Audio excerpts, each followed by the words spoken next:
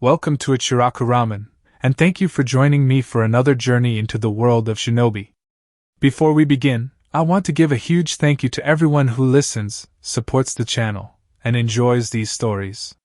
Today's story is titled Naruto, Emperor of the Western Elemental Empire. In this alternate universe, no good deed goes unpunished, and Konoha is about to learn exactly what happens when you throw away a king. After risking his life to defeat a curse-mark-driven Sasuke and drag him back to the village, Naruto Uzumaki expects a hero's welcome. Instead, the corrupt Konoha Council rewards his loyalty with the ultimate betrayal, banishment. Cast out from his home, stripped of his headband, and left with nothing, Naruto refuses to break. If the elemental nations have no place for him to flourish, he will simply have to look elsewhere. Journeying past the mysterious, uncharted borders of the Western Wall, the exiled Jinchūriki discovers a land ripe for conquest. Watch as a betrayed boy rises from the ashes of his past to forge the Western Elemental Empire. Konoha wanted to be rid of a demon. Instead, they gave birth to an emperor. And Emperor Naruto will have his vengeance. This is a fan-made story inspired by the world of Naruto. All characters in the original universe belong to their respective creators. This narration is created for entertainment purposes as part of a transformative storytelling experience. The story itself was written by VFSNAKE, and full credit goes to the original author. If you would like to read the original version, the link to this story is included in the video description below. If you like my content and want to keep up with future updates, hit that subscribe button and don't forget leave a like if you enjoyed the video. It not only helps me but helps with YouTube algorithm. Now sit back, relax, and enjoy. Chapter 1: Ties Cut and Lost.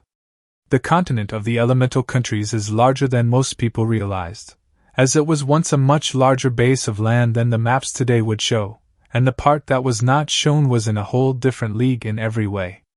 You see, all of the elemental countries are on eastern side of the continent as a whole, and that just past Earth country to the west was a massive wall with an even more massive territory.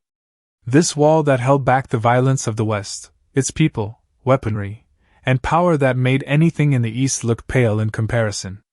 No one from the kages of the shinobi village to the very daimyos ruling over their domains, even Uchiha Madara himself dared not go over to the West, and draw the attention of even one of the war-hardened factions there.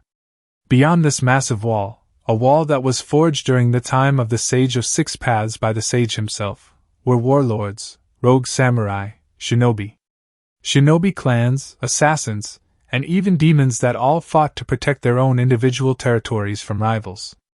It had been the reason the Sage of Six Paths had made the wall in the first place, as he knew that eventually the East would be consumed by the powers of the West without the wall. And years later the Uzumaki clan in Whirlpool was commissioned by all of the many feudal lords in the East to use their mastery in the sealing arts to cover the wall with seals to prevent its deterioration. Before his death, the Sage of Six Paths had made it known that even if the powerful beings in the West divided, they could easily spill their conflict into the East, and wiping out half of elemental countries before a plan to counter them could even be thought up. Of course, memories of such warnings fade away through the passage of time. Arrogance clouds the judgment of those in charge, and the leaders in the East become consumed in the ways of stupidity in the belief they are invincible. Along with the fading of warnings, is the evolution of the world itself, shaking it to the very foundation, and a single incident that would bring about the very catalyst for such evolution to happen. And that single incident came on a day when Uchiha Sasuke defected from Konoha to join Orochimaru, but failed to accomplish his goal thanks to one Uzumaki Naruto, and was brought back to Konoha. The two had fought each other in a brutal battle and a fight to the end, as Naruto was on a mission to bring Sasuke back to the leaf, and the Uchiha's own was to slay his pursuer for greater power.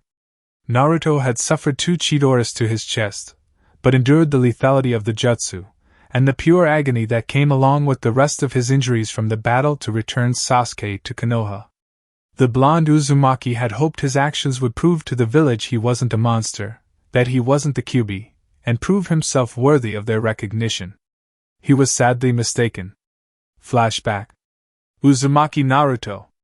It is the decision of the Hokage, the councils, and the clan heads of Konoha that you are to be banished immediately from the village," said Tsunade while she scowled at Naruto, who had barely had a chance to even heal from his injuries, and still had bandages covering parts of his body to further prove it.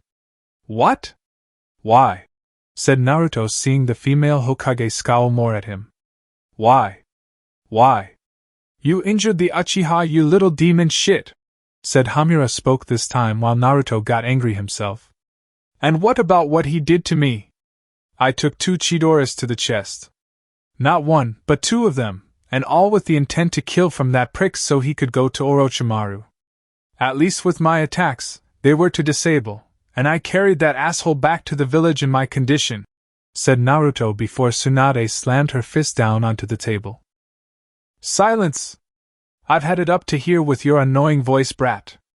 I'm tired of your whining and your excuses for what happened in this mission. You have until the rest of the day to get out of the Leaf Village, and if you ever return to Konoha, you will be killed on sight." "No excuses," said Tsunade coldly while Naruto looked betrayed at her words while the councils and the clan heads smirked in victory. "So that's how it is, huh? I bust my ass for you, these pricks, and the rest of the Thames in this village in the hope of getting the respect I deserve. Instead, you blame me for doing my job and banish me? Fine. Go ahead.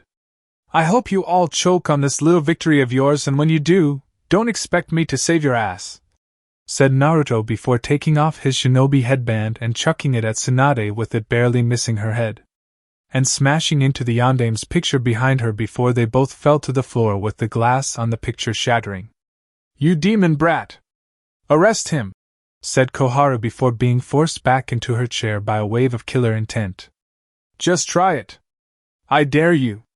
Before I get arrested, I promise every single shinobi sent after me will be maimed and scarred for life," said Naruto before walking towards the door. "Naruto! One last thing. Hand me back my necklace," said Tsunade, seeing Naruto stop at the door and glaring at her. "This isn't yours anymore, Hokage-sama. As I recall, this was lost to you in a fair bet, and it will be a cold day in hell before this become yours again," said Naruto before walking out of the office with Tsunade narrowing her eyes at him while he left. End flashback. Naruto made it back to his apartment without hassle.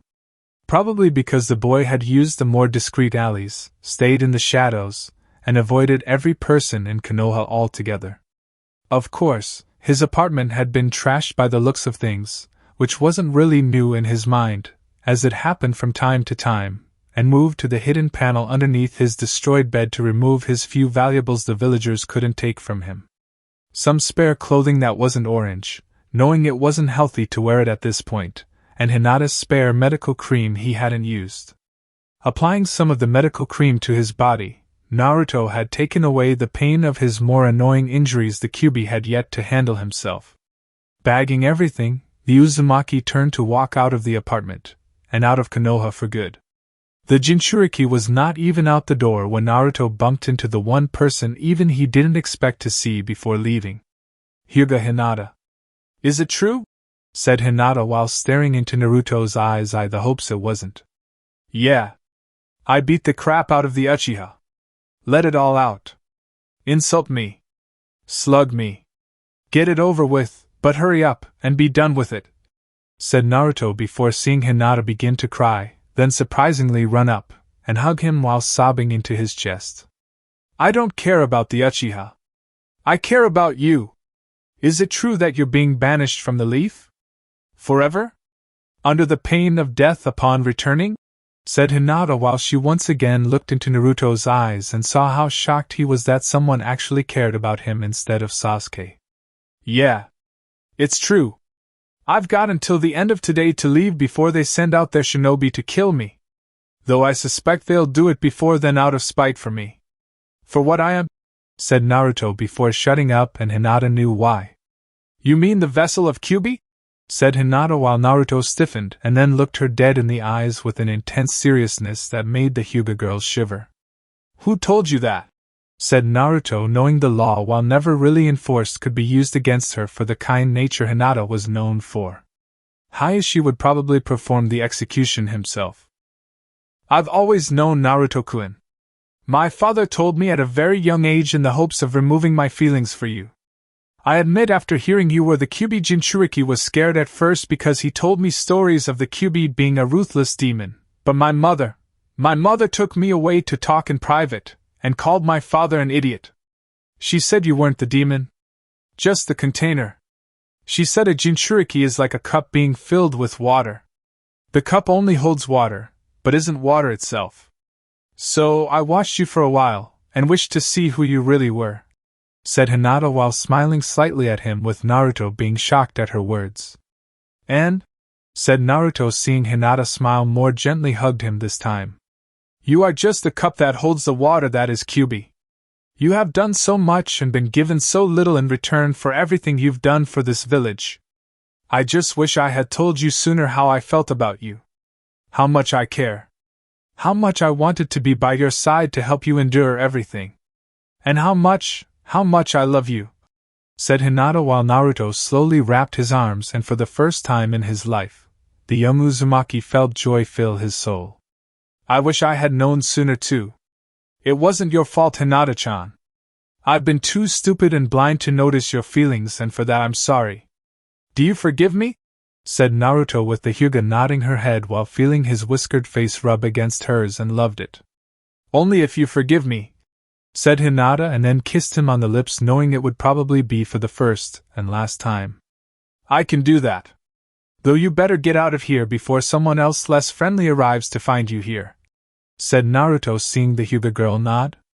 Be safe wherever you go, Naruto-kun, and know that no matter what happens, my heart will always belong to you, said Hinata before she quietly left the room. Better to love and lost than never love at all, said Kyuubi at last within Naruto's mind. I was wondering when you talked to me again, furball. So what do you want? Come to gloat at being weak? Come to gloat at how I didn't finish off my enemy like you would have in my place? Thought Naruto while physically moving to get out of the village before anyone else knew he was gone. No, Kit. I am here to talk about your future. Our future, said Kyuubi seeing the boy was so shocked that he physically stopped in the deserted alley. What about it? Considering how things are right now, mostly because of you I might add, I have no future, thought Naruto with the Kyuubi sighing. I know, Kit. At first I hated you like I did everyone else, but then I saw your heart and your soul for what it truly was before I realized my foolishness. I didn't want to be in a vessel who used my power and called it his own. You are nothing like those fools in Konoha and only used my power for a cause greater than yourself. I never had access to my previous vessels like I did you, but I knew enough that they never called on my power, and I respected them for that fact. When you first demanded my power in order to save yourself from that ravine, I was impressed by your boldness, and yet disgusted by the order given. It wasn't until later when you used my powers, only as a last resort against your opponents, did I realize you weren't going to abuse what was given, and it was at that point I knew you were worthy, said Kyuubi while sensing Naruto was once again surprised. Wow. I guess I should be honored by this, Kyuubi. But what does this have to do with our future, and living without a home, thought Naruto with the Kyuubi smirking. There is always a home, Kit. We just have to find it first. Given the nature of things as they are today, it's clear such a place is not on this side of the world, and therefore, we must look on other side, said Kyuubi drawing more confusion from Naruto. What do you mean? Thought Naruto while Kyuubi shook his head. I'll tell you another time, Kit.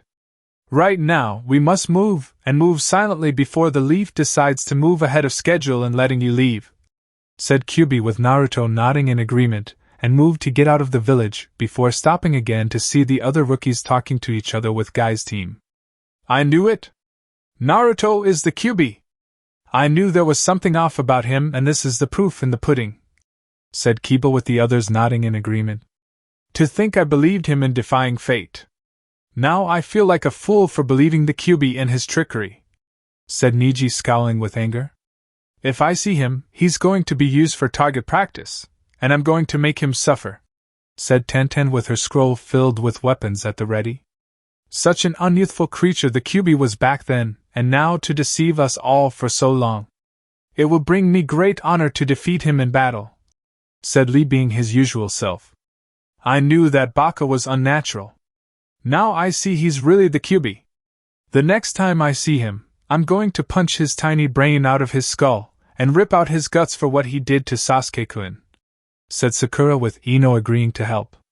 The Hokage says he's been officially banished from Konoha. We just have to be patient in the hopes the demon is dumb enough to return or hide out in a nearby country so we can have a shot at him, said Shikamaru, while seeing the others nod in agreement. You sicken me, Shikamaru. All of you do, said Temari, appearing behind Shikamaru and glaring daggers at them all. What are you talking about? Said Shikamaru before being punched harshly in the face by Temari, and soon saw her siblings flanking her position. You heard me, you baka. For someone with a genius brain, you sure are stupid and lack the perception to see the truth. My own brother here is like Naruto. My youngest brother Gaara was as bad as they come, caring for nothing but himself growing up, and yet this very same person you now condemn to be a demon saved this village from annihilation, said Temari, while her siblings glared daggers at them all. It just proves Naruto is a monster if Gaara is just like him, said Sakura, before killer intent from Gaara shut her up. Foolish girl. Who was it that saved you from my deathly grip? Who was it that defeated me in combat during the invasion of your village? It was Naruto. For that act alone and for siding with the Uchiha after the fool nearly killed my first real friend, the alliance between our two villages is hereby terminated. Temari. Kankuro. We are leaving, said Gaara coldly, while his eyes glared daggers at them all before the siblings left. Thanks, Gaara. I'll pay you back someday, my friend. I promise, thought Naruto before he took off and managed to get over the village walls. Never to be seen again for many years. As the Emperor of the Western Elemental Empire. Quick pause, guys. If you are enjoying this story, please take 1 second to check if you are subscribed.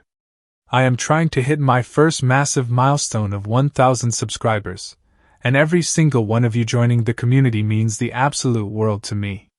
Alright, let's see what Naruto does next. Chapter 2, A Flex from the West. The Imperial Palace of the Western Elemental Empire of Kyoto was an impressive sight to behold, for all those with eyes could see its majestic, almost glowing beauty, and even more so when one looked inside to see the decor. Crimson carpeting edged with golden lining filled each floor of the palace. The sides of the floor not covered were showing high-quality wood, and the walls had rows of doors leading to different rooms. Where there wasn't doors, there were paintings on the walls, and each depicting the Empire's greatest of heroes. Each of them fought beside the Emperor, bled for the man, and like them, the Emperor did too. Each picture was commissioned to show their greatness, to show their loyalty to the man they followed, and help unite the lands ravaged by war. Among these paintings? The Emperor of the West himself. Of course, the portrait itself had never revealed his face, as he wore a golden fox-shaped helmet with face cover, but designed to make sure it didn't impede his line of sight, and wearing crimson black armor. A sword in hand, stained in the blood of his fallen enemy, and the torn flag of the Empire on a pole looking like it was fighting against the heavy wind in the chaos below.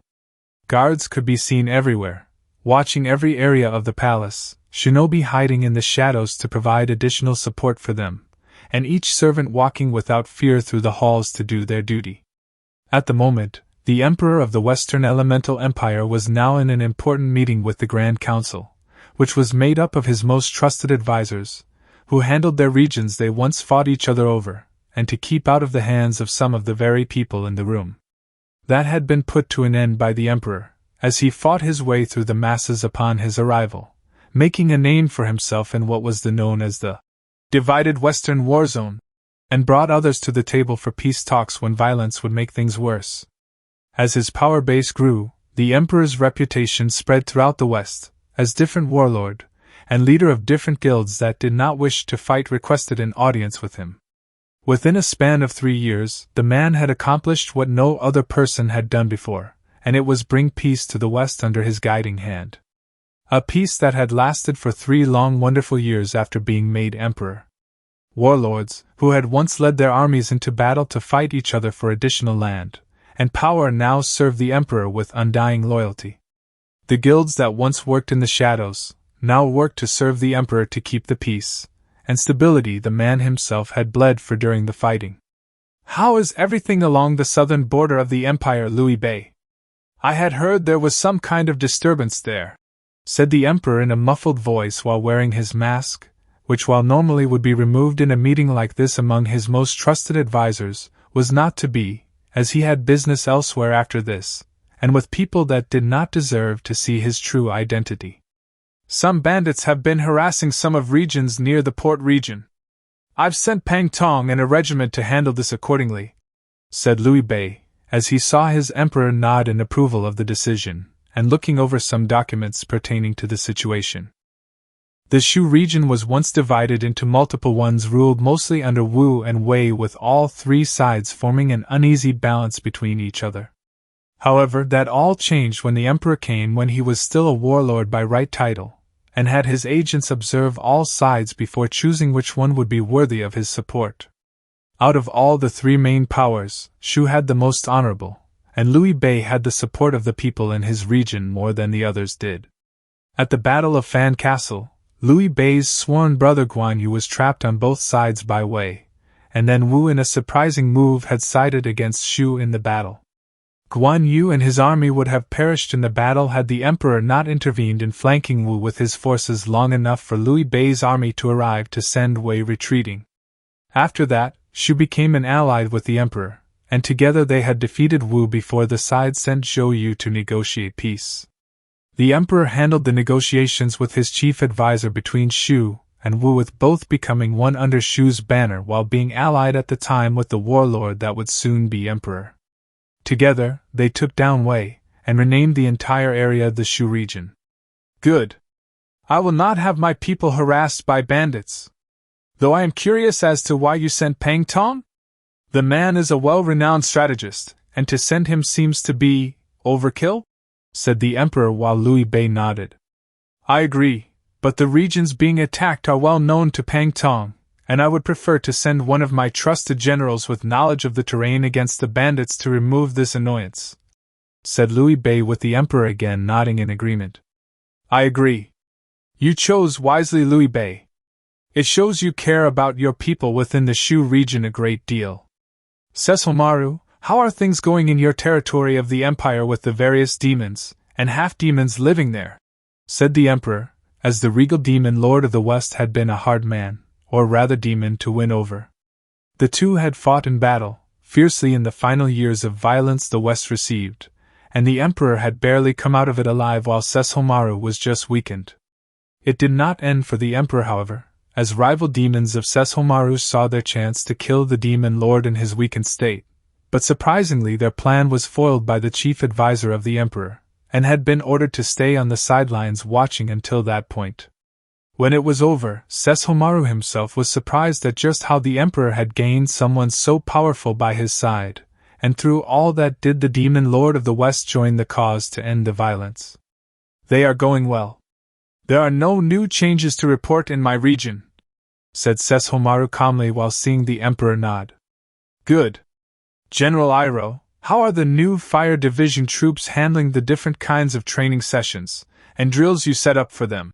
Said the emperor to the semi-elderly man smiled at him. They are doing well, my emperor. The fire division troops will be ready for anything that comes our way should the conflict in the east spread here, said Iroh, as he had been put in charge of the training of the troops alongside his younger brother Ozai, and to help in the defense of the wall that separated the two sides. My emperor, our reports from the spies you ordered to head for the east have reported back that the violence there is escalating drastically, and I fear the threat of being invaded by the arrogant forces there is looming in the shadows of the future, said Zhou Yu, who was a key strategist in the territories to the northeastern region of the empire, and had been put in charge of the fortifications there with several of his well-respected generals. The eastern side of the continent. Such a bane on this world those fools at the top have become on their side. Only a select few of them are level-headed, but are being threatened by the warmongers, and it doesn't help that they are allies of mine. Prime Minister Zhuge Liang, I seek your counsel on this matter, and your insight into the future. Will the wars in the east spill into our borders? Said the Emperor, seeing the sleeping dragon himself, a former general of Liu Bei, now appointed Prime Minister of the Empire for his years of service to two of the most honorable men he ever met, and served in his life. Slowly, the master strategist rose to his feet, the peacock feather fan in his right hand, and walked over to the large map showing both sides of the continent with the dark line running north to south where the wall stood. The man gazed at it with half-closed eyes, as he ran his weapon of choice over the map, and making a humming noise like he was examining something no one else could see. The winds of change blow heavily around us. Even in these years of peace granted to us by you, my Emperor. War increases in the east while ours has only just ended, and peace being achieved here in the west. The wall, forged years ago, and sustained for centuries now, has been the main reason our side has not flooded the region with our own brutality. However, peace will not be forever, and it should not be expected to stay peaceful here in the west. We must always prepare for outside forces, never become arrogant in the belief no one from the east can oppose us, as I along with the rest of us here have all learned how the east is filled with surprises, and yet most of these surprises cannot be expected to always be good, said Zhuge Liang while the others chuckled along with the Emperor. So we should prepare for the flood that is to come from the storm, said the Emperor, who saw Zhuge Liang nod his head. Yes. We must prepare for the worst and hope for the best, said Zhuge Liang before he sat back down while the Emperor closed his eyes and thought. Each of you will return to your respected territories, inform all of your officers, and the troops that their training is to be doubled from the standards currently set. General Iroh, I'm giving direct command of the Daily Earth Division defense troops over to you, and the Fire Division troops over to your younger brother Ozai. Sephiroth, I want your own soldier division to be twice as strong since I last saw them several months ago for when I see them next, said the Emperor while seeing the tall man next to Sesshomaru smile slightly and nod his head. They will meet all the expectations you would have set for yourself, my Emperor, said Sephiroth in a smooth voice. I have no doubt about that. This meeting is now officially over, said the Emperor while the council members rose, bowed, and left the room one at a time to return to their own territories to give out orders. The intelligence report you had me gather just came in, said a figure wearing spiky red hair and appearing from the shadows wearing crimson-red samurai armor. Is this accurate? Down to the last detail? Said the Emperor with narrowed eyes, as he took the report and read each line. I'm afraid so, said the samurai sadly while the Emperor crushed the paper in his hand. Hinata.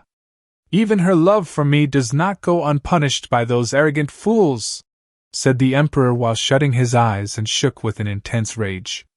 I'm sorry, Kit. It's my fault they hate you. Without me, you'd be living a much different lifestyle, and things would be so much different in the Leaf, said the samurai while the Emperor just chuckled. And be as weak and arrogant as them. No. I'd choose this empire over the Leaf any day at any time.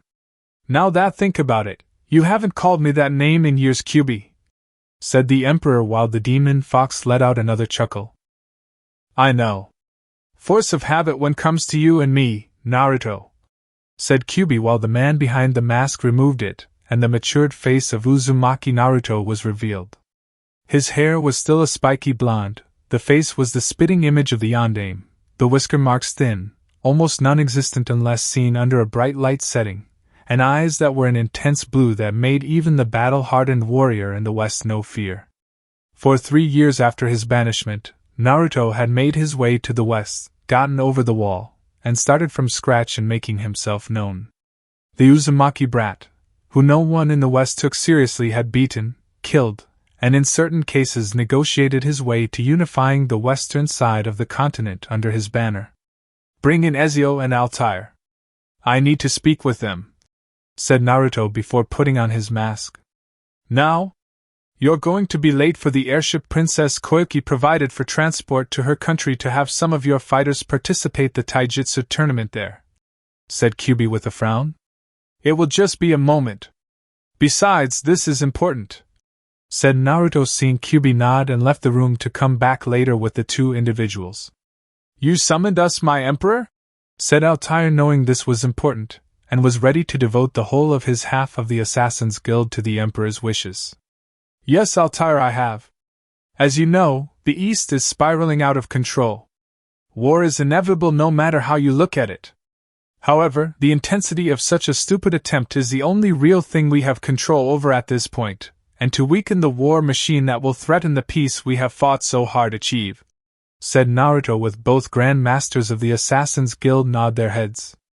Each Grand Master was assigned half the Assassin's Guild, each one bound in a bond of brotherhood sealed in blood before the eyes of the Emperor himself, and each one swore never to turn one side of the guild against the other. They acted as one, yet they worked individually as two, but both reported everything to the Emperor, and neither one dared to keep anything from the man. You wish to use the Brotherhood against the war machine of the East? Said Ezio, seeing Naruto nod his head. Yes. I've had agents from the Thieves Guild and headmistresses running the brothels in the East to keep tabs on them. The major warmongers are Iwa with the backing of the Earth Daimyo, Kumo with the back of the Lightning Daimyo, and finally Orochimaru of the Sannin. Each one has been fighting other places, territories, and raising all kinds of hell in the East. Not to mention the Akatsuki are also going around trying to find other Jinchūriki for their own plans with no success, said Naruto, with both men frowning at him. With all due respect, my Emperor, but aren't most of the Jinchūriki, aside from Sabaka no Gaara, and Killer Bee of Kumo, here in the Empire? Said Altair, seeing Naruto nod again. That they are. The only one unaccounted for is the former Mizukage of the Miss Yugura, who was slain by the rebels, and his demon was taken by the Akatsuki, said Naruto, as he had saved most of his fellow Jinchūriki, and even freed them of their demons. Both human and demon from each one were currently living deep within Sesshomaru's territory, living their lives happily while still training to get stronger per the Demon Lord's request, since he didn't want weak people in his region of the Empire. Naruto agreed. After the Akatsuki attacked Suna for Gaara's demon, it had been Naruto's wish to see them thwarted, and did so by sending shinobi from the Hayabusa shinobi village to remove the pair of Akatsuki members from the equation. Ryu Hayabusa led his squad of dragon shinobi to Suna, revealing the imperial seal to Gaara's siblings, and explained they came to protect the Kazekage under the command of the Emperor himself. That Gaara was one of the few friends the Emperor still had in the East, and fulfilling the personal promise of paying the Kazekage back for sticking up for him when it mattered most 3 years ago in Konoha. By that point, Gaara understood just who the Emperor was, and requested to Ryu that he inform the new ruler of the Empire that Suna would like to have an alliance with him. Naruto had embraced the alliance with Suna without any hesitation, and further secured Gaara's protection against the Akatsuki by making a secret visit to Suna to alter the man's seal to prevent forceful extraction of the Biju. Normally, Naruto would have tried to take Shikaku out of Gaara like Kyuubi had, but the insanity was sadly irreversible after so long, and Gaara was not about to risk the lives of people in his village. In the event of Gaara's life ending, whether it be natural or other causes, a special seal was put on him to inform the Empire of such a thing before giving the siblings another one to hold on to, so Shikaku could be resealed away into jar like he had been before in a tea kettle. By that point, an Imperial shinobi would arrive, take Shikaku in his newly sealed home to the Empire to be kept someplace under guard to ensure the insane raccoon could do no further harm to anyone. How will we set up our assassin guild bases within the shinobi villages? Or even the capital of the countries with the assigned targets? Said Ezio, knowing the assassin guild bases required discreet and slow movements. They are already set up. You see, I had them set up when both of your predecessors were still alive and ready to pass the torch, said Naruto, shocking the two. Why weren't we told about this beforehand? Said Altair, seeing Naruto shrug. Because at the time, I was hoping this contingency against the East wouldn't be put into motion, and I needed there to be experienced members of the Brotherhood that know the lay of the land in each area. You two have both been to the East before, but never on an assassination mission, and never so high level. Each of you will be assassinating a kage or a daimyo of the assigned country. I am sending you two and several of your brothers to help in the removal of those that can protect them, said Naruto, seeing the two nod in agreement. What about Orochimaru of the Sannin? With his allies gone, he could easily pick up the pieces and become an even greater threat, said Ezio, seeing Naruto nod. I know. He will be dealt with in another manner. While Orochimaru is not a threat to the West like his ego would wish him to be, the man is not to be underestimated, and given his own affinity for acting like a snake, it only reinforces the point that an assassin will not be used against him. This is in no way an offense aimed at the guild, but assassins are not trained to fight someone like him, and I won't have your brothers be sent to their death before being dissected like lab rats for the man's sick experiments, said Naruto, with the two grandmasters nodding in agreement. We accept your reasoning and obey your command, my emperor, said Altair, bowing, and Ezio doing the same. Your words are wise and true, said Ezio before the two left the room to carry out their orders. Naruto, we can't wait any longer, said Kyuubi, seeing Naruto nod and stand from his seat in the room. Is all the registration of our fighters gone through the proper channels to compete in the tournament in Spring Country? Said Naruto, as he walked with Kyuubi, and the demon fox nodded before putting on a Fang mask, and kept his own whiskers from being seen by those in the east. Yes. Though I must warn you, Naruto, to keep your emotions in check when seeing the Leaf Shinobi participating in the tournament, said Kyuubi, seeing Naruto nod. I shall. The report you gave me regarding her tells me she will be there too. This will be the only chance I get to set her free before, said Naruto, while Kyuubi put a comforting hand on the blonde's shoulder. Before her marriage to Inuzuka Kiba, said Kyuubi, wanting to puke when saying those three words in a single sentence. Marriage? Ha! It's a joke. She'll be his slave and all, but name at that wedding, and no one in the village gives a damn. Not her so-called family, friends, even her own former sensei just pats Hinata on the head while smiling, saying it's going to be all right, Hinata, when everyone knows deep down in the depths of their souls it is not all right, said Naruto, as he kept walking, and getting angrier with each passing second. I've already spoken to your bodyguards. They are the best at what they do, said Kyuubi, as he saw Naruto nod, and knew his former vessel would have his aching heart finally be soothed. It had suffered for too long already. Konoha at the moment. Tsunade sighed heavily. Her workload of papers assigning missions from D to A-rank missions had not dwindled in the slightest since taking office as the Leaf's Hokage, and the war with two different shinobi villages along with Orochimaru didn't help either. To make matter worse, Suna had ended their alliance with Konoha. Wave Country had torn up their trading contract, followed by Spring Country telling the Fire Daimyo any deals she made with him were hereby terminated. In fact, every place Naruto ever went to for a mission, and made an impression to the people in charge there, had cut off all ties with the Leaf. It caused a horrible backlash, which Konoha had not recovered from since, and the Fire Daimyo had been less than pleased with them. The feudal lord had brought an army with him, stormed into the Hokage Tower, into a meeting ironically regarding Konoha's future, and looked ready to order the execution of every single person in the room. Flashback 4 months after Naruto's banishment. The door to the room shattered, splintered into pieces after being kicked by two samurai with the Fire Daimyo's symbol on their shoulder armor. The Hokage, the councils, and the clan heads saw the room start to fill up with samurai before the Fire Daimyo himself entered the room. And he did not look happy. Daimyo-sama! What do we owe the pleasure of your visit? Said civilian councilman in charge of the merchant guild in the market district. Pleasure?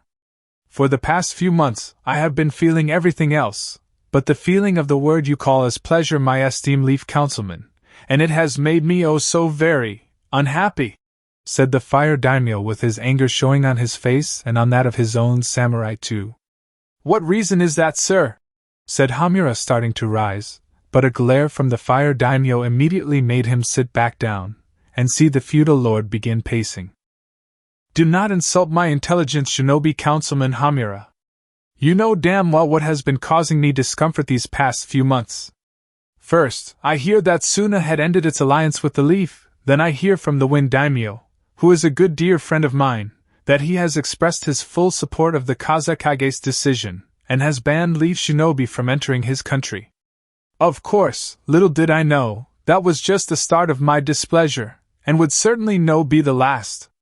A week later, Spring Country has sent a message from the Spring Daimyo herself to my office, informing me she's cutting off all form of trade with my country, have asked Wave Country to do the same, and do you know what happened in less than a week later in my office? I get yet another message from the Wave Daimyo, and according to him, the people of Wave have agreed to do the same. Now, at first glance of this happening in a slow, painfully, and unexpectedly, it seems to be from something I may have done. So, for the next few weeks, I'm looking back on everything I have done recently that could be the cause of this displeasure, and find that I have done nothing wrong. So I decide to rethink what the problem is by looking at the various places that have expressed their scorn for my country, and one thing popped up. Do you know what that one thing was? Or rather, who that one person was? Said the Fire Daimyo before taking out his fan and waving it at his face. Perhaps you could enlighten us, Daimyo-sama, said Danzo, though he already knew the answer. I'm afraid Buddha himself could enlighten anyone in this room even if the light from the sun was at his command. Still, perhaps the name of the individual, who has been the key focal point of these different places, and their discomfort on a certain action you took a few months ago. I believe you are all well acquainted with a former leaf shinobi by the name of Uzumaki Naruto? Said Fire Daimyo, and as expected the people in the room yelled out like children. That demon! I knew he was involved in this, said a civilian councilman. We should send out Anbu or Jiraiya to remove that pest from this world once and for all, said Koharu to the Hokage while completely ignoring the Fire Daimyo at this point. Enough! Yelled the Fire Daimyo, with his yell actually shaking the room and his face looking red with anger. Daimyo-sama? Said Tsunade, as she saw the man was glaring at her, and knew things were really bad. You think I came here, with my army in tow, and say without fear of reprisal from my neighbors that I support your decision to banish Uzumaki Naruto? Fools! I am here to inform you that I oppose your decision, said the Fire Daimyo, which made the officials of Konoha looking at him in shock, and clearly did not expect this. You're not? Said Tsunade while the Fire Daimyo's glare increased. No. In fact, I've come alter your ruling on his banishment, and at least appease some of my former allies to the point where they will not consider being my future enemies, said the Fire Daimyo while glaring at the entire room. What change are you making? Said Tsunade, seeing the man turn his attention directly to her. For one, Uzumaki Naruto is not going to be harmed by any leaf shinobi in this village should he ever step foot in my country, or is spotted by any leaf shinobi for that matter. 2. The order to have him executed should he ever step foot in the village for whatever reason is hereby nullified, and will continue to be until I say otherwise. For those of you who don't understand what that last part means, I'll explain it to you in a way everyone here can understand, and comprehend with their pea-sized brains. If one Uzumaki Naruto comes into this village, into this tower, into this room, and kicks every single one of you right between the legs regardless of your gender, you have to take it with a smile on your faces. No excuses, said the Fire Daimyo, seeing the Hokage, the councils, and all the clan heads go pale in the face. You can't be serious, Daimyo-sama? The boy is the Kyuubi reincarnated. He harmed the Uchiha. He had to be banished, and still has to be punished, said Hamura in protest to the feudal lord himself. Enough! I can't stand the sight nor wish to hear any more from this old crone or any of his supporters. Though what I can't stand more of than anything else is the sight of the current Hokage, who betrayed her own godson, and all for doing his assigned mission. A dangerous mission he was recruited for by your appointed squad leader, and completed it down to the letter by bringing back the rogue Uchiha, said the Fire Daimyo while seeing the woman not looking him entirely in the eyes. He hurt the Uchiha badly. The poor boy was influenced by the cursed seal, and yet the demon nearly killed him, said Koharu, but any further protest in her mouth died from another glare from the Fire Daimyo, and stayed quiet. Funny you should mention that. I have it on good authority from an anonymous source that the injuries Uzumaki Naruto received were far worse than the Uchiha's own. As for the cursed seal, why didn't Jiraiya of the Sannin cut it off entirely from the Uchiha in the first place, or remove the boy from the shinobi program until a solution to the matter was found? Why allow it to thrive and grow? Said the fire daimyo, seeing no one willing to answer him. Danzo and Tsunade were wondering who the anonymous source was. It has to be someone with access to his medical records. Not many people on that list, but who would lend a sympathetic ear to Naruto, and usurp me to tell the fire daimyo about both boys' injuries? Thought Tsunade, seeing the woman sigh in frustration. Since no one here can give me an honest answer, much less an honest one, I am forced to yet again appease my neighbors and prevent my country from being invaded due to your stupidity. I understand Uchiha Sasuke is still recovering from his injuries? Said the fire daimyo, seeing Tsunade nod. Yes. He's going to be out of action for at least a few more months before training for him can begin again, said Tsunade, with the fire daimyo frowning. Only few months. Pity. I was hoping he'd out of it a little while longer. Though given how this village gives him the royal treatment, as if he was me, or one of my children, I imagine you are personally overseeing his road to recovery. Uchiha Sasuke will not be ready for training after a few months, said the fire daimyo, seeing Tsunade frown. Daimyo-sama? Said Tsunade, while seeing the anger in the man swell further. Uchiha Sasuke won't be training for the next 3 years. That means no lessons in the way of taijutsu. No lessons in chakra control. Teaching him jutsus and anything else that is shinobi related. If there is so much a way for a shinobi to kill someone with just the tip of his fingernail, it will not be taught to the Uchiha, and if I find that is the case, the boy will be executed publicly before everyone in the village, with everyone in the room soon following, said the fire daimyo before leaving the room. He can't do this, said Danzo furiously. He can and will, Danzo, said Tsunade before Jiraiya made his usual appearance via the window. Is this a bad time? Said Jiraiya, with Tsunade scowling. You could say that. Why are you here? Said Tsunade, as she didn't have time for his shit, whether it was perverted or otherwise, and whatever it is he does in life. To bring more bad news, I'm afraid. I was aware of the fire daimyo's decrees before he came here and decided to track down Naruto in order to bring him back home here, said Jiraiya, while having a look on his face that told them it didn't go according to plan. Seeing as how the demon brat's not with you, I take it the mission was a failure, and he managed to escape, said Tsum, as she saw Jiraiya grimace and run his hand through his hair. You could say that. I found out he went west. Towards IWA, said Jiraiya, with Hamura scoffing at this news while Tsunade's eyes widened. Did he go directly to IWA? Said Tsunade, while Jiraiya shook his head no. Thank Kami, I can say the answer is no to that question. But what he did so was either very foolish or suicidal in my mind, said Jiraiya, seeing confusion on the faces of those around him. What did the Kyuubi Jinchūriki do? Said Danzo, knowing that he would send his root forces to find the boy. Naruto, he went over the wall, said Jiraiya, seeing Tsunade begin to panic. You mean the wall that leads to the west? Said Hayashi, knowing why that place was off limits for a reason. The very same. Naruto summoned Gamabunta and told him everything. It's why I wasn't here sooner before the fire daimyo to give you the heads up.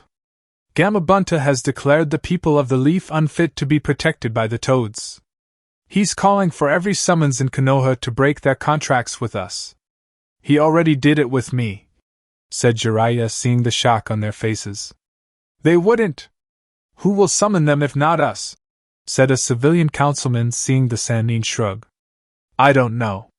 Though in their mind, anyone not tied to Konoha is probably better than us right now at this point, and if anyone from the Leaf tries, Gamabunta promises there to be some major retaliation, said Jiraiya, while Tsunade looked grim.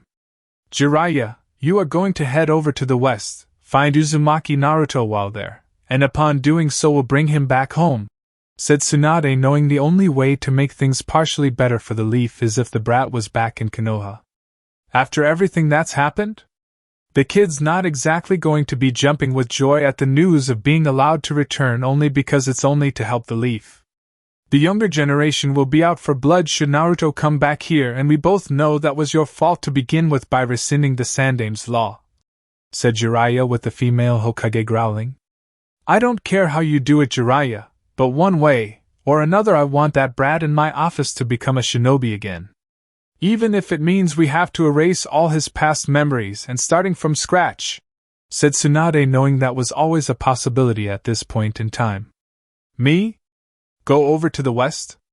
Tsunade, you don't seem to understand something about that side of the continent, and what you fail to understand is the west is not a very friendly place for anyone on this side. Period. I may be a Sannin, but there are beings over there that will crush me with a flick of their wrist, and I have no contacts over there to help me even find a strand of hair from his head, said Jiraiya, seeing Tsunade and the others look down in defeat because they knew it was true. For all their strength and reputation built here in the east, it was the west that had the real muscle. Fine. Focus on the Uchiha for now by getting that damn curse seal off his body. The last thing I need is for Orochimaru to make a second attempt, and using that thing to make it possible, said Tsunade, seeing Jiraiya nod. Will do, Haim, said Jiraiya, as he would have to research his former teammate's personal handiwork, and see just how much of the damn thing was really influencing Sasuke. End flashback. Our contestants along with their former senseis are on their way via boat to Spring Country, said Jiraiya, having sent Lee, Niji, Sasuke, Kiba, and Hinata, though the poor girl wasn't competing per orders of her father. She was there to support her future husband and get married upon their return home. Good. The prize money will help keep Konoha funded, said Tsunade, knowing there were budget cuts being made by the Fire Daimyo and missions had been a state of an unstable flux as of late to get a stable income that way. I heard the Konoha Maru Corps are going to be nominated for the Chunin exams this year. Why? Said Jiraiya, seeing Tsunade glaring holes into him. Because they still support Naruto and the exams are in Suna this year. I figured Gaara would give them a decent enough welcome since they don't hate the damn brat for being a Jinchūriki, said Tsunade, seeing Jiraiya nod his head, knowing that was a good enough move as any she could make right now. That, and you want their sensei Asuma to report on the rumors of Suna having some kind of connection to the west. Just like this tournament you signed our shinobi up for was meant to see if Spring has also acquired ties to the west, said Jiraiya, seeing Tsunade smirk a bit. Am I that see-through? Said Tsunade while Jiraiya smirked back. No. Not really. That could change if you wore a very wet white shirt, said Jiraiya with a perverted grin before being sent through a wall via Tsunade's fist to his face. Erobaka, said Tsunade, knowing what he was implying. Underground Route HQ. Is this accurate? Said Danzo, looking at his ANBU captain with a single narrowed eye. Yes, Danzo-sama. The Emperor of the West is traveling via airship to the east to see his own fighters competing in the tournament provided by the Spring Daimyo herself, said the Route ANBU captain while sensing the man's displeasure. This Emperor believes himself untouchable. He's a threat to me and Konoha, said Danzo while wishing he could get a picture of the man, but knew that wasn't possible until now, and even then it was rumored the Emperor wore a masked helmet to keep his identity a secret. Plus, there was no way of telling if the man on the airship now was the actual Emperor, or some fanatical stand-in prepared to die for the ruler of the West. Danzo didn't want to risk the failure of another assassination attempt like he did several years ago shortly after word reached him of the regions of the West beyond the wall had become one under a mysterious emperor. Danzo had wanted that place to stay divided, as he knew that while alone they were stronger than most of the East, but merged together into a greater whole would make them a threat to the East, and to his plans for ruling Konoha as the Hokage. His agents were sent back in pieces, broken down to fit in square boxes in the middle of the night, and found in the morning by the patrols that day in the middle of the village square. Tsunade had inquired to the use of root shinobi being used, but Danzo was able to explain it, as his security force hunting down someone entering his home, and that this foe had skills capable of defeating his private security forces. His pawns on the councils had done their job well in sweeping the issue under the rug, but it made Danzo become forced into being more careful, and to not make the same mistake twice. I sent a squad of some of my personally trained root shinobi. Clearly the ones working for the Emperor had a great deal of skill, thought Danzo, as he knew the Emperor was not interested in war at the time of the attack, which was why the war hawk got away with just the dead root shinobi, and that their bodies being sent back to the leaf was a warning to not try it again. Should we try again, Danzo-sama? Perhaps a means of sabotaging the airship itself when the Emperor heads back home? Said the ANBU captain before seeing Danzo narrow his eye at him. No! Konoha shinobi are already participating in the tournament, and even I must admit the prize money would help the leaf in our economic state. When they return, we will have a description of the Emperor, and hopefully a description of his face to go with the man's identity in the process, said Danzo, knowing there was no point in letting his side do the same work Tsunade's shinobi were going to do before sharing the information in the first place. Spring Country sometime later. We've arrived, my Emperor, said the elderly figure softly with his still dark hair pulled in a tight ponytail, wearing a butler uniform, and dark gloves to match. Thank you, Walter. How are the others? Said Naruto, seeing his personal butler, servant, and bodyguard aside from Kyuubi himself standing at attention barely 5 feet from him. Ready to fight for you in this tournament, my Emperor, and they promise to make sure to make you proud, said Walter, knowing these fighters from the Empire were among the best in taijutsu and chosen for that fact, while some were chosen for another more covert reason. Good to hear. All I ask is they do their best in this, and to kick the crap out of any leaf shinobi they fight in it, said Naruto with a smirk, which Walter joined him in sharing, and nodding in agreement. They are aware of such things. They will show these young fools a lesson in the way of violence, followed by humility, and by making them know of such things by the way of humility's nearly identical twin brother, humiliation, said Walter, while sensing his Emperor was pleased to hear it. Let's not keep our hosts waiting, said Naruto before standing and walking out of the room with Walter following on his right while Kyuubi did the same on his left. Spring Country Stadium. The people gathered to see the tournament their daimyo was sponsoring. Rumors of the Western Elemental Empire sending fighters to participate, an event he Emperor himself coming to. Everyone knew the Emperor was an ally of Spring Country after peace over the wall had been heard, and many feared the great dragon that had awakened in the process of the unity. However, according to the rumors, the Spring Daimyo met with the Emperor, who had requested an audience with her through unknown channels, and she agreed if only to satisfy her own curiosity. No one knew what was spoken between them or the man's true identity on account of the man keeping his face hidden from everyone. However, the daimyo of Spring Country had a smile on her face by the time it was over, and it was one many had not seen since their long-lost hero had helped free them from the tyrant Doto. When asked by one of her samurai guards why she was once again smiling, Koike merely replied, "Our long-lost hero is no longer lost," and didn't stop smiling for the rest of the day. As the Emperor of the West made his way to the booth where Spring Daimyo Koike was waiting for him, the crowd of people that were in the stands near them hushed at the sight of the Emperor and his bodyguards. Each of them walked with a purpose, walked like a veteran of war. Their eyes showed they had seen battle, blood, and death in more ways than one. The Emperor walked the same way, his robes swishing around him in the wind, and his eyes behind the mask showed an incredible intensity that made everyone around them have more than enough healthy space to get by. Welcome, Emperor of the West.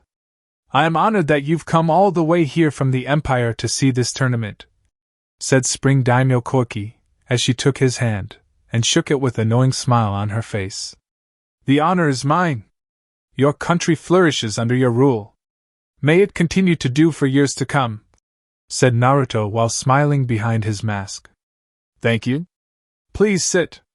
The tournament is about to begin, said Koike, as she sat down with the Emperor, and made a hand motion to inform her subordinate to start everything. Ladies and gentlemen, I am pleased to announce by the power invested in me by our beloved the Spring Country Daimyo that the Grand Taijutsu tournament will now begin, yelled the arena announcer with the crowd roaring and cheering. Do you hear that, you guys? All those cheers. Once I win this tournament, I'm going to get fame, some fortune, and a nice piece of Hyuga tail that is my future wife, said Kiba, as he had been so excited since being informed that his former teammate, Hyuga Hinata, would be his wife, and would have the caged bird seal on her forehead to further ensure her obedience to him without question. If you win, Kiba, you are no match for an Uchiha, said Sasuke arrogantly despite his inner anger at Naruto for beating him 6 years ago, and then being deprived of training for the first 3 after the loss. Says the guy, who was prevented from training for 3 years, and cursed seal locked away, said Kiba while the others smirked and Sasuke growled. Just don't use the excuse of not having your dog for backup when you lose, said Sasuke while Kiba growled back this time. Such arrogance from weaklings makes me sick, said a voice behind them, and the Leaf Shinobi turned to see a man in white karate gi pants, shirt ripped along the shoulders, and red headband tied to his forehead. Who the hell are you? Said Kiba while the figure crossed his arms in front of him. Name's Ryu. Hoshi Ryu. I am one of the fighters participating in this tournament. You are fighters from the Leaf, correct? Said Ryu, seeing Kiba puff out his chest and saw the others flexing what muscles they had. That's right. The best the elemental countries has to offer, said Kiba with Ryu merely smirking slightly. How sad, said Ryu simply before walking away. What did you say? Said Sasuke, taking several steps forward. I said how sad, and I say it, because you are all weak, said Ryu before he continued to walk away. And what gives you the right to judge us? You're just a nobody wannabe fighter, said Sasuke, which made Ryu stop and look back at them. No, Uchiha Sasuke. It is you along with the rest of your fellow Leaf Shinobi here, who are the wannabe fighters, and when compared to the rest of my fellow warriors from the West, you are the nobodies, said Ryu before he continued walking. Jerk! I'm going to mess him up should we fight each other in this tournament. I bet the fighters from the West are all talk, said Kiba while Niji just stared at Ryu for a second. He's dangerous. There is an aura of some kind buried deep inside of him, thought Niji, as he used his eyes to track the man's movements, and saw him stop in front of others no doubt from the West. Our first contestants will be Inuzuka Kiba from the Leaf and Hoshi Ryu of the Western Empire. Will you two please enter the arena and we can begin the tournament, yelled the arena announcer with the crowd booing Kiba and cheering on Ryu. What a bunch of ingrate assholes. We help their daimyo become their daimyo and they boo guys like me, said Kiba walking out with Ryu doing the same. Probably because of your village mistreating our emperor, you stupid fool, thought Ryu, as he was going to look forward to crushing the Inuzuka in the name of the emperor, and remembered his orders to humiliate Leaf Shinobi. Not that Ryu would kill since that went against his own moral code, but given how bad things were in the West, killing did happen, and he had done if only to protect those that were precious to him. It was why he joined the emperor in the first place. The emperor had been uniting the lands, fighting cruel warlords, and talking with the more honorable ones joining him in the unification of the West. Ryu saw that the emperor was a man not unlike himself, and thus pledged his loyalty to the man during all of the fighting to use his power to bring about peace to the West. Fighters. The rules are simple. One standing at the end of the match is the winner and advances to the next round. Killing is allowed, but we prefer it that you don't, and just knock out your opponent, yelled the announcer so the crowd also knew the rules. Let's get this over with. I want to get back home to marry and plow my future Hyuga for a wife, said Kiba with a smirk on his face. In the stands, Hyuga Hinata shuddered in disgust at Kiba's words, and dreaded the day she returned to Konoha. The trip over hadn't been pleasant either, having practically felt Kiba's leering eyes on her body the whole boat ride over, and made sure to keep him at arm's length whenever near. Flashback. I don't know why you're acting like this, Hinata-chan. We're going to be married soon anyway. We're on a boat, my room isn't that far away, and it wouldn't be difficult to start the inevitable early. So let's have our honeymoon early, said Kiba, as he was leaning on the rail with his back, and staring at Hinata leaning over it with the front, while keeping her arms crossed to keep the Inuzuka from seeing her chest despite it being covered by a heavy coat. I'll pass on the offer, Kiba-san, said Hinata in a stiff Hyuga tone almost worthy of her father's praise. Almost. Her father would never praise the woman no matter how perfect Hinata did in something. Your loss. Still, it's going to be fun for me when we're married, and I'm having all those coats of yours destroyed. You're not going hiding that chest from me, said Kiba while failing to keep his grin off his face, knowing this girl was going to be shown like a prize to every guy in the village and to let everyone know Hinata belonged to him. Do not presume to dictate what I can and cannot wearing Kiba-san. I may become your wife, but it will be a loveless marriage, and I will not make things easy for you, said Hinata before being grabbed by Kiba, who was no longer happy, but very angry, and it showed in his eyes. You still have a thing for that demon, don't you? After all this time, your heart still aches for him, and wishes to be married to him, said Kiba, seeing Hinata's resolve not waver under his glare. And what if my heart does belong to Naruto? Said Hinata with Kiba growling. That's going to change the moment we're married. Do you understand me? When we're husband and wife, that sweet ass of yours will be tattooed with my name on it.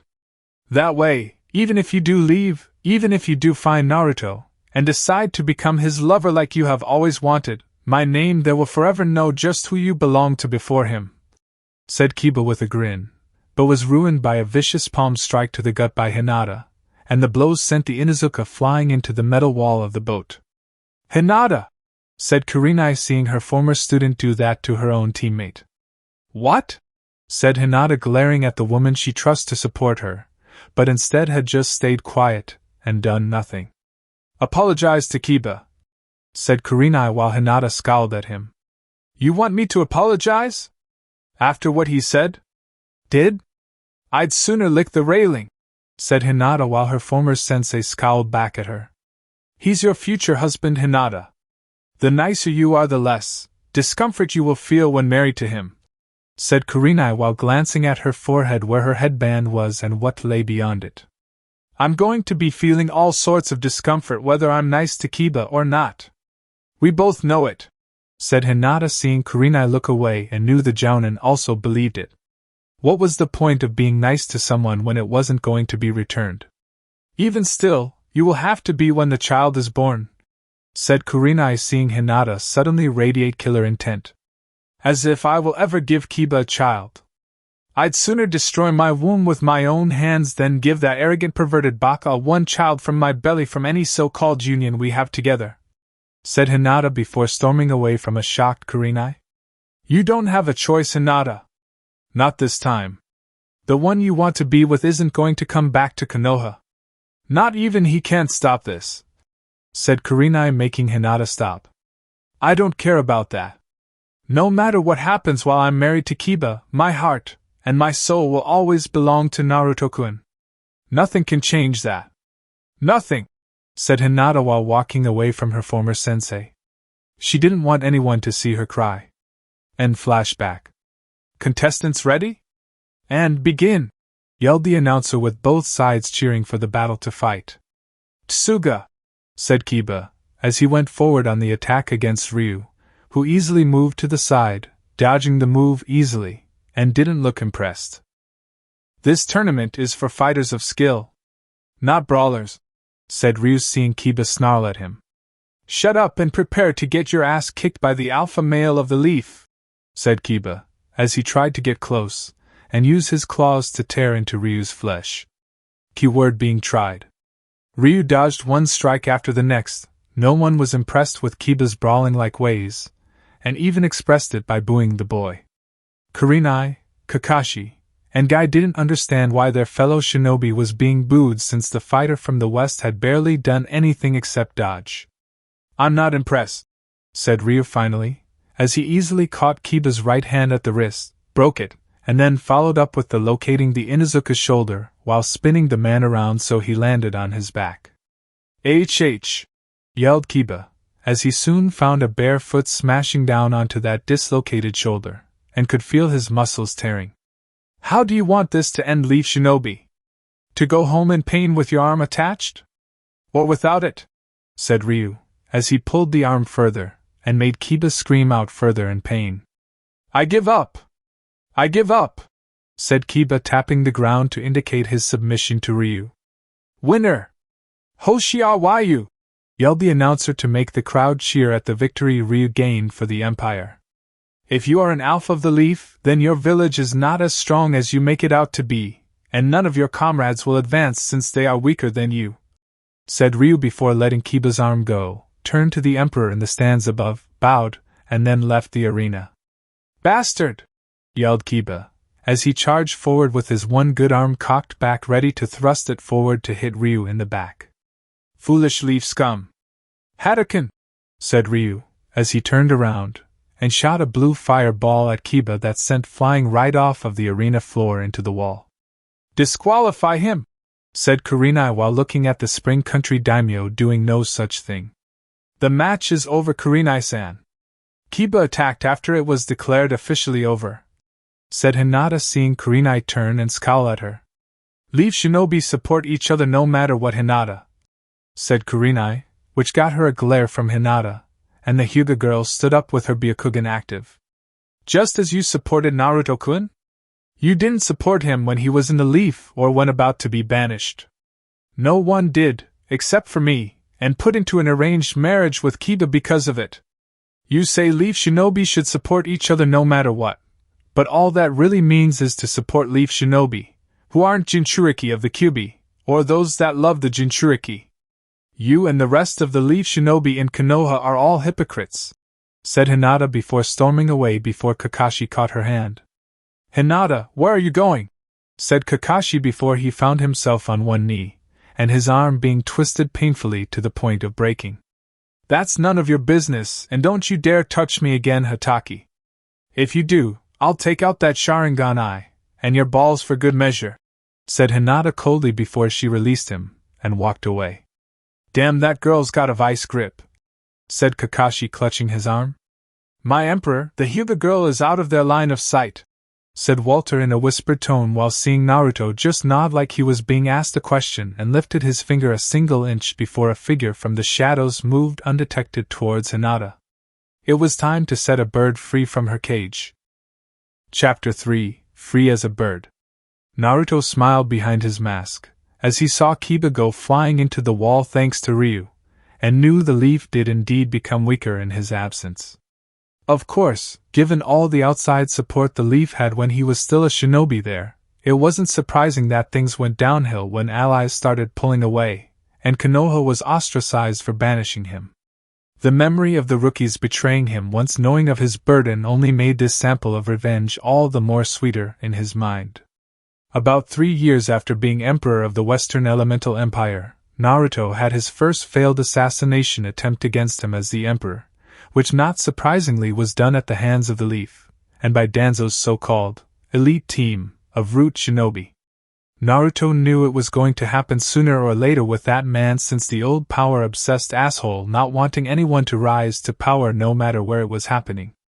Flashback 3 years ago. Naruto was sipping jasmine tea in his private chambers, going over various reports, both financial and military in nature given his title as Emperor. With peace finally settling in, it was his duty to assess how the future would turn out with what was in front of him, and what situations will play out with everyone no longer raising weapons against each other.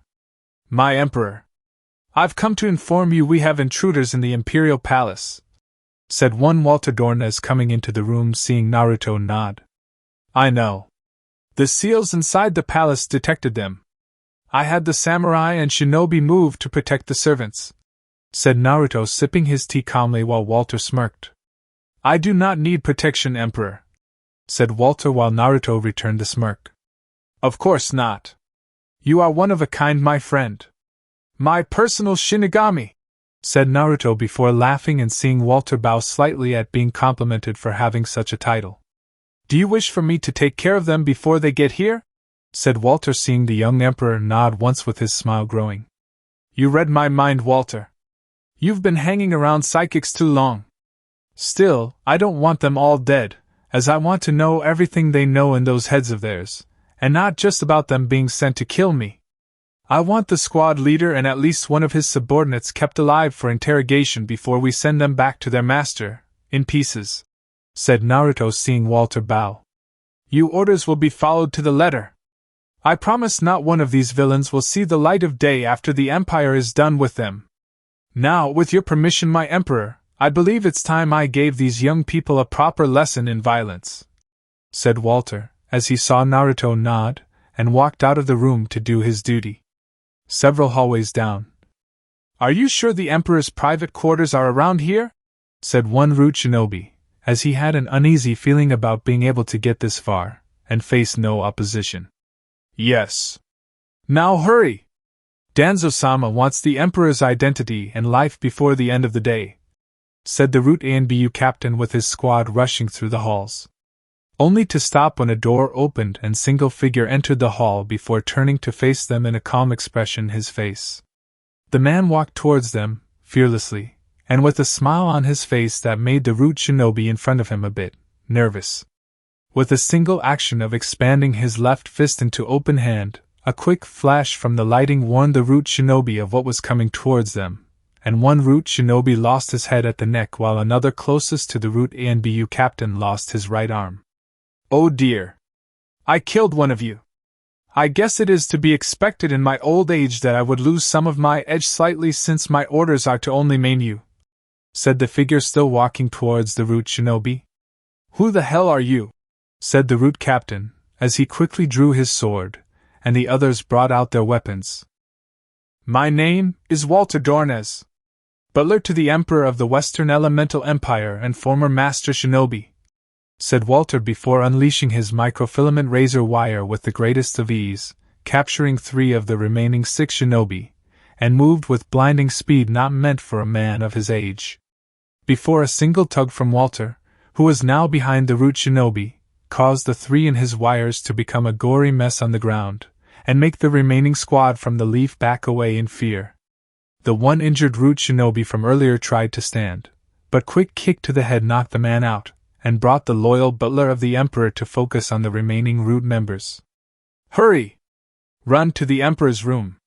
I'll distract this guy long enough for you to slay our objective," said the root captain while seeing his 2 subordinates nod and rush off to find the Emperor before killing him. "How unwise," said Walter, as he used one hand to bind the root ANBU captain by both his arms, and then the other 2 by their skulls. "It doesn't matter how much pain you cause us. We won't tell you anything during our interrogation," said the root ANBU captain while Walter just chuckled before killing the 2 behind the squad leader. "You sound so confident we'll fail, but the way I see it, by the time we get through with you, I highly suspect you will be pissing yourself, followed of course by praying to your impudent master," said Walter before a couple dozen samurai came around the corner and moved to take him away along with the unconscious injured one on the ground. "You will fail," said the root ANBU captain with Walter's grin increasing, as he quickly and ruthlessly tore both of the man's arms right off before the samurai took both away. "If I were an agent of the East then maybe I would, but I'm not from the East, and it is my duty to never fail my Emperor in what I do," said Walter before he went to summon a detail of servant to clean up this mess he had made. Blood was so hard to get out of good wood and carpeting these days. And flashback. Naruto snapped his mind out the events of the past, as the announcer asked for Rock Lee from the Leaf, and Tifa Lockhart from the Western Elemental Empire. Once more, the Leaf was booed while Tifa was cheered, and some men even asking for her lovely hand in marriage. Ah, Cloud. You better put a ring on that girl's finger before some guy snatches her away, thought Naruto with a smirk, knowing Tifa and Cloud's strife were in a relationship now for a while with no word of an engagement to be married being announced. "My Emperor! It is done! My agent has succeeded in his objective. She is yours," said a tall warrior wearing a trench coat and dark purplish fighting attire with a weapon many would believe was a sword. "It wasn't. Thank you for informing me, Aoshi-san. Head down to the fighter waiting area. I don't want you to be disqualified for being late," said Naruto with Aoshi nodding and silently left his side. "What was that young man talking to you about, Emperor-sama?" said Koiki while her masked hero from years past just turned slightly. "Just some good news that required my attention, Daimyo-sama," said Naruto, knowing he had to keep up appearances and not knowing the woman beyond her title as a daimyo of Spring Country while here before focusing on the fight below. If you could call it that. Lee was always good in taijutsu. Of that, there was no doubt at all, much to Guy's joy in seeing Lee fight from the stands, but the now spandex-wearing Jounin had never honed his skills through intense war, and only trained for a fight. Tifa had been part involved with the fighting in the West since she was a child, as she ate, slept, and breathed war until Naruto came along to bring peace. Now, Tifa trained others in taijutsu, pushing herself, and everyone around her to the limit every day. No one trained like Tifa did in taijutsu. Rock Lee skidded back, his body aching like never before, and coughed up quite a bit of blood. From the looks of things from a doctor's point of view from seeing the fight, the Leaf Shinobi had 3 cracked ribs, concussion, broken right hand, wrist, and a fracture on his left leg. Lee tried to stand, but it was no use, and Tifa herself had a few bruises on her without question. However, the woman was shrugging it off like what he did was just a quick pinch of skin, and just looked disappointed at him. So this is the future taijutsu master of the Leaf Village. Pathetic. Naruto told me about you. How you fought Sabaku no Gaara in the Chunin exam preliminaries all those years ago. Nearly took down Gaara, but a simple miscalculation caused you to lose, and nearly become paralyzed from the waist down, said Tifa, making Lee, his fellow Leaf Shinobi competitors, and comrades watching in the stadium to become shocked. You know Naruto? What is that unyouthful demon done to warp your mind? Said Lee before he was kneed viciously in the face by Tifa, and the loud crunch sound of the spandex wearing Leaf Shinobi's nose being broken could be heard in the process before rolling backwards until he was face down on the tiled arena floor.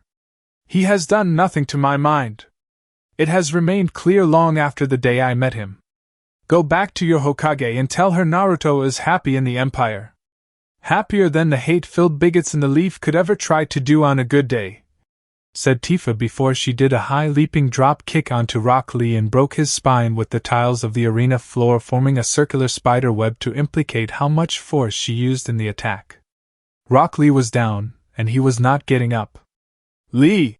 Yelled Guy, as he saw Tifa be declared the winner, and his student being carted away by medics. That was for betraying Naruto. He told me how he found Senju Tsunade and got her to return to the Leaf to heal the injured. You being among them if I'm not mistaken, Rock Lee. You are unworthy to walk again after your betrayal of such a considerate boy. Do this world a favor and stay crippled this time, said Tifa before walking away from the broken Leaf Shinobi without regret. That's not possible, said Niji, as he knew how Lee's skills were pure taijutsu, and that it shouldn't be possible for anyone to match the spandex jounin in his field. Only for Niji to find fate had not decreed Lee the winner like the Hyuga thought. Are you surprised? The woman claimed to know Naruto. Maybe he did something to give her the extra edge? Said Sasuke with Niji nodding in reluctant agreement to his statement. Perhaps. Naruto is a demon after all, and demons have been known to bless humans in exchange for different things. Perhaps he did something to make that woman stronger than a normal person, thought Niji, as he heard his name be announced, and another by the name of Aoshi Shinomori. As before with Kiba, then Lee himself, when revealing themselves upon their name being announced, Niji was met with booing and hostility that he had never experienced in his life. Aoshi, on the other hand, was greeted with cheers, praise, screams from women of their love for him, and how they wanted to be the mother of his children while begging him to be their boyfriend/husband. You can't have a weapon with you for this event. It's pure taijutsu only, said the arena announcer in a whispered tone to Aoshi while the tall man just nodded. My apologies. One moment please, said Aoshi, as he walked to the grass area around the large square tiled arena, and instantly his loyal subordinate Hanaya appeared almost seemingly out of nowhere to take his weapon. I bring word from her, Aoshi-sama. The woman, who has captured the Emperor's heart, respectfully requests you hurt your opponent in a very painful and ruthless manner, said Hanaya, seeing Aoshi nod. Does the Emperor agree with this request? Said Aoshi while seeing Hanaya nod. He does, said Hanaya with Aoshi nodding in understanding. As they both wish, I will do as they command of me, and become the instrument of their vengeance, said Aoshi before turning around and walking back to the center of the arena. You should give up now. Fate has decreed me the winner of this match before it started. Unlike my comrades from the Leaf, I don't lose to anyone, and cannot even to the likes of you. said Niji in his gentle fist stance while Aoshi's cold eyes stared into his own. There was one who beat you in combat, and he was supposed to be the weakest of the genin in the leaf at the time, said Aoshi, seeing Niji bristle with anger. That did not count. My opponent was a demon. Still is a demon. A fight with a demon does not count, for they use tricks to defy fate and thus are unworthy of their victories, said Niji before he was blasted with cold, cruel killer intent from Aoshi, and yet the taller man showed none of it his face. You will pay dearly for insulting Naruto, said Aoshi while making his knuckles pop when he turned his hands into fists. Begin! Yelled the arena announcer before getting clear of the two contestants. Niji charged forward, intent of ending the match quickly, and decisively to leave nothing to chance in this fighter from the Western Elemental Empire being victorious. Aoshi had just stood there while Niji moved in close, already knowing what he had to do, as he just dodged one strike, then the second, then the third, fourth, fifth, and by the sixth attempt by the Hyuga did the Leaf Jounin start to lose his patience. The people could be heard laughing at him for his misses, calling the gentle fist to be overrated in his hands, and that the Leaf Shinobi were the superior breed they claimed to be, with this fight being proof of it. Is this it? Is this all the power you possess? I was expecting more from the supposed prodigy of the Hyuga clan, said Aoshi, altering his speed at different times to make Niji either hesitate or miss every time. Don't you dare talk like that to me, you commoner, said Niji, missing two more times before moving to perform a Kaiten. It was then that Aoshi struck. Quickly moving in, Aoshi aimed low, and broke Niji's with a leg strike before following it up with a spin kick to the Hyuga's face. The sound of the Leaf Shinobi's jaw breaking could be heard, as the Jounin went flying back, skidding on the tiled arena floor, and Niji rolled slightly in order to use his momentum to get back on his feet. However, the instant he did, Aoshi struck Niji several times along the torso. The sound of breaking ribs could be heard, and the Hyuga prodigy was soon on the ground again with blood coming out of his mouth before being struck one final time in the head that had caused him to fall down unconscious. Fate does not hold us down unless we wish it to, Hyuga Niji. You use it as crutch and an excuse for everything. Uzumaki Naruto didn't believe in fate. He fought it since the day of his birth with every fiber of his being. You fell from grace, he has risen to that of high standing in the Empire, and is respected by all within our borders, said Aoshi, as he left the arena floor while the arena announcer announced his victory, and left without looking back at his fallen foe. I don't believe this, said Kakashi, as he used his Sharingan, but found the treasure Diabito gave him was unable to not only copy Tifa Lockhart's moves, but Aoshi's speed-altering ability, Ryu's strange blue fireball attack, or any of the taijutsu moves used in any of the matches so far. It doesn't seem possible, said Kurenai, as she didn't expect any of their students to lose until they fought each other, and by that point it would be mostly mute since the majority of the money would go to the Leaf Village. Let's just hope Sasuke has better luck with his opponent, said Kakashi, knowing Guy would put his own opinion in at this point. But the man was currently tending to his two former students, and Kurenai would have seen to her own had it not been for the matter of seeing who Sasuke would face. Would Uchiha Sasuke from the Leaf and Toph Bi Fong from the Western Elemental Empire please come forward to arena for your match? Yelled the arena announcer, with the crowd once more going into a frenzy over the names of the contestants. However, the booing from the crowd was a lot worse for Sasuke than Niji, Lee, or Kiba got when he walked to the squared arena, with many calling for the Uchiha's death. The crowd chanting, "Kill him! Kill him! Kill him!" over and over again, while many cheered on Toph to do just that when the match started. Wow! I had no idea Sasuke was hated by so many people, said Kiba while staring at the Uchiha, who he saw had been surprised, and clearly disliked the fact everyone watching in the stadium was hoping his opponent would kill him. What would you expect in Izuka? Cheers? Women begging him to impregnate them so they could give the Uchiha children for his clan? The people of Spring Country do not love traitors, said Ryu, as he was beside Kiba, and the Inuzuka growled at him. No one asked you! Besides, if they hate Sasuke for being a traitor, then why don't they hate Naruto, and the fact he's the Kyuubi? said Kiba before Ryu turned to him and was glaring daggers to the point where the loyal fighter of the Emperor nearly released his other side that would have turned a lot of heads their way. Watch your tongue or I'll remove it before you can bark. Uzumaki Naruto is hardly the demon you and the rest of Konoha made him out to be during his childhood, said Ryu seeing Kiba scoff at him. Says you? I hear the Western Elemental Empire has all sorts of demons running around and the humans around them act like mindless beasts, said Kiba while Ryu's eyes had now narrowed dangerously. Then you don't know anything about us, little man. The Empire is filled with demons. I will admit that. However, demons are not without thought, and reason with powers to help as well as hurt. Only when provoked do demons attack, but being the arrogant whelp you are, just like the rest of Konoha, such knowledge escapes your grasp, and thus helps in making you so weak, said Ryu before turning to see the taijutsu match between both Sasuke and Toph begin. Ready to lose to an elite of Konoha, little girl? Said Sasuke while Toph, who was only a few years younger than Sasuke, just smirked, and made a bring it motion. Like I would lose to a sniveling mama's boy like you, said Toph while Sasuke just scowled in anger before he realized that this girl's stance was weird and then at him that she was in fact blind. She's blind, said Sasuke while looking at the Emperor sitting beside the spring daimyo while wondering why he would let a blind girl fight. Is that true? Said Koike in surprise while seeing Naruto nod. That she is, but Toph's skills in taijutsu are some of the best around, and I would not have had her compete here today if I didn't think she could fight, said Naruto with pride in his voice while feeling it for all of his fellow fighters and knew even behind his mask that Toph would hear it. Come on, mama's boy. I want to fight.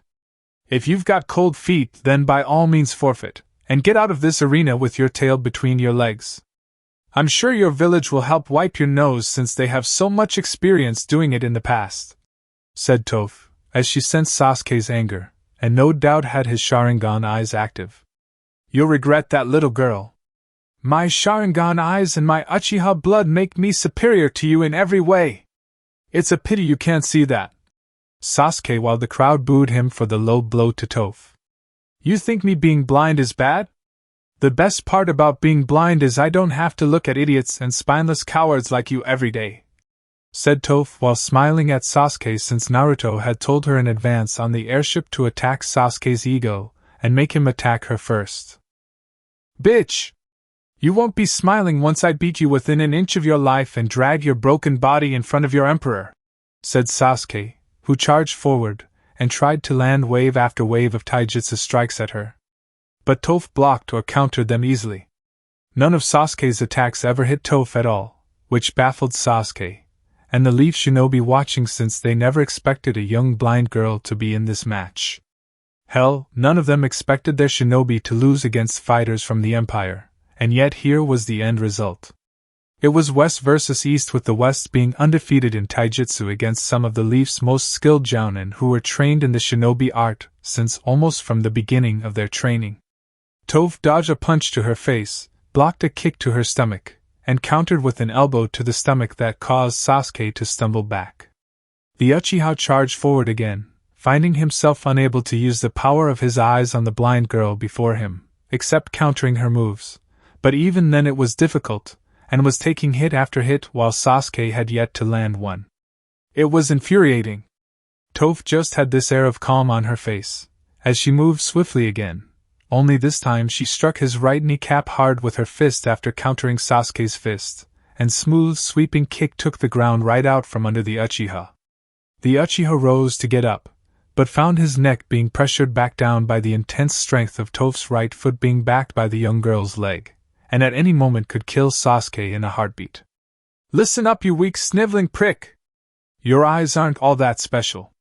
Just because you're a so-called elite like your village doesn't make you great somewhere else. Fighters like me in the West travel all over, fighting each other, seeing how we measure up, and find ways to improve ourselves.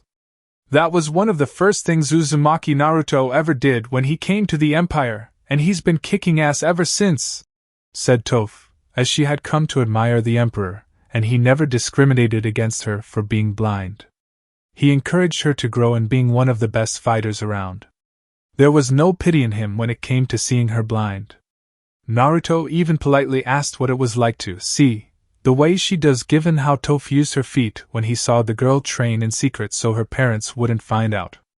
Toph couldn't really describe it for him, other than that she had the power to see in her own way, and that was good enough for her.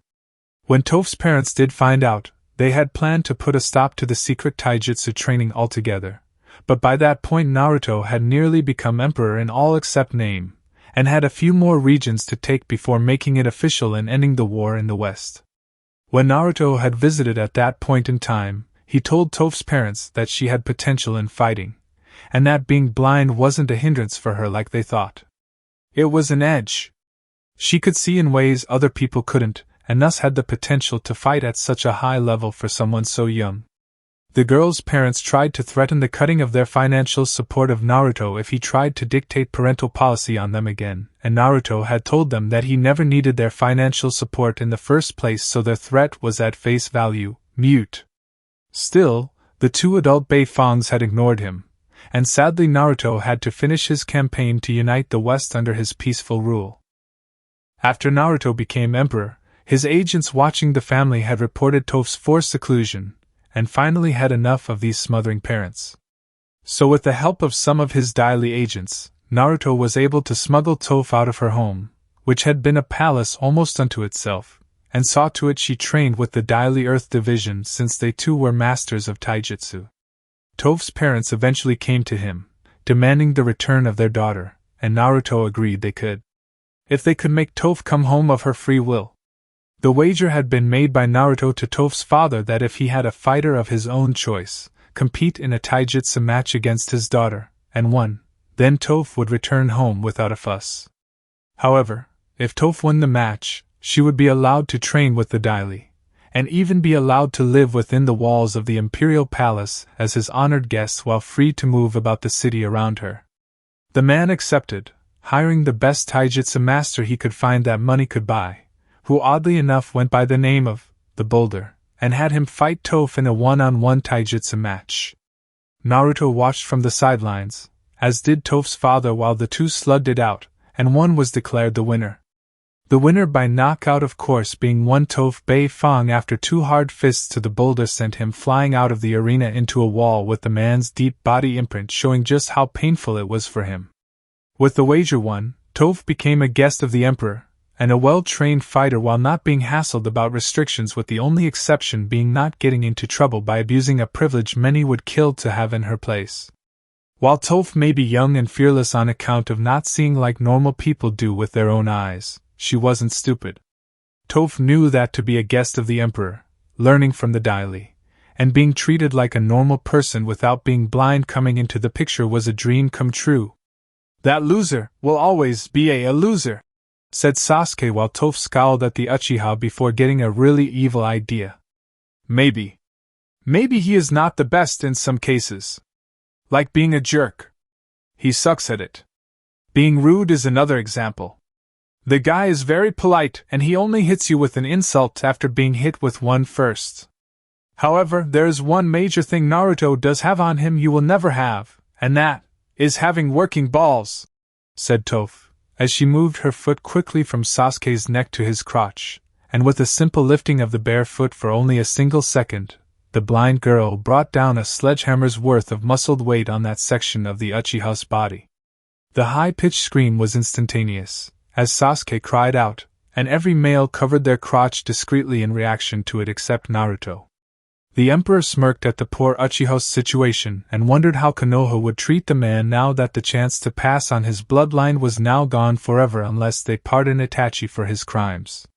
Not going to happen given Itachi's current situation of nearly being blind from overusing his eyes and doing everything to stay under the radar under the protection of the Akatsuki organization. Of that much, Naruto knew very well from his spies, and the Uzumaki was greatly considering having the Uchiha killed to remove one of the three remaining of that clan. Oh yes, the Emperor knew all about Madara, as Kyuubi had been informative of the man's involvement in their lives after being freed from Naruto's body. A condition made by Naruto since at the time of deal being struck, the blonde was sick, and very much tired of secrets being kept from him. Kyubi agreed and promised on all 9 of his tales he would tell Naruto everything that others didn't wish to tell him. I wonder, if the people knew the truth, would they still hate me, or kill my ass like they do Sasuke? Or rather, did Sasuke, now that the Sharingan is lost to them, thought Naruto, while the arena announcer declared Toph the winner, while still covering his crotch with one hand.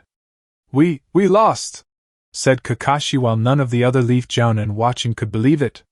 This is a nightmare, said Kurenai, as she couldn't believe her student, much less Sasuke, had lost his match, and after the Uchiha had started training again the very second the 3-year suspension by the Fire Daimyo ended.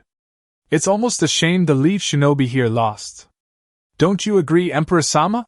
Said Koyuki while Naruto nodded slightly. Yes. Keyword being, of course, being, almost, said Naruto while the 2 rulers let out a chuckle of amusement. Do you wish your fighters to continue with the tournament? The West had pretty much won no matter what happens, said Koyuki with Naruto nodding. It would be insulting to them if I didn't give them a chance to test their skills in taijutsu against each other. Besides, the crowd paid good money to see these fights, and it would be an insult to them to deny what they paid for when they bought the tickets, said Naruto with Koyuki smiling while nodding in agreement. I concur.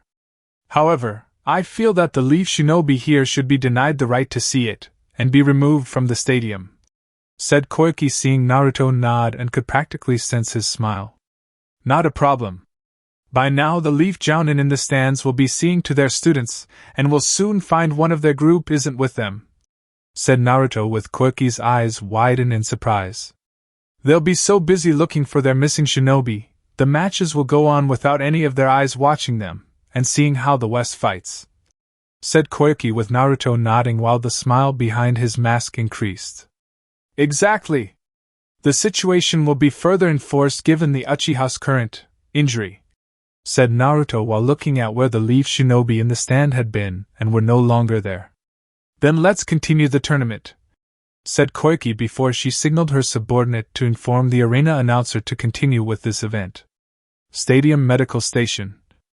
I still can't believe we lost, said Kakashi while seeing Sasuke's private area was being attended to by the medic on hand. They crippled Lee. Now not even Tsunade-sama's skills may not be able to heal him, said Guy, as he saw his students on their backs, and severely injured. Those Western Empire bastard! Don't they know what they've done? We should file a complaint with the Fire Daimyo, said Kurenai, seeing her student's arm in a sling after it was put back into place, and was told it was fractured in several places along with other bandaged-up areas of Kiba's body from Ryu's fireball attack. There is nothing we can do, Kurenai. Kiba was seen by a stadium full of witnesses losing and then attacking after the match was over. Neji, Lee, and Sasuke both lost their matches in taijutsu while signing waivers beforehand that they knew the risks. Filing a complaint would be considered childish and a waste of time since it will most likely be denied on its face value, said Kakashi, with the others reluctantly agreed. Still, it isn't right. The fact they knew Naruto too makes things worse. He probably told them how each of our students was trained, said Kurenai with a frown on her face. But that information would be out of date after so many years. How could he know how Lee fights now? Or Neji? Said Guy, seeing the same confused looks on their faces. What do you think, Hinata? Hinata? Hinata! Said Kurenai when she realized her second student was not with them, and the horrible truth that she had not since Kiba's defeat. Where is she? Hinata wouldn't run off, would she? Said Kakashi, seeing Kurenai bite her lip, but still shake her head no, and knew Hinata wouldn't run. Even if she did, the caged bird seal would kick in when we came home to inform her father, and be killed to ensure no one to the Byakugan in any way, said Kurenai, as she saw both her fellow Jounin nodding in agreement, and knew Hinata's freedom would be short-lived. We should speak to the Emperor of the Western Elemental Empire. All those fighters claim to know Naruto, and she may seek out answers about him, said Guy, seeing the group nod in agreement. We will after the tournament is over and only as a last resort. For now, we need to find Hinata on our own, and before anyone else realizes she's missing to report it to another hidden village like Kumo, said Kurenai, knowing she could begin right away since Kiba wasn't in need of her bedside manner like the others. I can help, Kurenai-sensei. I may be messed up right now, but my nose still works, and can track her scent just about anywhere, said Kiba while walking with difficulty over to the woman. I'm going to need it given how large the stadium is and how much of a head start she has on us, said Kurenai before she left with Kiba stumbling along. With Naruto and Koyuki an hour later. Impressive, said Koyuki, seeing Ryu and Tifa fighting it out in an intense battle of skill and power with either one giving in. Training for a war is only half the way to get stronger. One must be in a war and survive it, said Naruto, knowing every one of his fighters here had done so before his own time in the West. A sad truth. Many have long forgotten that, said Koyuki, knowing her people have not forgotten it, but people in the Leaf had, and believed themselves invincible since they had never been humbly defeated. With each victory, the pride of the Leaf swelled, and in the process, their own downfall when that pride blinded them to the painful truth when fighting 3-1 odds. Winner! Tifa Lockhart of the Western Elemental Empire! Yelled the arena announcer while pointing to the pretty beaten injured woman with a raised arm in the air while clutching her ribs. Ryu stumbled over to her, as his own body looked pretty battered, but it didn't stop him from extending his hand, and getting one in return from Tifa in accepting it. The crowd went into another frenzied cheer for the two fighters, who fought against each other, and yet showed respect at the end. My Emperor! We have uninvited guests, said Walter in the Emperor's ear, with Naruto's eyes shifting from the arena floor where Aoshi and Toph were about to fight their match to the pair of Leaf shinobi walking towards them. Only to be blocked by Naruto's Shinsengumi bodyguards led by Hajime Saito, who the Emperor had convinced to join him in bringing about peace and order to the West under his rule. Like Saito, the Uzumaki had no tolerance for corruption, and supported Saito's belief in the slaying of those that were, since corruption would destroy the empire from within. You are not allowed up here. Leave, said Saito in a calm yet serious voice. We need to speak to the Emperor. It's very important, said Kurenai while trying to be polite to the Emperor's bodyguard and not being intimidated. If I let you see him, the Emperor will miss the match below, and will become displeased by the interruption of his fighters competing, said Saito while glaring at the woman and the Inuzuka behind her. What does it matter if we interrupt him or not? His empire's already getting the money for this tournament since his fighters are the only ones competing, said Kiba angrily and with impatience since he wanted Hinata back in his grasp. Kiba! Shut up! Said Kurenai while looking back slightly before turning back to a less than amused Saito, now looking to grab the hilt of his sword to unsheath his weapon to cut them both in two. Watch your mouth, boy. Just because what you say is true about the Empire winning no matter who fights, the Emperor himself wishes to see the potential of his fighters, and let them know he values them, said Saito while Kiba took a quick half a step back on sheer reflex alone. Our apologies, Samurai-san. It's just, we believe someone we know, who is missing from our group, may have come in contact with someone in the Empire, and spoken to the Emperor to grant her asylum, said Kurenai, and saw Saito's eyes narrow dangerously. And why would you suspect this individual would wish asylum within our Empire, and what makes you believe the Emperor would even consider granting it? Said Saito while Kurenai shifted uneasily since she didn't know how to explain things to the man, and the risk of offending him with how Hinata's current standing in life. We believe she wishes to be with someone in your empire. She is in love with one Uzumaki Naruto and yet is to be married to another individual, said Kurenai while hoping to use Naruto's name to get some kind of sympathy from the bodyguard. Yeah. Me, said Kiba behind Kurenai while the woman shut her eyes and mentally cursed the Inuzuka for speaking his mind. I see. And since Uzumaki Naruto is in the Empire, seen as a great man among its people, you believe this woman marrying him will cause your missing person to possibly seek out the Emperor, or someone within the Empire of high standing to save the woman from this arranged marriage. Am I right? Said Saito, seeing Kurenai nod. For the most part. We tried to track her, but the scent went cold, and since the Empire has so many of its agents here guarding the Emperor, said Kurenai while not finishing her sentence because she was embarrassed to explain further. You wish the Emperor to waste his time and the time of his forces looking for someone you along with your group lost. Out of the question, and to even suggest it only further inflames your village's incompetence," said Saito, seeing Kurenai scowl and Kiba looking pissed off. "Hey! Listen up, samurai, my future wife has gone missing, and it's all because of that demonic abomination she has some foolish notion is deserving of love. So you tell that demon when you see him that my woman better not go anywhere near him or else I'm going to kick his ass," said Kiba, seeing Saito's eyes become cold, cruel, and filled with bloodlust that gave him the appearance of a wolf. A very angry and hungry wolf. "You have the next 3 seconds after I'm done talking for the two of you to get out of my sight before I take your heads clean off for your insolence," said Saito, seeing the 2 leaf shinobi were gone by the time he counted to 3, and sure enough they were gone from his line of sight. "Was that really necessary, Saito?"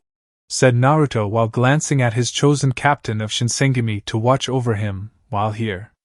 "When it comes to leaf shinobi and their ways, my emperor, absolutely," said Saito, as he only had contempt for Konoha, and their way of doing things. "Agreed. I'm sorry, Koiki, but after the matches and award ceremony are over, I have to leave immediately, and with all speed before the leaf make it back to Konoha to report one of their shinobi has gone missing," said Naruto, seeing Koiki not knowing the leaf would no doubt do since it was the Hyuga girl missing and he had informed the Spring Daimyo about Hinata's situation. "I'm sure I can convince the captain of their boat to delay his departure from Spring long enough for you to do what needs to be done," said Koiki, knowing the Emperor had a plan to help out Hinata and the only real obstacle standing in his way was time itself. The fight with Aoshi and Toph soon ended, as Aoshi had used his years of experience in fighting and training to counter Toph's skills that came with her blindness. The man did acknowledge Toph in being highly skilled for her age and would like to see her continue the pursuit of being a true taijutsu master. The next match was between Tifa and Aoshi, with the two using their remaining strength to give everybody around them a good final show. The winner of the match was Tifa, but only by a hair, as she had been beaten up pretty badly by Ryu in her match, and Aoshi was still pretty fit after his own fight with Toph. When it was over, the crowd was in a cheering frenzy, applauding the fighters of the Western Elemental Empire, and even the Emperor himself for sending these fighters to compete. Spring Daimyo Koiki and the Emperor stood before each of the fighters chosen by him for this tournament. The Emperor personally expressed how happy he was in seeing them fight each other so well, yet keep their honor, and showed respect for one another after the matches were over. Each one was presented an award for their fight, while Tifa got the prize money, which she gave to the Emperor since they had all competed for him, and the Empire to do what he wished with it. In return, Naruto gave them each a fair share of the money, claiming they each did well, and all of them had earned every bit owed from this tournament. With the award ceremony over, the Emperor along with his fighters and entourage had decided to head back to the airship to immediately return to the Empire safely. Naruto bid Koyuki continued success on her movies, which he also invested in, and Spring Country being a strong, prosperous land under her rule. Koyuki expressed the same to him with the Empire and his plans for the future, while secretly telling Naruto that Spring would be a home away from home should he ever need one. With the Emperor arriving at the airship's ramp, he stopped before turning to see the leaf shinobi his fighters had beaten, and their senseis along with them. Due to the severity of his injuries, Rock Lee was in a wheelchair. The same was Sasuke, though for an entirely different injury. Niji was walking with the help of crutches, and Kiba, well, he looked like some poor half-assed mummy. "Can we help you leave, shinobi?" said Kyubi, having been watching the ship since it docked to ensure no one tampered with it. "We need to speak to the Emperor about Hyuga Hinata," said Kakashi while seeing the Emperor's masked face shift slightly. "What about her?" said Naruto in his regal voice that meant to everyone to keep certain information about him a secret from the leaf shinobi. "She's missing. We believe she went to you for help," said Kakashi simply. "Help for what? Help with what? You're being vague and I find it insulting," said Naruto in a cold tone at the jounin he once called his sensei. Even now it left a bitter taste in Naruto's mouth. "It's in regards to one Uzumaki Naruto. We believe she is seeking a way to get to him," said Kurenai in the hopes her female voice would draw his attention more her way. As much as Kurenai hated to admit it, her female figure could be used to make the man behind the mask lose his composure, and maybe see fit to help them get answers. Why? Does she seek to harm him? Said Kyubi while already knowing that wasn't the case and had to play the cautious chief advisor. No! Oh, Kami, no! She loves the dumb idiot. Always has. But there are complications in her life that are preventing Hinata from being with him and some serious consequences if she doesn't come back with us to Konoha, said Kurenai while the Emperor shook his head. I can't help you find her.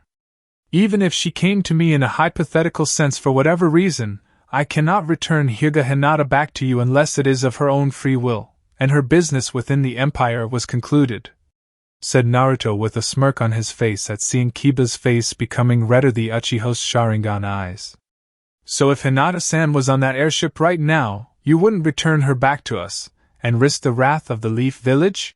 Said Kakashi while the Emperor's forces just let out an amused chuckle before the Emperor himself raised his hand to silence them.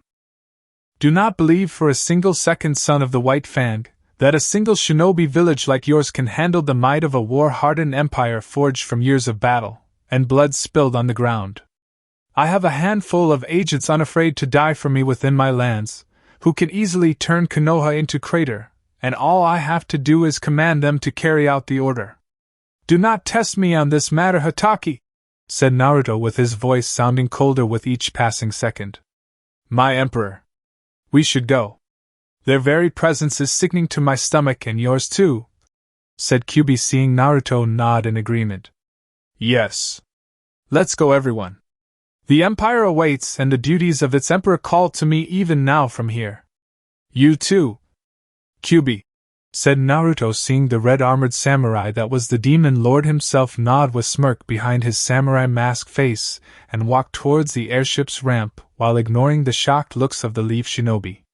Did he just call that G-guy, Kyubi? Said Kurenai, as she kept her eyes on the supposed fox, and her instincts told the female jounin to reach for a weapon to slay the creature. Naruto! Get back here with my future wife, you damn demon!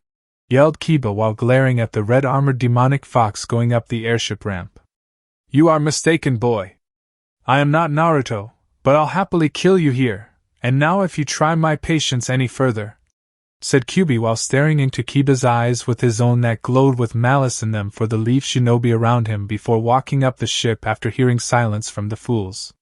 With the airship ramp now closed, the vehicle took off into the air, towards the Western Elemental Empire, and leaving behind stupefied as well as enraged Leaf Shinobi behind. It would be at least a week before the captain of the ship Kakashi, and the others were scheduled to return on to Konoha was ready to depart.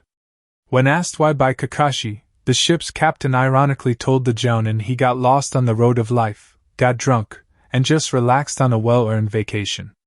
A vacation paid for by the spring daimyo herself for assisting in the silent request and for his silence on the matter behind the sudden vacation that delayed the Leaf Shinobi in getting back home. In the airship some hours later. We're in the clear, my Emperor, said Ayam of the Hayabusa village, as she along with the rest of the shinobi on the ship had done a sweep for bugs, sabotage, and anything else that could cause the ship to have an accident while in the air. Of course, Kyubi was on the ship beforehand, but it was a protocol that Naruto had put into place in case the fox wasn't there to always watch his back and ensure security. It would have gone into effect regardless if Kyubi was on the ship, or not, with the extra security measures all the more important with their special guest on board. Thank you, Ayam. You may go, said Naruto while Ayam bowed and then left without speaking another word while the Emperor himself looked at the person across from him. Hyuga Hinata. If Kami did exist, then it was a she, and forged this woman before him to be her avatar to represent her. And if by chance Kami was in fact a guy? Well, then it just proved Kami was a big damn pervert, and Naruto had somehow gotten in with the deity's good graces to have Hinata with him now. Hinata was a stunner. Pure and simple. Every guy that saw her for the first time must have walked into something when they turned their heads to keep staring. The shapely creamy legs that his blue eyes could admire forever, as the pants she wore were tight, stopping a bit more above the ankle, and a heavy coat he knew was done to keep people from looking at her well-developed chest. Her face would make angels jealous. Hinata's long blue hair had a shine to it that, in a way, would make the finest silk in the world look like dirty mud-covered hay, and it flowed all the way down to the small of her back. She was magnificent. "You've grown up, Naruto-kun," said Hinata before she paled at not addressing him as emperor, while the Uzumaki before her just smiled behind his mask. "It's all right, Hinata-chan. Every one of my men and women that serve me know how I feel about you. How you feel about me. There is no need to address me by my title. Just be yourself," said Naruto, as he removed his helmet and mask to reveal the face behind it to Hinata. "Oh wow," said Hinata before she fainted at the sight of seeing his face onto the couch she was sitting on with that face-covering blush. "Some things never change," said Naruto with a chuckle before walking over to the couch Hinata was on, and sat down gently on the side she didn't fall sideways on. After a bit of prodding of the woman's side, Hinata finally awoke, thinking what she had just witnessed mere seconds ago was a dream, maybe nightmare depending on your point of view of seeing it, and had woken up from that place to be in a living nightmare. Only when she saw herself in an airship, heading to the Empire, and Naruto sitting right beside her on the couch did she realize it wasn't a nightmare. It was for real. "This isn't a dream? This isn't a dream. This isn't a dream. This isn't a dream," said Hinata, as she squealed in delight, and hugged Naruto with all the strength she had. "No, Hinata. It's not. It's all right. You're safe now," said Naruto while holding the woman in his arms. "If only that were true. When Kurenai along with the others get back to Konoha, they will report back of me missing, and then use the caged bird seal to, said Hinata as she started to cry, and hugged him tighter. "To kill you. I know. I know about everything. I wanted to come for you. I wanted to send some of my best agents, who I trust without question to protect me, retrieve you from Konoha, and come back here so we could be happy together. All I can really do is say that I'm sorry for not getting you sooner," said Naruto, as he had wanted to so desperately get Hinata out of Konoha, but his duties with the Empire, and the fact the girl now woman was always kept close to home because of Kumo's increasingly aggressive nature and wanting the Byakugan provided poor timing. "It's not your fault, Naruto-kun. I should have run away with you. Or later on when I was strong enough to escape before they branded me with the caged bird seal," said Hinata while feeling him slowly remove her headband, and she instinctively tried to stop him. "Don't! Let me see. Let me see what they've done to you," said Naruto softly, as he saw her hesitate at first, but complied with his wishes, and felt him remove her leaf headband from her forehead, to reveal the caged bird seal in all of its ugly glory. "I'm forever scarred," said Hinata sadly while she felt his fingertips touch the seal gently, and she had to fight back the flinch that wanted to occur from the touch, since Hayashi had been less than gentle in putting it on her. "Don't count yourself out yet, my dear. Sitting before you is a genuine seal master," said Naruto, as he put his index and middle fingers on the center of the seal where the main symbol was before channeling chakra to it. The thing about seals, which few knew about, and even fewer could understand, was the fact that they were basically locks on doors. To unlock a seal required either the right combination, which may involve someone's blood, or picking the lock with the skills of seal master. It all depended on the level of skill and understanding the seal master had of seals in general and their design and purpose.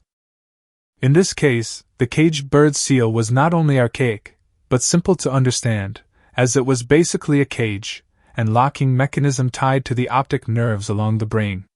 It was a primitive thing among seals, but effective in its purpose, and had no unlocking system in its design. It was designed to make the person wearing it a prisoner and slave in all but name to the Hyuga clan.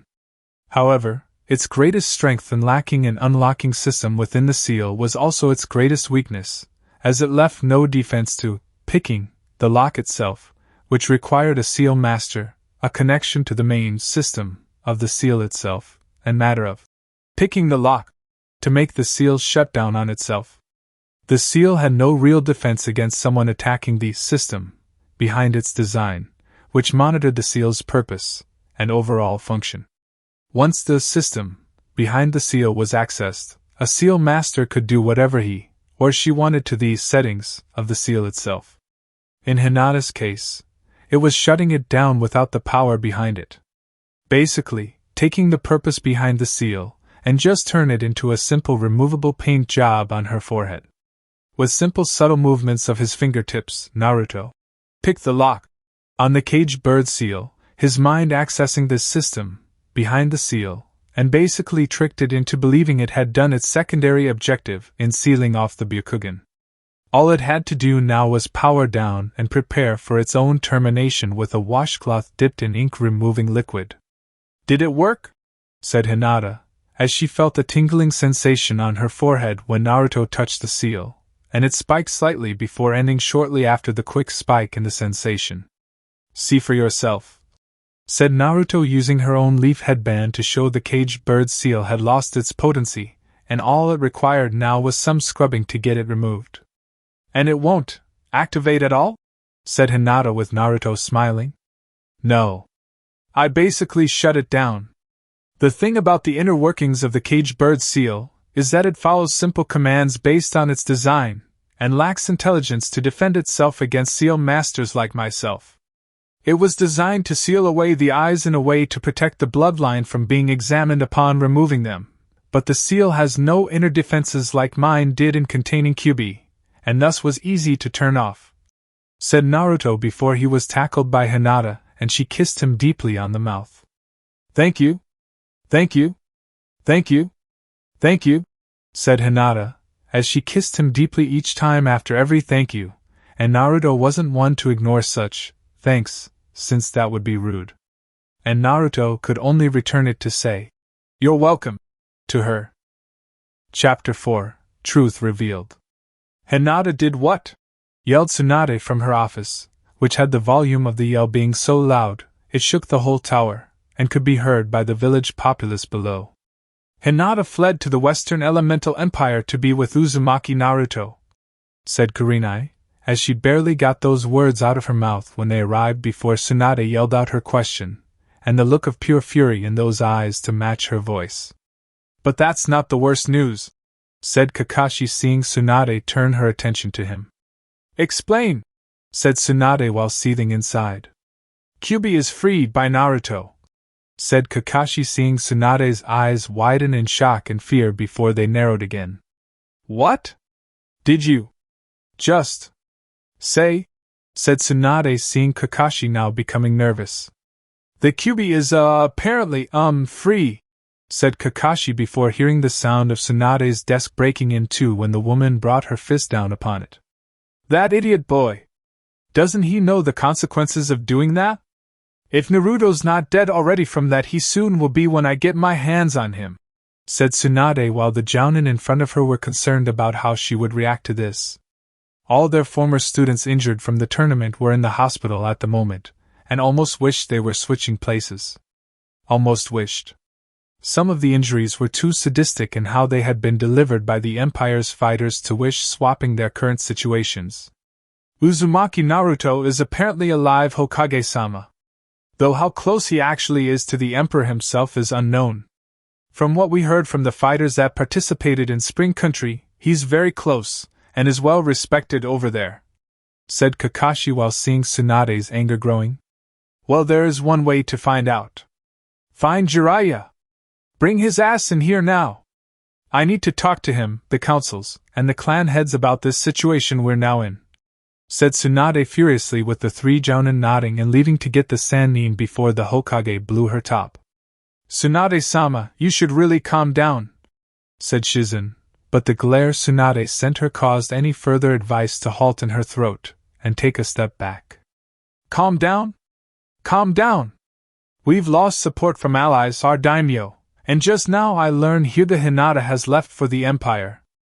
I now have to handle Hinata's father, the political backlash from dealing with the Western Elemental Empire, and their views of the village regarding Naruto's banishment," said Tsunade while Shizen fidgeted slightly under her gaze. "It was wrong, Hokage-sama," said Shizen quietly to the older woman. What? Said Tsunade, not hearing the younger woman clearly. I said it was wrong to banish Naruto for doing his job, Hokage-sama, said Shizen in a much louder voice. I didn't ask you for your opinion on the matter, Shizen, said Tsunade, while younger woman herself now scowled heavily. At least tell me why you went along with the banishment. After everything he has done for this village, for you and believing in yourself after so many years, and getting over your fear of blood. Why? Said Shizen, wanting an explanation. Because like it or not, the boy was a threat to the village. Not because of the Kyuubi, but because of his heritage, and needed to be cut loose beforehand, said Tsunade, seeing the shock on Shizen's face. What heritage? Said Shizen, seeing Tsunade snort, and look away just to see Jiraiya there on the windowsill. Naruto is the son of Uzumaki Kushina and Namikaze Minato, said Jiraiya while he ignored Tsunade's glare and focused on Shizen. Naruto is the son of the Yondaime? Said Shizen, as she had always speculated, but never really thought it was possible, and yet, Jiraiya just confirmed it. Yeah. If the village find out before Naruto's banishment, a civil war would have broken out. Both IWA and Kuma would be breathing down our necks even more. At the time, the Leaf couldn't protect Naruto from his father's outside enemies, and with the Akatsuki now causing further problems and wanting the kid for the Kyuubi, we had to choose. We had to choose between the Leaf and Naruto. We chose the Leaf, said Jiraiya sadly while Tsunade looked away. You chose the village? Even after all the abuse, the hatred, and pain they unleashed on Naruto? Naruto was and is the son of the Yondaime. If he were trained by you, he could have become stronger than his father, and yet you went along with the banishment, said Shizen with Jiraiya looking away while Tsunade scoffed. And what would Naruto do with that power once he learned the truth? He would have crushed the village in retaliation. The order to banish him was going to happen whether the Gaki succeeded in his mission or not. Naruto needed to know what it was to survive without the village supporting him and have a humbling experience where he understood the need to be a Leaf shinobi no matter the situation, said Tsunade while Shizen turned to face her and gave the female Hokage the deepest scowl the Slug Princess had ever seen her student give. Humble? Humble? You call banishing Naruto from the village a humbling experience? After this village gave him next to nothing, and what they did give being poor quality. The boy was in hell when living in this village while I was taking care of you, Tsunade, and you Jiraiya were out peeping in the hot springs of different villages. If anything, you too should have been humbled, but your own arrogance wouldn't let it happen, and now that Naruto is happily free to do what he wants in the Western Elemental Empire, you feel scorned. What is the matter with you two? Said Shizen before she stormed out of the room with Jiraiya sighing and rubbing the back of his neck. Ouch! Said Jiraiya while sitting down in a chair across from Tsunade. Shizen's still young and will get over it, said Tsunade, as she saw Jiraiya not looking entirely convinced, and just decided to accept the woman's judgment on the matter. You called me here for something important? Said Jiraiya, seeing Tsunade nod. Yes. Naruto is in the Empire like we first thought years ago, but now Hyuga Hinata is there too, and she wants to be with him, said Tsunade with Jiraiya wincing at hearing the girl going over to the Empire. That's bad. The Hyuga elders will want her seal activated, and when they do, said Jiraiya, seeing Tsunade nod, she'll die. Slowly, painfully, and right in front of Naruto no less if she's that unlucky, said Tsunade, seeing Jiraiya's face having a grim look to it. And if Naruto has some decent pull with the Emperor, said Jiraiya while going a bit pale in the face. The Emperor could cause us a lot of problems if he felt a need to get involved in some way, said Tsunade, knowing the Fire Daimyo did not want to invoke the wrath of the Empire on his lands. Worse. He could go around the political view of things and send his agents to basically cripple the Leaf so badly only one of our enemies from finishing the job, said Jiraiya, and saw Tsunade wince, knowing he was right. We need to discuss this with the councils and clan heads. There's one more thing they need to know that you don't, and it's not pretty, said Tsunade, seeing Jiraiya's face getting grimmer. When is it ever pretty? said Jiraiya before following Tsunade out of her office to the meeting room where the councils and clan heads were awaiting them. Shizen was very good at her job since she knew what needed to be done, while Tsunade talked to Jiraiya first. Are the rumors true? Is the Kyuubi roaming around freely in the Empire? Said Koharu while Jiraiya looked shocked and then looked at Tsunade glaring at the older woman. First, the meeting here is not official until I sit down and say it is. Second, I was going to address that matter, and if you defy me again I'll have you arrested for treason. Third, the rumors are indeed true from what Kakashi, Kurenai, and Guy have told me about how the Emperor himself spoke to Kyuubi's name with the supposed demon fox responding to it, said Tsunade, which caused a fury of shouting and yelling over how to handle this matter. The demon must be eliminated, someone shouted. He will use his demon magic to influence the Emperor to order an invasion here in the east. We need to kill them both, said another person. Prepare 4 ANBU squads of our most skilled shinobi and Jiraiya to go into the Empire to kill them. It will fall apart and we'll be safe once more, said another councilman, and the shouting continued. Silence! Yelled Tsunade, as she slammed her fist down and made everyone shut up.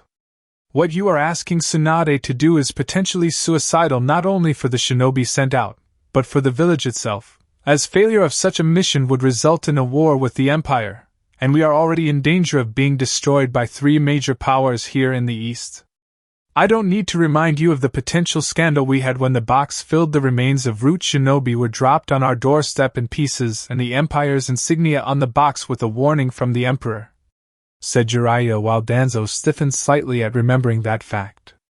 Then we appealed to the Fire Daimyo. Tell him the Kyuubi got free is in the Empire, and should be extradited back here to Konoha for its crimes against the village, said Hamura while seeing the other members nod in agreement.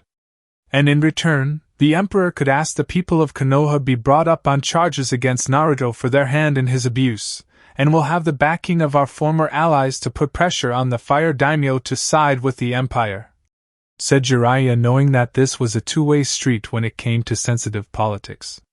Someone always got screwed. What do you suggest we do?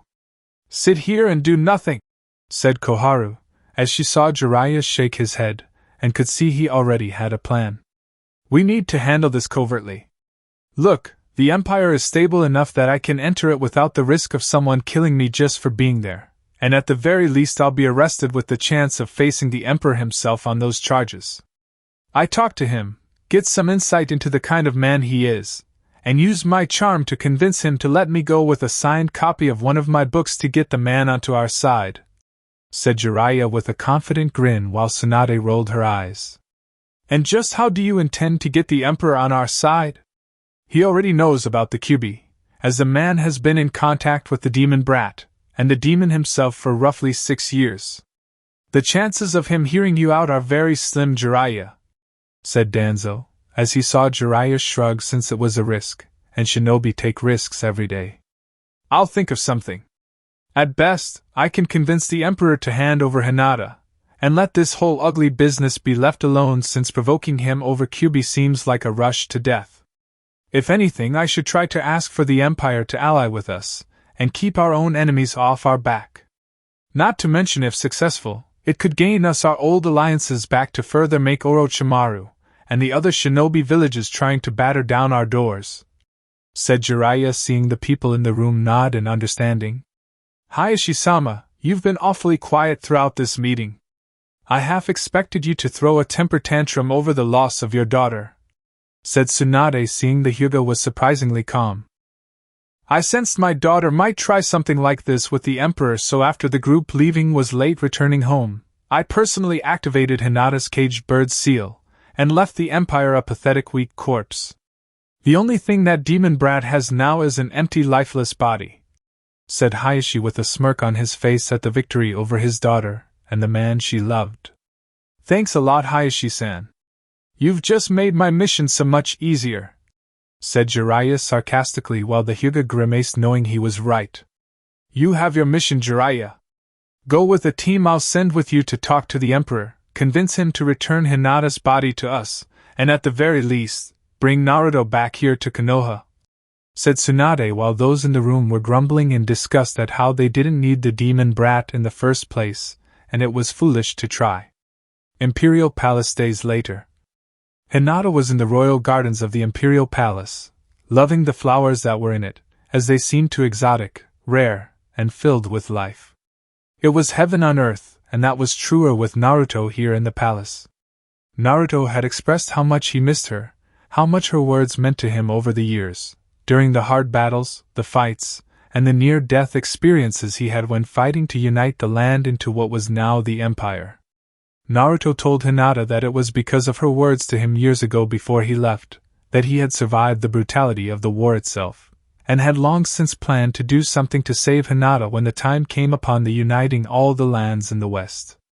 Then, just when Hinata didn't think she could be more surprised by Naruto, he gets on one knee, looks her right in the eyes, and asks the Hyuga to marry him. To be his one and only woman in the world with his heart in her hand.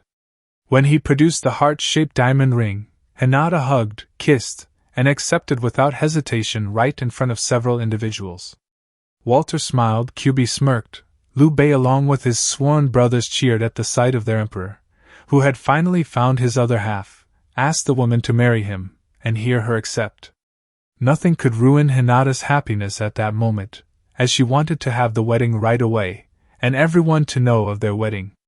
Naruto agreed, but he told her that a condition of being his wife was to get stronger, and that she wasn't going to be a pampered empress like so many of wives of the daimyos in the East.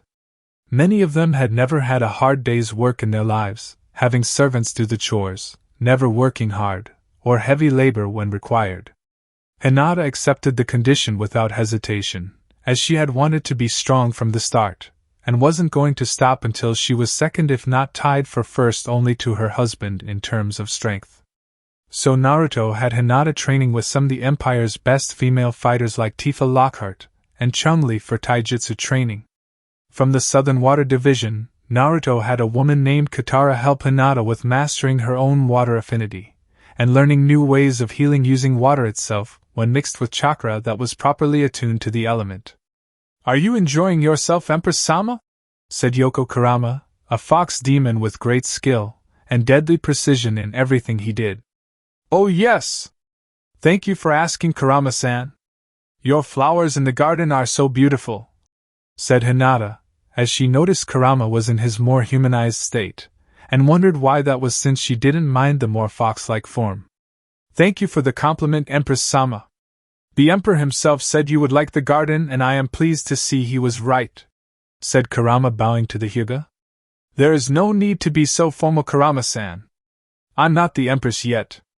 Even still, I wish us to speak normally since I am your friend, and you are mine, correct?" said Hinata, as she saw the brief look of surprise on Kurama's face for a second before it became a gentle smile, and saw him nod. "I would like that very much," said Kurama, as he knew without a doubt in his mind that Naruto had chosen his wife, an empress, wisely. "May I ask why you are here, Kurama-san?" said Hinata, knowing the man, or rather fox demon, was here for a reason.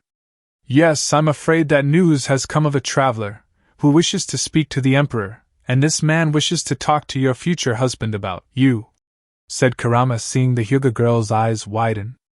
"Me? Did the traveler say his name?" said Hinata, seeing Kurama nod, though he didn't look happy about it. "His name is Jiraiya of the Sannin. He was in the company of a few Konoha shinobi that were his escort here. They were your age or around it, with some being even older. I can only guess they were either your classmates, they graduated a year ahead of you, or some of the more veteran shinobi from the Leaf," said Kurama, seeing Hinata nod understand. "Is my future husband speaking to Jiraiya now?" said Hinata, seeing Kurama shake his head in a negative way. "No. Naruto has been stalling Jiraiya and his escort while keeping a close eye on them should some of them wander off where they shouldn't. He requests you join him in the royal audience chambers for this meeting with them, and to let you know Kyubi will also be attending for his own reasons," said Kurama, as he saw Hinata smirk, and knew that she knew the Emperor had a plan up his sleeve to make the Konoha shinobi really piss themselves. "I shouldn't keep my future husband waiting, now should I?" said Hinata, with Kurama also smirking, as he extended his hand, which Hinata took while he escorted her to the royal audience chamber, and sit by her lover before he addressed the leaf shinobi a few rooms away. Waiting room with Jiraiya and group. Fancy place the Emperor's got here. Not too showy, but not too simplistic either, and the female help aren't bad looking either. Who wants to bet he's banged at least one of them just for the fun of it? Said Kiba, now fully healed with Akamaru by his side. Just make sure your dog doesn't mark anything here, Kiba. We're guests here.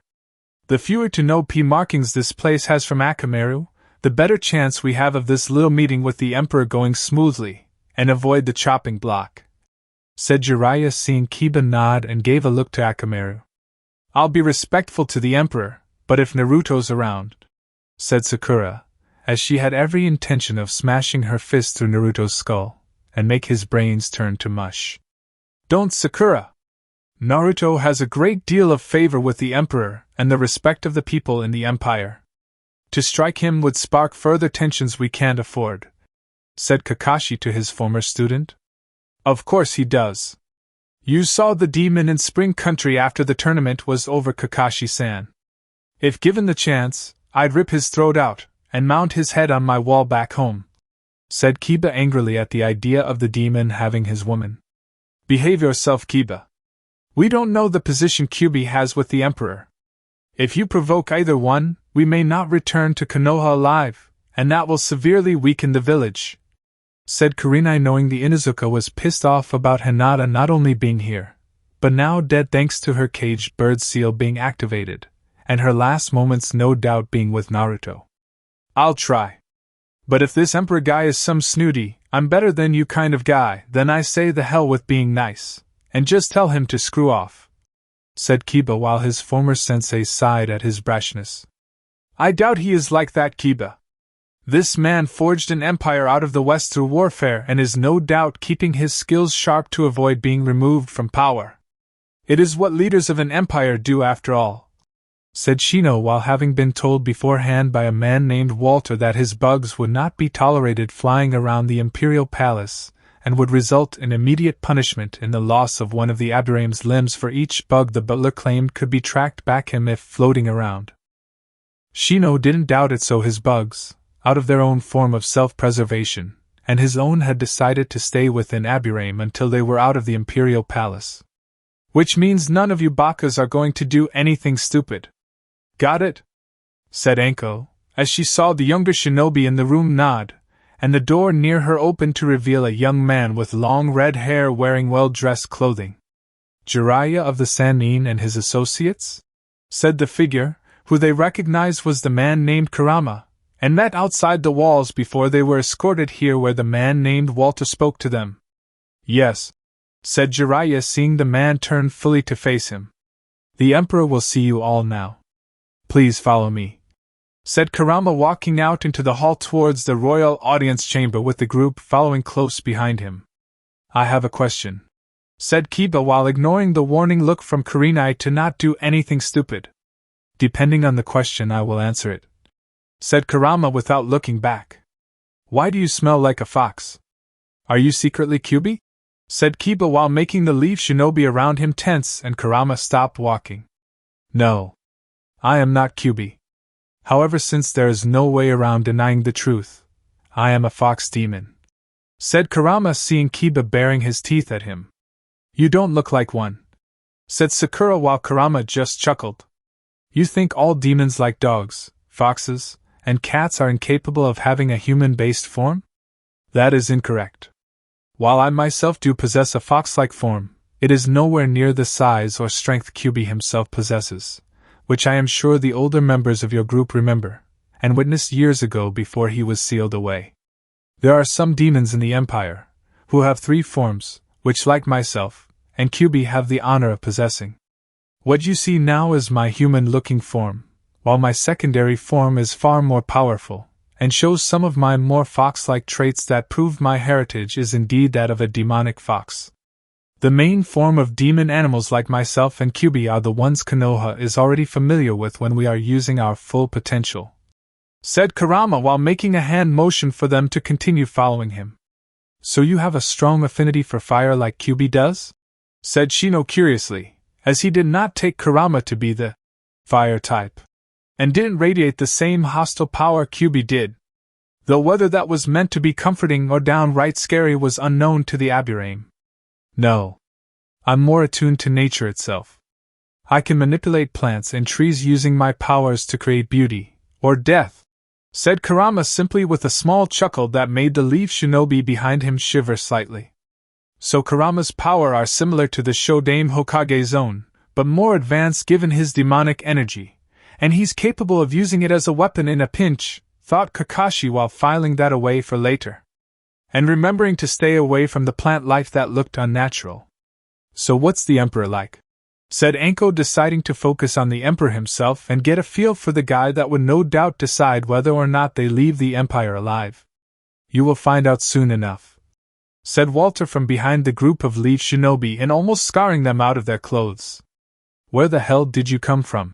Said Kiba while pointing a finger at Walter, who just smiled at the boy in an unnerving way, and the loyal butler quickly vanished before reappearing with the Inuzuka's finger in his hand.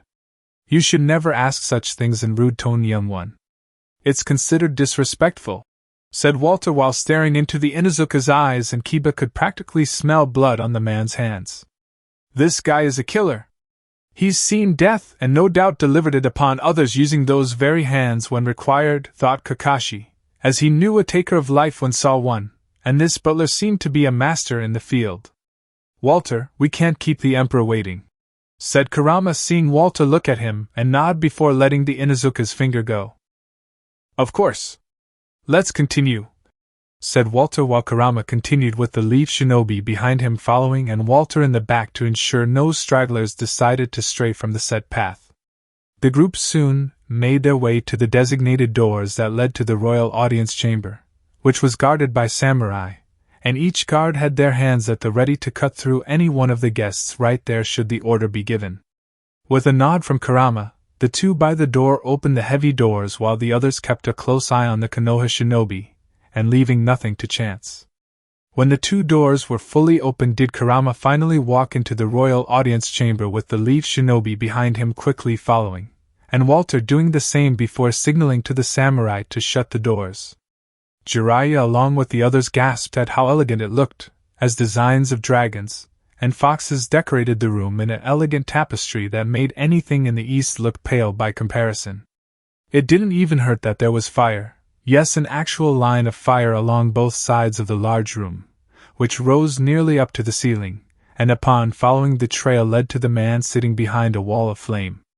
This time the Emperor's face was not masked by a helmet or covering like they had seen in paintings or in person in Spring Country. Beside him was a woman, who was hard to make out at first, like the Emperor himself because of the wall of fire, but as they got closer, a sense of dread filled the hearts and minds of the Konoha shinobi. The eyes that stared at them through the flame were piercing blue eyes, filled with cold fury, and it reminded the older shinobi of the group of one person that had been a hero to Konoha for many years. The woman next to him was wearing regal robes worthy of her station in being the future empress of the empire, as she too looked at the leaf shinobi, and one Inuzuka with anger. A very rare thing to do given the woman's gentle nature, but considering everything that had happened to her, and to the one she cared about, it was long overdue. The only reason I allowed you an audience with me is because I felt it was time some of you understood the severity of Konoha's stupidity, and the level of your own arrogance, said Naruto, his voice filled with anger, which matched his eyes, and the fire that spiked ever so slightly around him. Naruto? You are the Emperor? Said Jiraiya, seeing those cold blue eyes glaring at him with such intensity it was like staring into his late student's own. Surprised? You shouldn't be. After Konoha's betrayal, I had an interesting conversation with Kyuubi, and he suggested I go to the west beyond the wall. Considering how my life was shot to hell by the likes of that bitch of a Hokage and those in power before her to further gain what they wanted, I agreed, said Naruto, seeing Jiraiya's eyes widen. Quit playing around, Naruto. We all know you're really the Kyuubi. We all saw you in Spring Country when the real Emperor called out to you, said Kiba before the already intense fire around them grew with the flame licking the ceiling above them. Foolish Inuzuka! You know not what you speak of, so hold your tongue, I was in Spring Country. Of that, you are indeed correct about, but I was not there as the Kyuubi, and you would do best to remember that before I have one of my subordinates make an example out of your hide," said Naruto, his anger directed now entirely on Kiba, and the Inuzuka was hesitant to say anything else while the flame around them continued to flux with the Emperor's anger. "If you're not the fox, then prove it, and have Kyuubi reveal himself," said Sakura before she heard a cruel chuckle from behind a circular pillar with the design of a dragon rising up around it. "You mean me, Haruno? It seems your arrogance has blinded you all from the simple fact we are not the same, as you can plainly see with your own eyes," said Kyuubi, as he now walked towards the group, and the group took a step back away from him. "If you're the Kyuubi, then that means," said Sakura, as she turned from looking at the demon fox to Naruto, and then back again before staring at Naruto in horror. "At last, you all finally understand, and the painful truth has been revealed," said Naruto with a cruel grin on his face aimed at her, and then at the others. "But Mom said, she said Kyuubi and Naruto were one and the same," said Kiba in shock at seeing his whole perception of reality he had been raised into believing was true become shattered in a single moment. "You don't believe Naruto still? Kurama. Stab me," said Kyuubi before seeing Kurama look to the Emperor for permission, and when Naruto nodded did the other fox demon comply.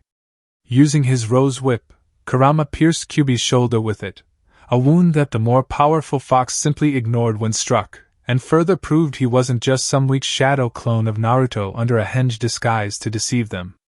When Kurama pulled his weapon out, he bowed apologetically to him, and then to the Emperor himself before turning it back into a rose.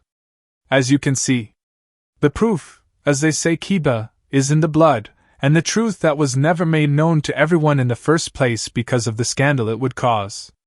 You know what I mean, don't you, my godfather?" said Naruto to Jiraiya, who looked guilty in a way a child did in being caught with his hand in a cookie jar, and lying despite the truth to the contrary. "So you know, huh?" said Jiraiya while the fire spiked around him and Naruto's blue eyes narrowed dangerously. "Of course he knows, fool! Who do you think told him? Who do you think told him the biggest secret ever kept from him? You know the one. It was kept from him even longer than my sealing into his body," said Kyuubi, seeing Jiraiya's face go deathly pale. "What secret?" said Kurenai, seeing Kakashi and Jiraiya flinch while Naruto's anger once more spiked at seeing the former react. "A secret known to a select few. A select few, who were trusted to do their duty, and yet they chose to betray the man entrusting them with it," said Naruto angrily while Jiraiya and Kakashi looked down in shame. "I don't suppose you care to tell us?" said Anko while hoping he would, since she, like most of them, was in the dark about this hidden secret. "The secret known to a select few is who my father is. Though considering the last name I had for most of my life, you would think the one muscle the leaf hasn't used in a while would work again, and figure it out," said Naruto, with most of the group still didn't know what he was talking about. "Your last name was Uzumaki." "So what?" said Kiba before Kurenai smacked him on the back of his head. "That was my mother's last name. If anyone growing up around my father's time here used their brains, they would understand there was only one Uzumaki in Konoha at the time before I was born, and they know who she married," said Naruto, seeing the older adults of the group stiffen and could practically feel the cold shiver that ran down their spinal columns. "Uzumaki Kushina," said Kurenai, as she had met the woman a few times, and wondered how it was she missed the painful truth about who Naruto's mother was, with the man's father being equally painful. "What's the significance of some woman with the same last name as him?" said Kiba while Anko smacked him on the back of head. "Baka! Uzumaki Kushina was the wife of Namikaze Minato. Namikaze Minato was the Yondaime Hokage of the Leaf. Naruto is the son of the Yondaime Hokage," said Anko, seeing Naruto smile at her, but his blue eyes that were filled with rage, and would not leave him. "Now you finally understand. Now you finally realize just how stupid, just how reckless the people of Konoha were for what they did, and the significance of just how deep the betrayal was to my heart," said Naruto while glaring at both Jiraiya and Kakashi, since he knew they would understand the double meaning behind his words. "Naruto, we came here to talk to you. Peacefully. In a civil manner, said Jiraiya, as he saw Naruto narrow his eyes at him more, and had to look away before looking away yet again when his eyes locked onto Kyuubi's crimson orbs. Civil? Do you take me for a fool, Jiraiya? That you are the only one with a spy network? I know why you've come here with your little band of leaf shinobi. You want Hinata-chan brought back to Konoha, said Naruto simply while Kiba growled slightly before Walter made a noise that told the Inuzuka to be silent. She should be buried in the leaf. It was her home. It still is her home, said Kurenai, as she saw Naruto look at her, and then surprisingly, he laughed. Bury her? Why? Hinata's not dead. Or has your vision become so clouded and narrowed so badly that you can't see who the woman is sitting right beside me? Said Naruto, as he raised his hand, and moved it for them to follow where he wanted them to look so they could see the Hyuga for themselves. Hinata? Said Kurenai, as she could barely see past the fire, and thus had not seen her former student's face in the process. Give me back my future wife, said Kiba before a firm hand was put on his shoulder by Walter, and the butler squeezed hard while telling the Inuzuka's dog to know his place and not interfering. No, said Naruto simply while Kiba struggled between growling in anger and gritting his teeth in pain from Walter's grip. Naruto, there is an arranged marriage between Inuzuka Kiba and Hyuga Hinata to be scheduled for when the tournament in Spring Country was over. I don't know how well schooled you are in politics, but in the East, her father demands she return home and be married to Kiba immediately, said Jiraiya while not mentioning that Hayashi had already tried to have Hinata killed using the caged bird seal. That was not on her head. Oh crap. Funny Jiraiya. I didn't think Hayashi was the kind of man to marry off his presumed dead Hyuga daughter to Kiba. Unless he thinks Kiba is into that sort of thing, said Naruto while Kiba went green in the face and wanted to puke like the other Konoha shinobi. We came here originally to return Hinata's dead body to the leaf, but since she is in fact alive, our mission has been altered to returning her home to Konoha to be married, and without delay, said Shino while Naruto focused on the Aburame. Let me guess. Logic demands I comply with this since I am of royal status now and thus comply with the rules of royalty? Both as an emperor and the son of a Hokage? Said Naruto seeing Shino nod. Correct, said Shino while Naruto just grinned dangerously at him. Tell me, Shino, when was the last time I ever acted in a logical way? Said Naruto, as he leaned forward slightly and looked right into the shades that hid the man's eyes. I do not know, said Shino admittedly with Naruto grinning even more. Damn right you don't. None of you do. Not surprisingly since you were all told to hate, scorn, and or ignore me. So tell me again, why should I follow the rules of the East when I am in the West, and going to be married to this wonderful caring woman sitting by my side? Said Naruto while the fire in the room lessened and Hinata blushed at his words. She's going home and marrying me. That's not negotiable, said Kiba before the fire and the heat from it shot up to dangerous levels. I think it is. You seem to forgetting, this is my empire, this is my home, and this is my house in which you have entered demanding something from me, said Naruto before he snapped his fingers and instantly the samurai outside, plus entirely new squad entered the room and surrounded the group. Naruto, stop! Please! Said Sakura while hoping he would listen to her for old time's sake. I don't answer to you.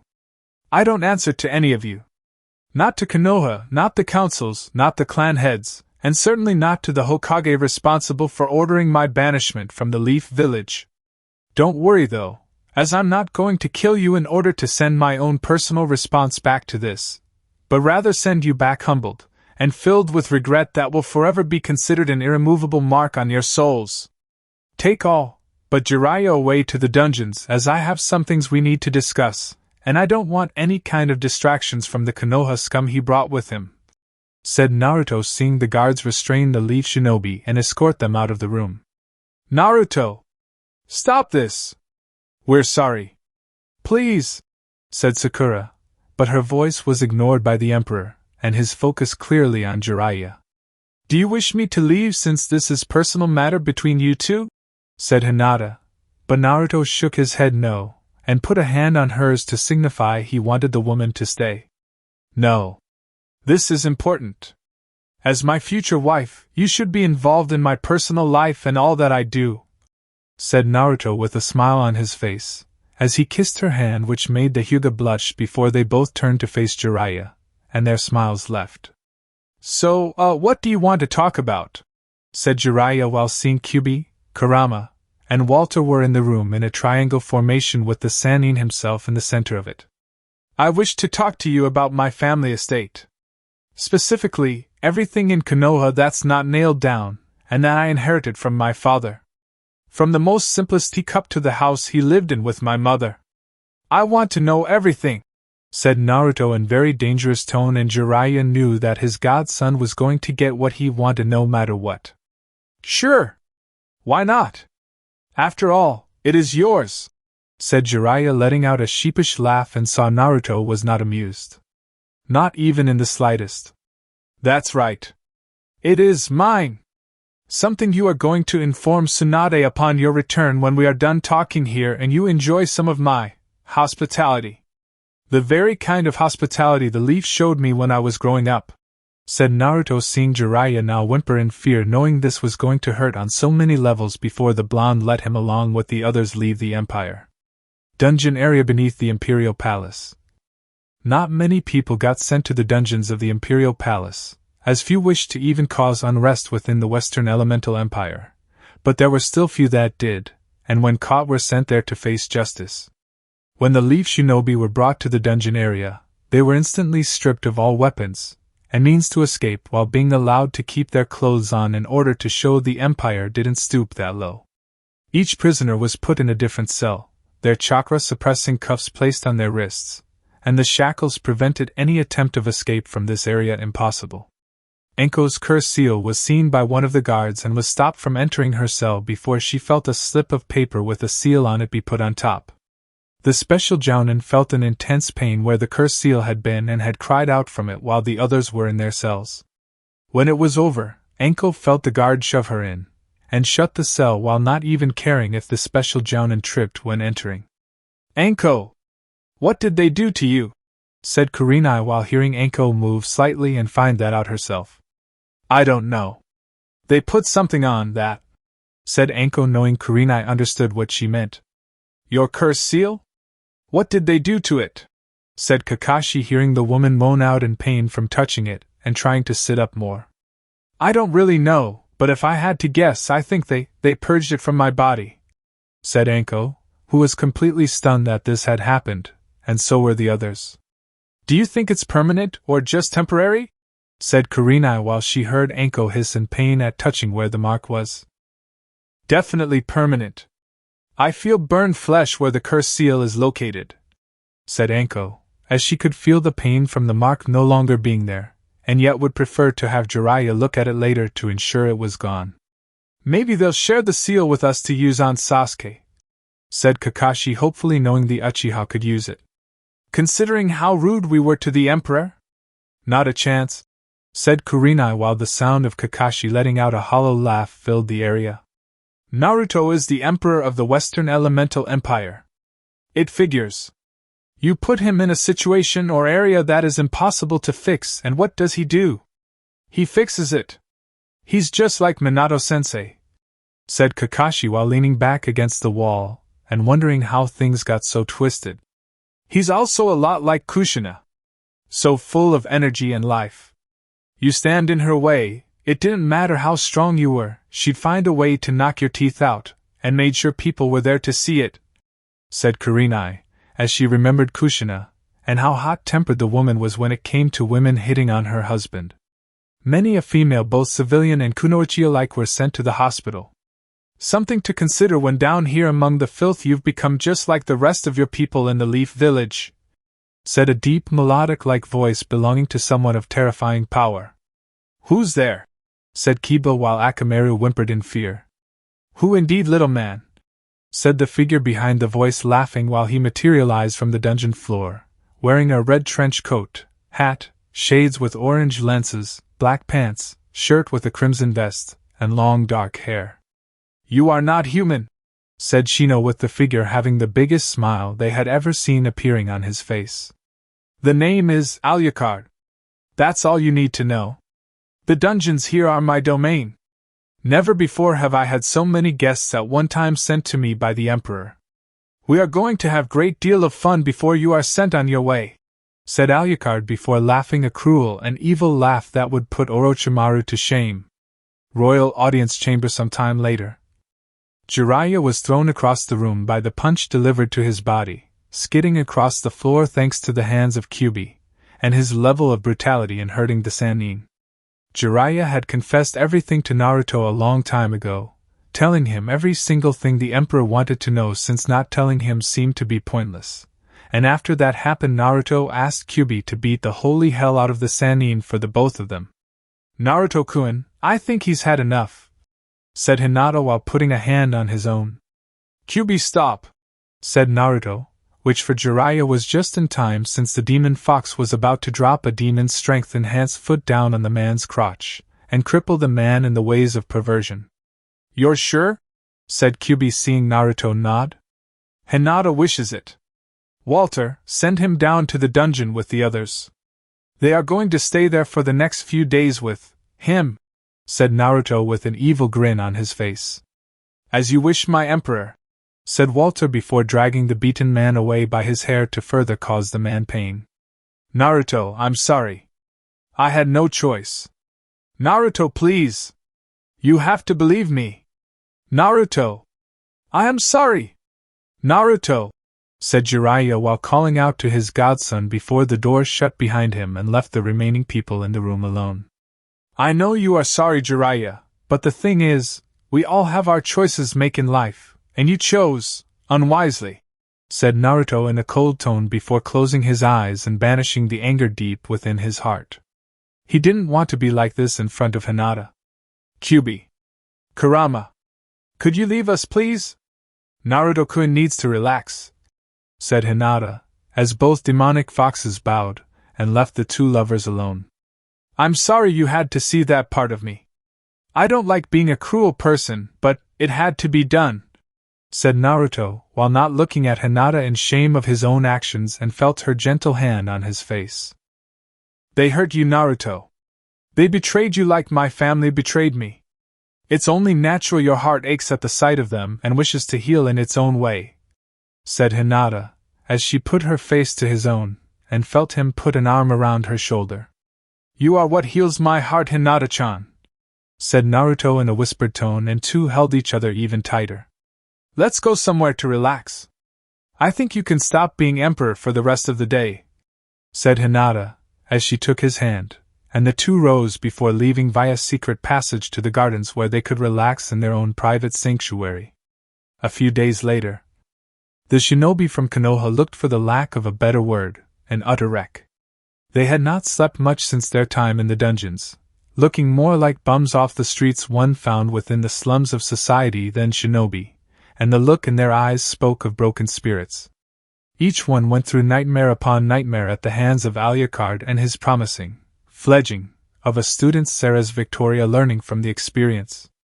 The woman had blonde hair with blue eyes, which further hit home for them since Sarah's could pass for being Naruto's sister without whisker marks, and when angry turned into crimson ones like Naruto's did when using Kyuubi's power. I trust returning to Konoha in your state won't be a problem, said Kyuubi, as he had seen fit to drop them off at the wall, and knew it would be a long road back since Earth Country along with IWA stood in the way of getting back to Konoha. We'll manage it, said Jiraiya, as he had his legs broken the day before by Kyuubi, put them in casts, and was then given crutches to make it back home that way until Sakura could heal him. Kyuubi had forbidden her from doing it until they got back to the Leaf. Good to know. Oh, just one more thing before you leave, and it concerns that woman you call Hokage, said Kyuubi before tossing Kakashi a scroll since Jiraiya was unable to do it and stay upright. What's this? Said Kakashi while trying some idea what was inside. Incentive for that bitch to comply with Naruto's demands and claims for what are his by birthright. The things Konoha will no doubt try to deny and or destroy before they ever hand them over to him. Which reminds me, Kakashi, hand over that kunai. said Kyubi, seeing Kakashi stiffen slightly and look away.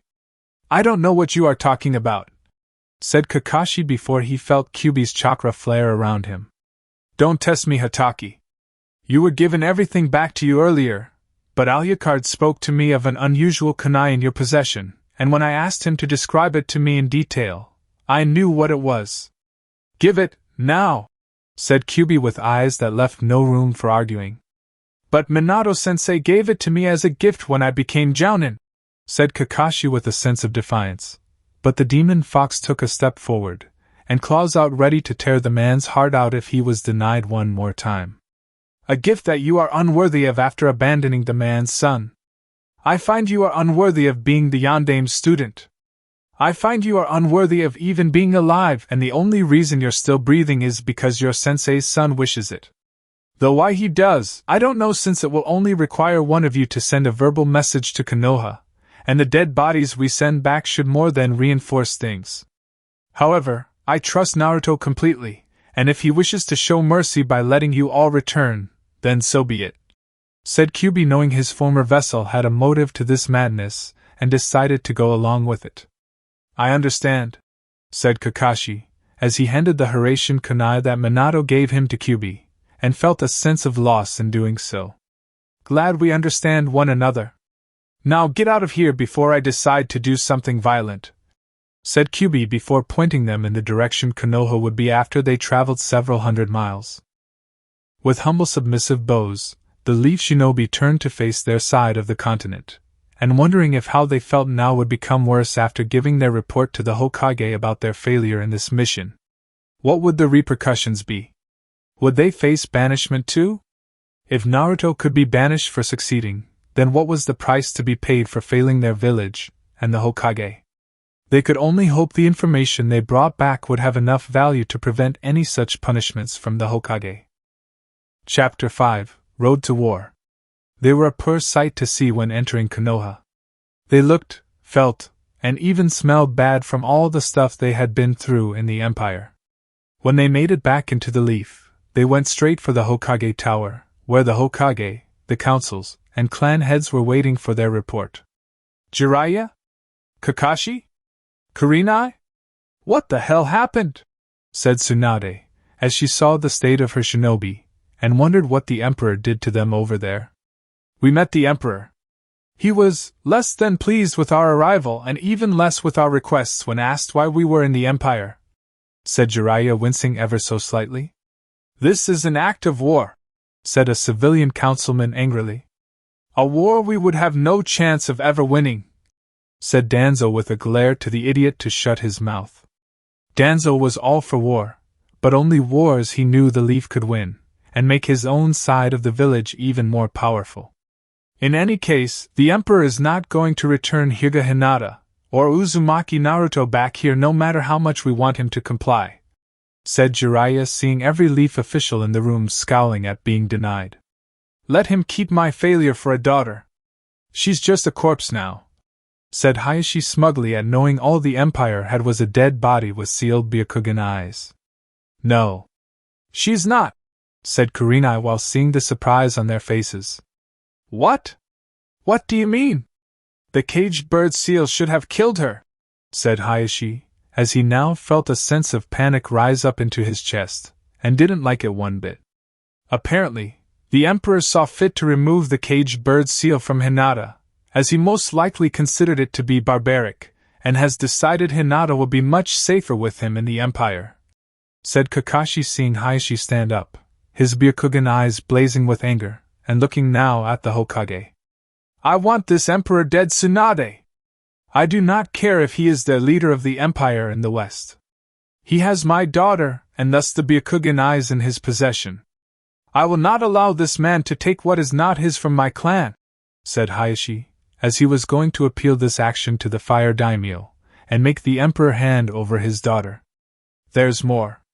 We know the identity of the Emperor of the Western Elemental Empire, said Jiraiya while catching everyone's interest.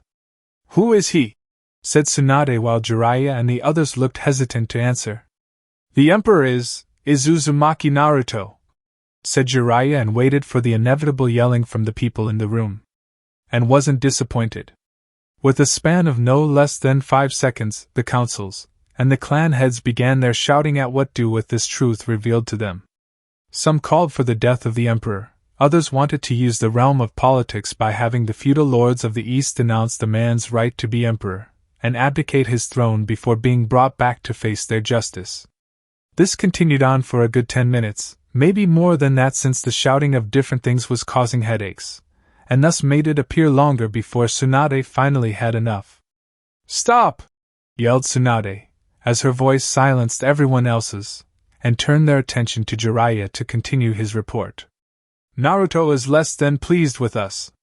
In short, the Gaki would sooner rip our guts out than save anyone in the village, and not only that, but he also knows the truth." "Tsunade," said Jiraiya, seeing the woman's eyes widen while everyone around her looked between the two in confusion. "How?" said Tsunade, demanded, and saw Jiraiya sigh, knowing there was more to it than just Naruto figuring things out on his own. "Kyuubi told him. Most likely after Naruto set him free," said Jiraiya before the room was once more filled with shouting. "This is outrageous. I will not accept the demon and that boy are separate entities. They are one and the same," said Inuzuka-tsum in anger. "No, Mom. You're wrong," said Kiba in a humble tone that caught everyone's attention. "What?"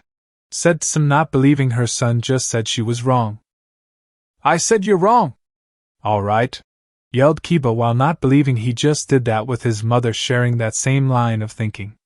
But, it's not possible," said Tsum, as she didn't know what to think, and neither did the clan heads. "We saw Naruto first with the Kyuubi appearing behind a nearby pillar when Sakura had demanded proof they were separate entities. Kyuubi even went so far as to let someone else in the room injure him with blood being drawn, and further prove that he wasn't one of Naruto's shadow clones under the disguise of a henge. We were wrong, Mom." "So wrong," said Kiba, as he saw the shock on his mom's face, and realized that was the look on his own when the news first hit him.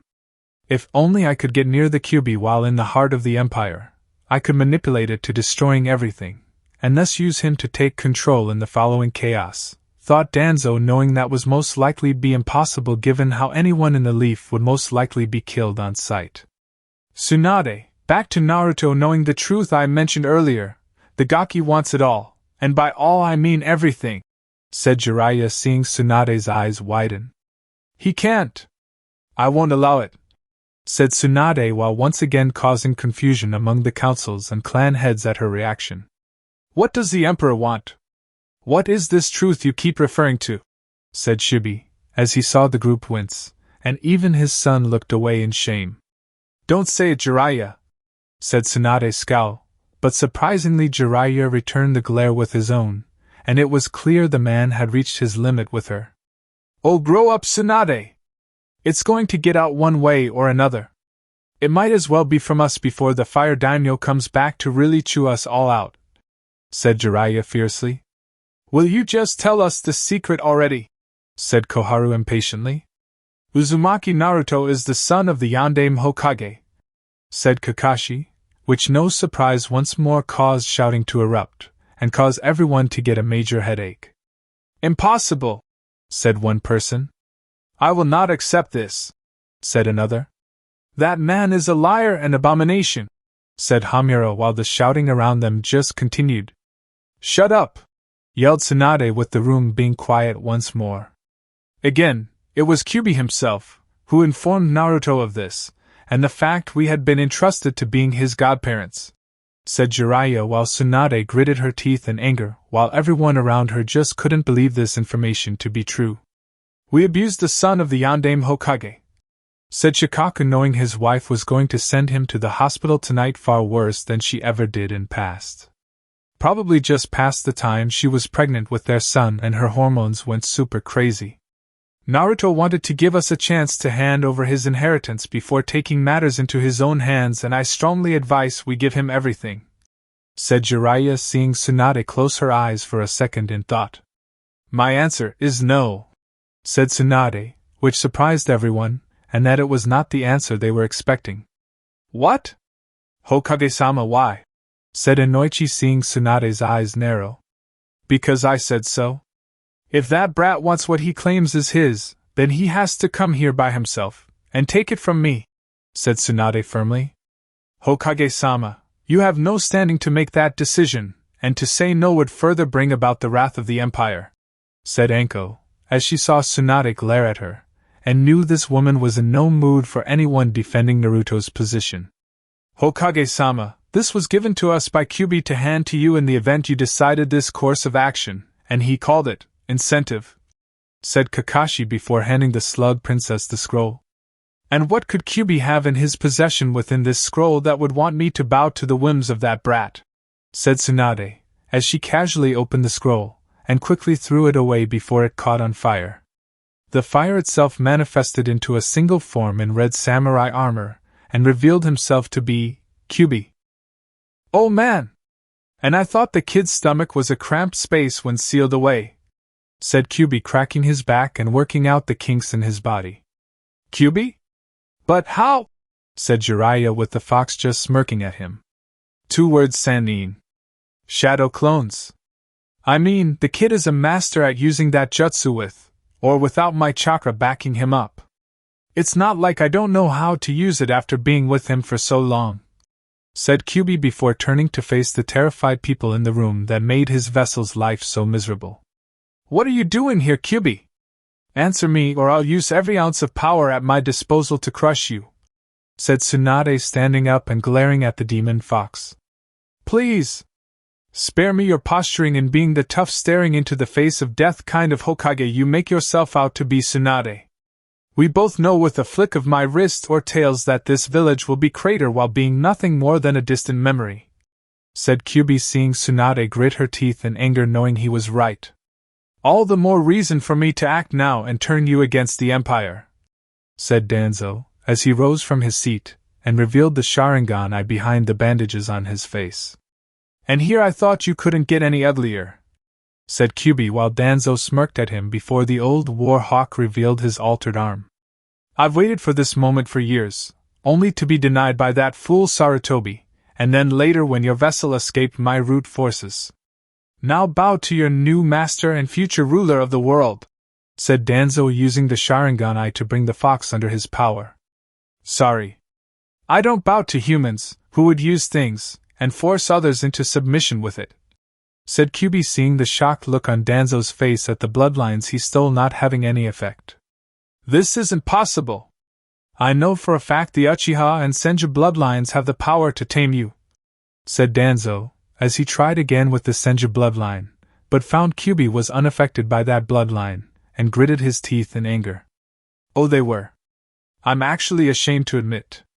But that was before Naruto removed that weakness, and set me free from such outside forces influencing me to do someone else's dirty work. Those days are over, said Kyuubi with an evil grin on his face.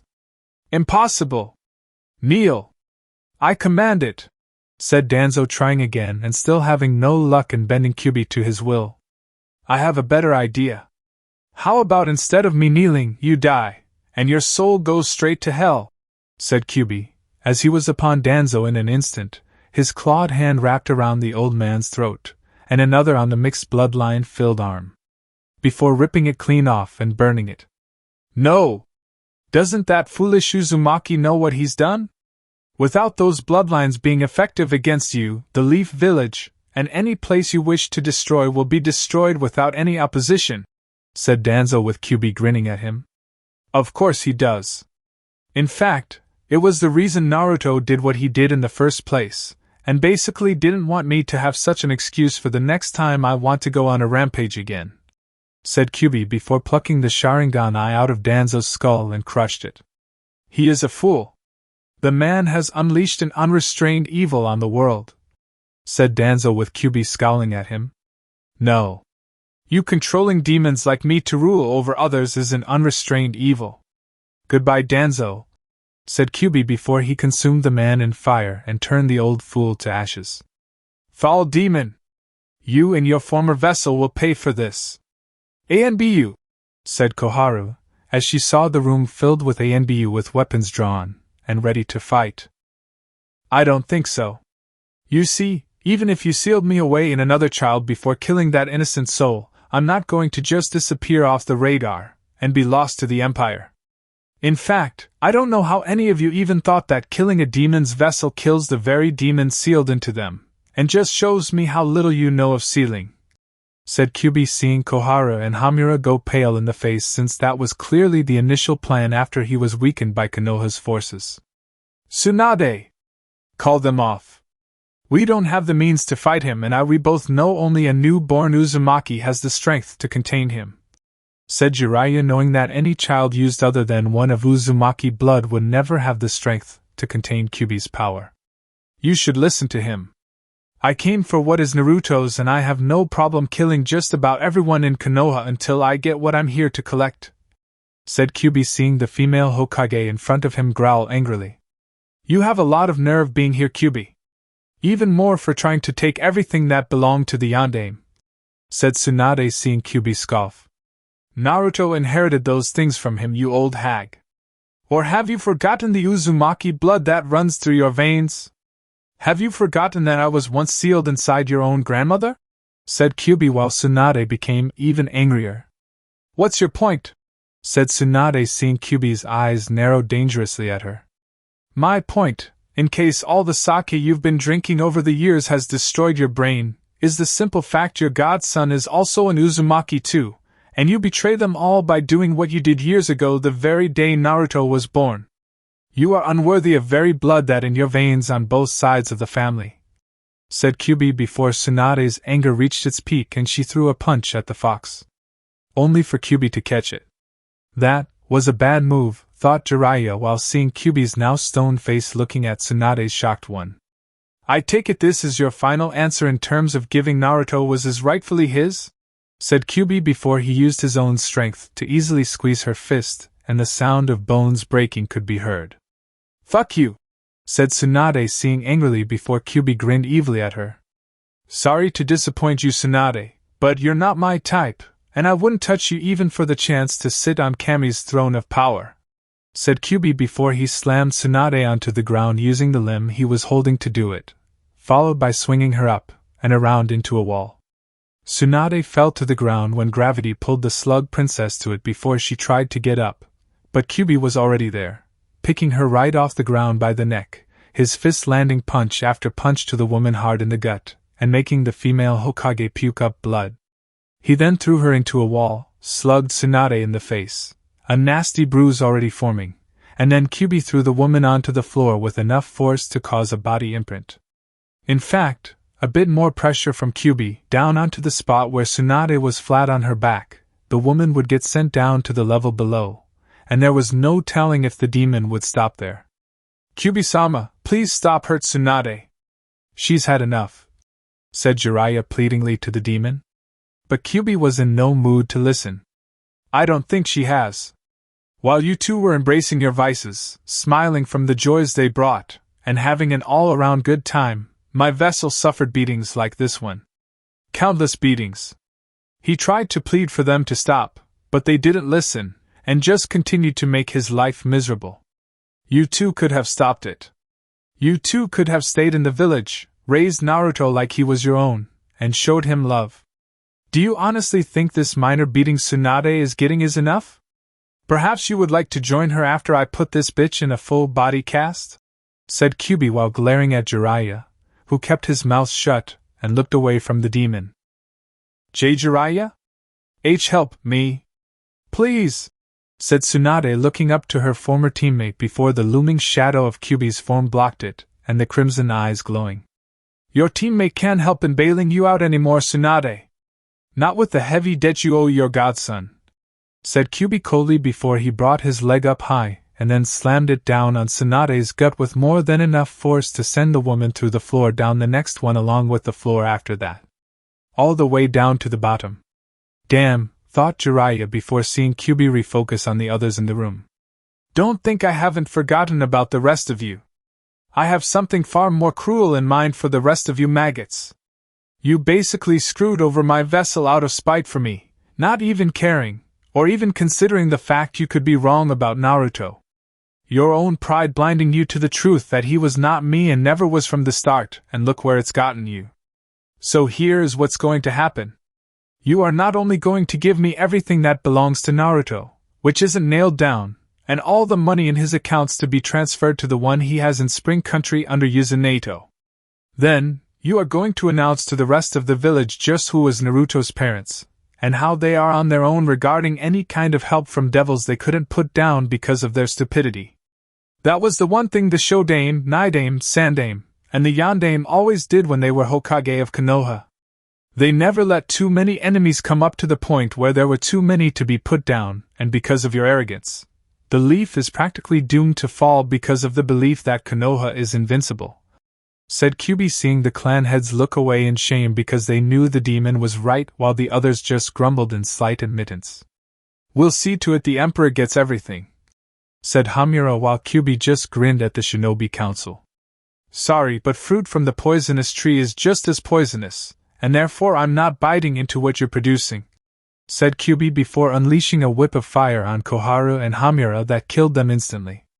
"Don't kill us," said one civilian councilman in fear. "We were only following orders," said another one.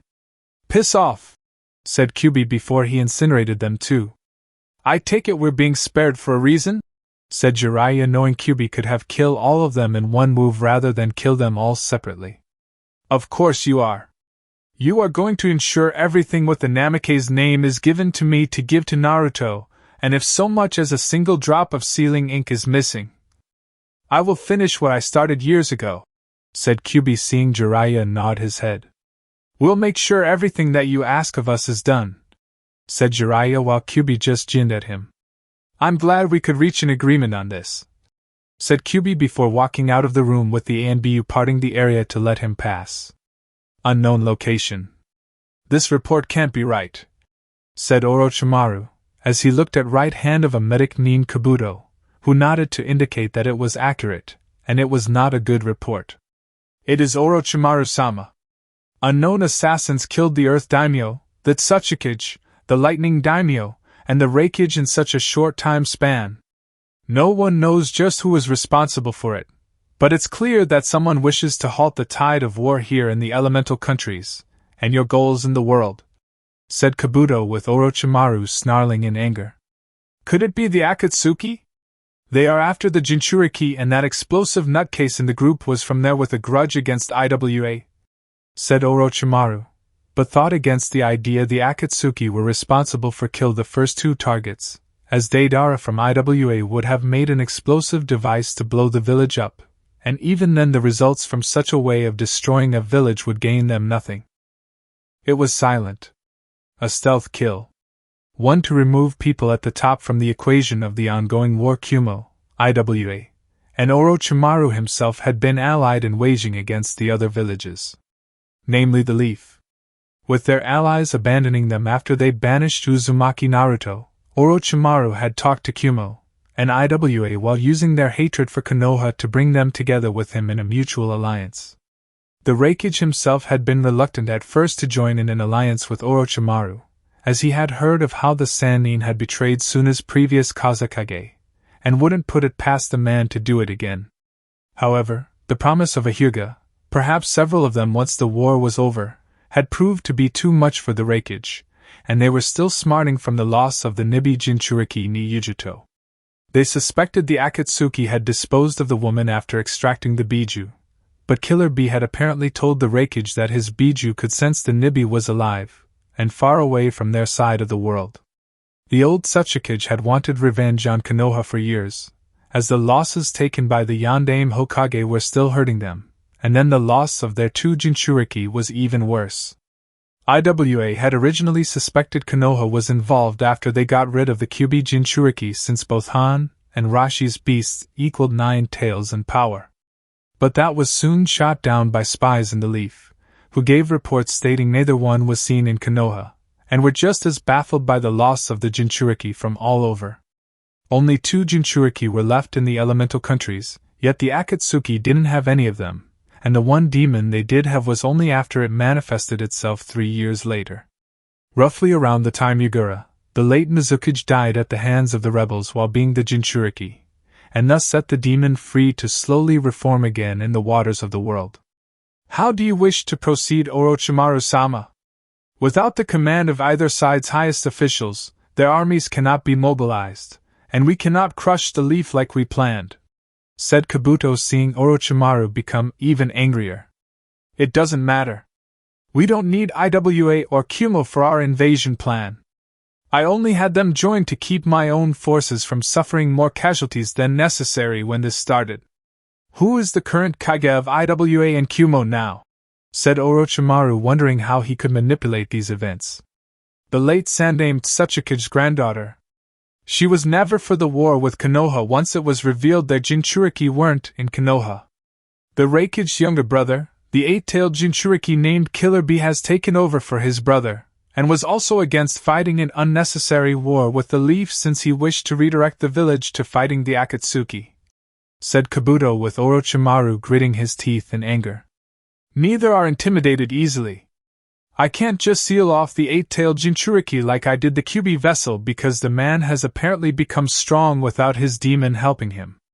Kuratsuchi is like her grandfather in regards to doing what she puts her mind to and is too stubborn to have it changed. We'll crush Konoha now. Prepare our forces. I want to stand on my sensei's monument head and stain it with the very blood of his people," said Orochimaru with an evil grin on his face. "I'll give the order, Orochimaru-sama," said Kabuto, knowing it would take a few days to mobilize everyone. Konoha several days later. "Is this everything?" said Kyuubi while glaring at Jiraiya and looking into his very soul to detect if he was lying. "Yeah. Everything was done just like you asked," said Jiraiya, who had been healed up by Sakura, but even then it was considered unwise for him to be on his feet for too long, and Shizen was healing Tsunade, though the Hokage's injuries were far more severe, with her condition required staying in a hospital bed for at least another week. "And the people now know the truth?" said Kyuubi, as he saw Jiraiya nod, but the demon fox already knew it had, and just wanted to rub it in further. "Yeah. Not everyone is happy about hearing it though," said Jiraiya, with Kyuubi scoffing at him. "Talk to someone who actually cares if they're happy, and then give me their names so I can smash their faces in. I'm taking this stuff back to the Western Elemental Empire so the house, the scrolls, and everything that is Namake's sealed away in this scroll, with the only one opening it being of Namake's blood," said Kyuubi, as he had all the items that Naruto wanted, and the money was transferred to the bank in Spring Country before it was retransferred again to the Empire. "Well, no one is going to stop you," said Jiraiya, seeing Kyuubi nod. "Goodbye," said Kyuubi, as he was gone in a flash of crimson, and left Konoha in a state of depression no one could get around. Barbecue restaurant. "I feel like such an ass," said Kiba, as he poked his food, and not feeling very hungry. "We betrayed the most loyal Leaf Shinobi that Konoha has had in a long time. All Naruto wanted from us was friendship, and we spit on him for something that wasn't even true to begin with. We betrayed the very convictions this village was founded on," said Shino, as he had confronted his father about this, and the truth regarding Naruto, to see if the man knew.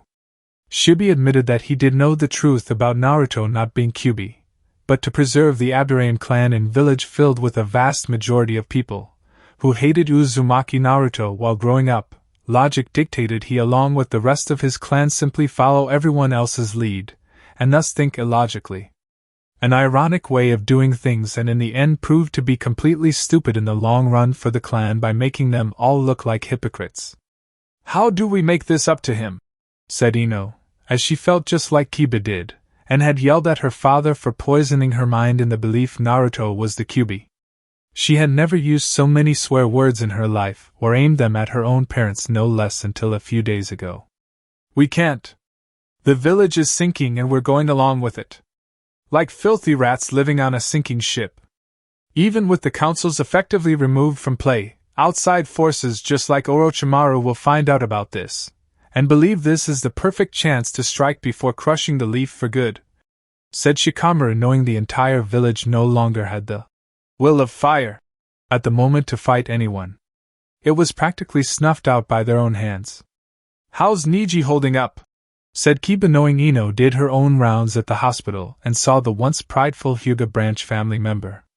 "He's been quiet," Has been since Kyubi paid him a visit. From what I heard, they had some kind of conversation, and it was about the Hyuga clan's future. Don't know what exactly, but apparently Hayashi tried to interfere, and is now blind after Kyubi put a seal of his own on him," said Ino, having heard the rumors, and Hayashi being absent from the public life of Konoha seemed to confirm them. "The ultimate punishment for anyone with a dojutsu-based bloodline," said Kiba while thinking the Uchiha was next. "Speaking of such people, I heard Sasuke didn't exactly take the news regarding Naruto on both counts very well, and tried what Danzo did in the meeting room," said Shino, as he knew of Sasuke's quest for power, and any measure to seize it. "Yeah, he did. Even with the damage done to him, that jerk still tried to pick a fight when he shouldn't have. I was there when he tried to. Sasuke called Kyubi the fox pet of the Uchiha clan and was determined to bring the demon back under Uchiha control. That it was his revenge against Naruto for having that blind taijutsu fighter in Spring Country ruin any chance of him reviving the Uchiha clan through his own body. Not only did it fail, but Kyubi had ripped Sasuke's eyes from their sockets and crushed them in his hands," said Shikamaru while muttering, "troublesome," under his breath. "Not like Sasuke would have revived his clan even if he had balls," said Kiba while Ino glared at him. "What does that mean?" said Ino while seeing Kiba roll his eyes. "Oh, come on, Ino. Even you've seen it. The way the girls that threw themselves at him were turned down. The way he would be around guys when Sasuke thought no one was looking. Uchiha Sasuke is gay," said Kiba with Ino's face going red with anger. "You take that back," said Ino with Kiba just looking at her for a second, and then Shino. "Can you help me out here, Shino?" "You've seen it," said Kiba with Shino nodding. "I have noticed Uchiha Sasuke does seem to hang out around the males of Konoha more than females. My bugs have also informed me of his pheromone output doubling when around strong male shinobi," said Shino, seeing Ino looking at him now in shock. "So Sasuke is really gay?" said Ino, seeing Shino nod. "All current data from my observations of him have concluded he is, and most likely in the closet as they say," said Shino with Ino smashing her head onto the table and a rain cloud formed over her head. "Does Sakura know?" said Ino, her head shooting up. "Not like it matters. Sasuke can't reproduce, lost his eyes, and the fact he's gay just means no one short of Uchiha Itachi himself is going to be able to revive the Uchiha clan," said Shikamaru, knowing the Uchiha clan wasn't really a popular clan right now to bring back from the brink. "At least Sasuke can walk. Lee's permanently crippled this time. That Tifa Lockhart in the Taijutsu tournament in Spring Country knew where to hit him," said Kiba while Ino winced since she had seen him in the hospital and told the bad news by Tsunade about being crippled forever this time. "Talk about karma. Naruto busted his ass on every mission he went on, and one of them was to bring Senju Tsunade back to heal the injured after Orochimaru crashed our very first Chunin exams. Lee was paralyzed from the waist down after his fight with Sabaka no Gaara then, and Naruto brought back the one person who could give him his life back. When Lee denounced Naruto into being a demon, I will painfully admit that my way of thinking was along his too, just without the springtime of youth stuff, and hated our blonde former friend," said Shikamaru, sighing in despair. "We made our choice in following what the village believed about him, and it was wrong from the start," said Ino, wondering what was next for them all. "There's nothing short of a miracle from saving the village, is there?" said Kiba, seeing Shikamaru shaking his head. "Nothing short of Kami sending us back in time to our past selves and kicking our own asses before stopping the village from making a big mistake will save us all from total destruction," said Shikamaru, with the others looking down with depression-filled faces. "Who would save them now?" Imperial Palace the next day. "So it has begun," said Naruto, looking over a report given to him by one of his agents in the Thieves' Guild. "Apparently so. Suna also sent a report to us regarding the exact same thing. Orochimaru is on the warpath against Konoha and marching his forces to the village as we speak. The Akatsuki are going after Killer Bee, and IWA has just heard the news of you being the son of the Yondaime," said General Iroh, who had felt it best to hand this information over to Naruto right away and prepare a defense of the Empire itself. "And IWA wants blood for the apparent Sins of the father I never knew. Are the daily in position to defend the wall? Said Naruto, seeing General Iroh nod. With watchful eyes and ear, my emperor, said General Iroh while seeing the gears in the emperor's head turning. Good. Your brother and the fire division troops are to assist with an offensive attack on them. IWA thinks because they have large numbers and are right next to the wall that they can get whatever it is they want from me. They think we're like the leaf in being stagnant in times of peace and become soft enough to win against in a fight. It's time to remind them why there is even a wall standing between them and us in the first place, said Naruto, seeing General Iroh nod and understanding the order. No mercy, my emperor? Said General Iroh, knowing such order from the emperor was to be followed to the letter. Show no mercy, General Iroh. I want the death toll of the enemy to be so massive from this one battle that the losses they took at the hands of my father will seem like a small handful by comparison. The people of the Empire are my people, and I will not see it be invaded with the people in it hurt by an army of IWA shinobi with a grudge aimed against me, said Naruto before he got on his fox helmet and sheathed his sword. My emperor? Said General Iroh while he saw the look in Naruto's eyes of a man getting ready to fight. This is a grudge aimed at me. These IWA shinobi want me, General Iroh.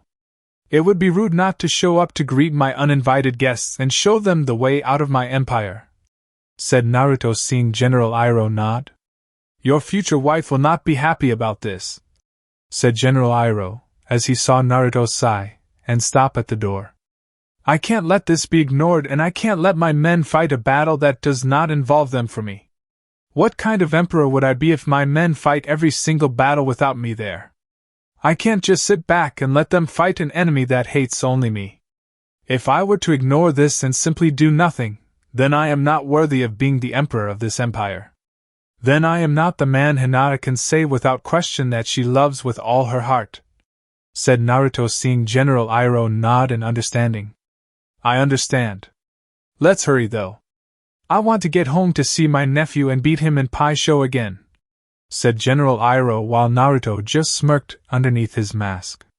Will do, General, said Naruto, as they headed out, and put an end to this war before it even started. The wall hours later. The army of IWA shinobi ranging from Chunin to Jounin marched on the orders of their new Tsukiji Kuratsuchi, who was the granddaughter of the woman's predecessor, and the female Kage herself leading the charge. While the woman no longer had any kind of problems with the leaf at the moment, which was different from her grandfather's stance, she did have an issue with the Namikaze, and son of the Yondaime Hokage of Konoha, currently residing as the emperor of the Western Elemental Empire.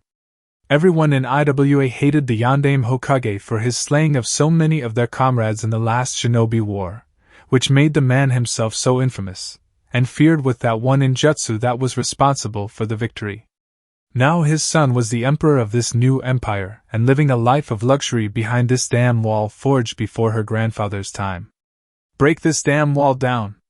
I want to show everyone from Spring Country's daimyo to the emperor himself that this wall won't stop us from avenging our comrades slain by the Yondaime Hokage, said Kuratsuchi, as she stared at the massive wall, and wished it was destroyed by her stare alone.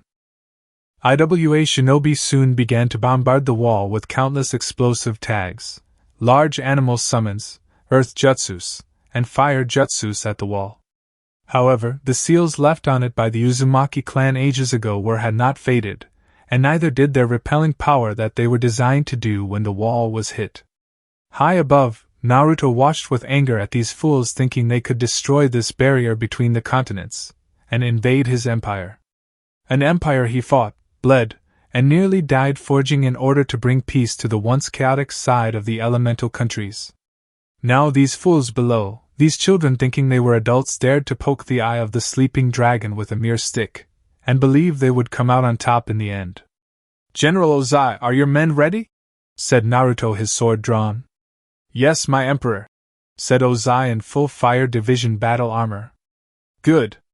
Now, General, let's bring them hell, said Naruto, as he leaped off the wall, and Ozai along with his fire division troops doing the same while the daily under General Iroh were on the wall releasing earth jutsus down on Iwa's animal summons to make them dispel.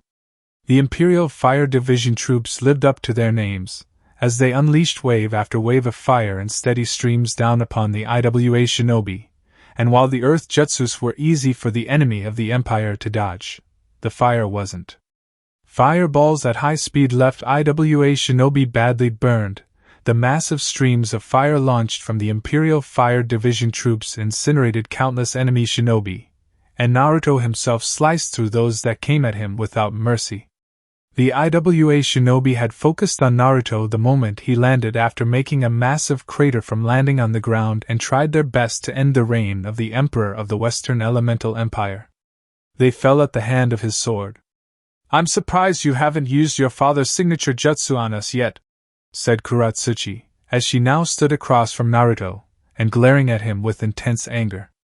"I fight my own battles, Sasuke.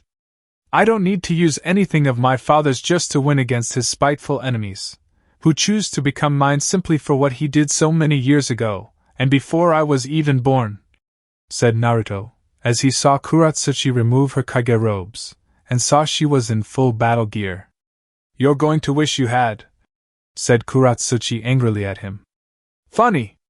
Han and Rashi almost the exact same thing when they first fought me before I convinced them to see things from my point of view," said Naruto, as he now fought the female Kage in a battle of swordsmanship, and had to admit the woman was good. For an IWA shinobi.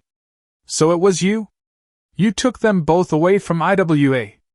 Not the leaf, or the Akatsuki," said Kuratsuchi, as she tried to take Naruto's head off, and missed when the Namikaze ducked under it. "Of course I did. They were both miserable.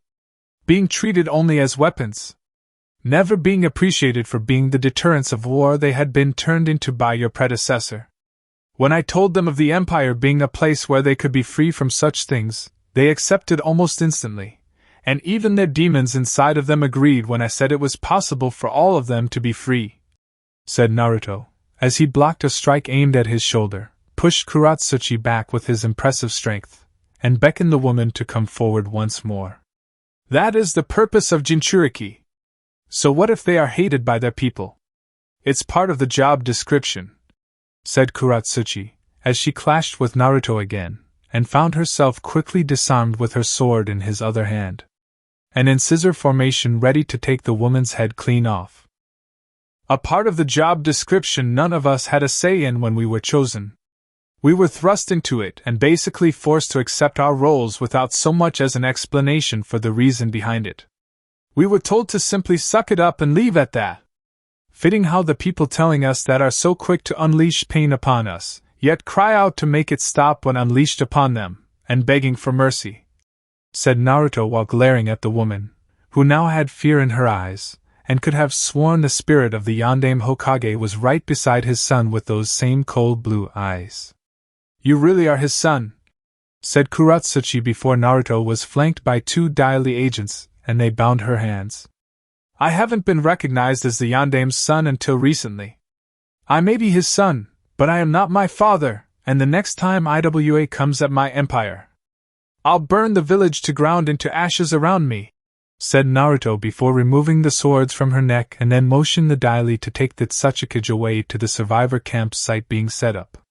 Not that there were many survivors left. "You're letting her live, my emperor?" said Ozai, knowing there were few IWA shinobi left that were either badly injured or dying from their injuries. "I'm not entirely heartless, Ozai. My people wish me to be fair yet firm. Sending what's left of this once massive army back along with its leader to their village in defeat is more than a fitting enough punishment.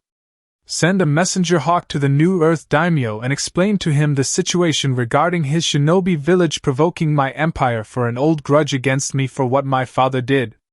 Tell him if he doesn't want his country turned into a wasteland, he'll call off all transgressions and attacks on the other regions around him," said Naruto, as he knew this slaughter would get the feudal lord's attention, and the man would wish to head for the negotiation table to work things out. To do otherwise would be foolish.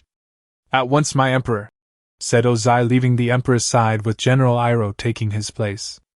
"It won't end here, I'm afraid," said General Iroh, as he saw Naruto nod his head, and there was a sense of depression in the Namikaze. "You're right, Iroh. It won't end here. Soon word will reach the Akatsuki of my existence.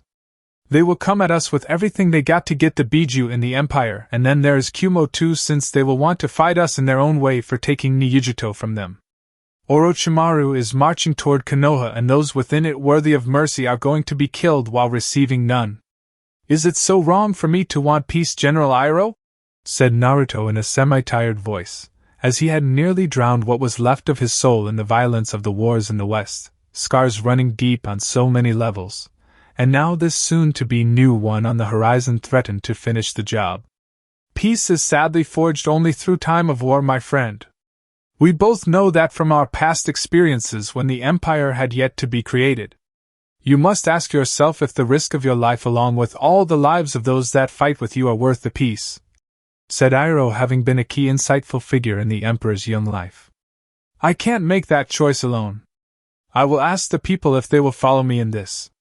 If they say no, then I will not commit to war, and only if they say yes will we fight, said Naruto, seeing Iroh nod his head, knowing that was the correct course of action. The people were the Emperor's strength, and he would need their strength now. My Emperor, we have guests under a white flag, who wish to see you, and claim it is urgent, said a daily agent kneeling to the side. Who are they? Said Naruto, turning to face the daily agent. One is Special Jounin Mitarashi Anko of the Leaf, who was with the escort of Jiraiya of the Sannin when they came to visit you from before, and the second is Senju Tsunade's first student Shizun, said the daily agent while sensing a few emotions bubbling around his emperor. Just the two of them? Said Naruto curiously, with the daily agent nodding. Yes. They claim to come here on their own without the sanction of the Hokage, said the daily agent, and sensed the emperor was more curious than before. Bring them over, but keep an eye on them, and if their motives aren't pure, detain them for further questioning, said Naruto, seeing the daily agent nodding and then rising quickly to bring them over. Hello, Naruto, said Shizun, humbly bowing while Anko did too. Shizun. Anko. I'm curious to know why you are here, said Naruto, looking at the two for any deception on their part. We came here because, said Shizun, as she was afraid to speak, and Anko saw it was up to her.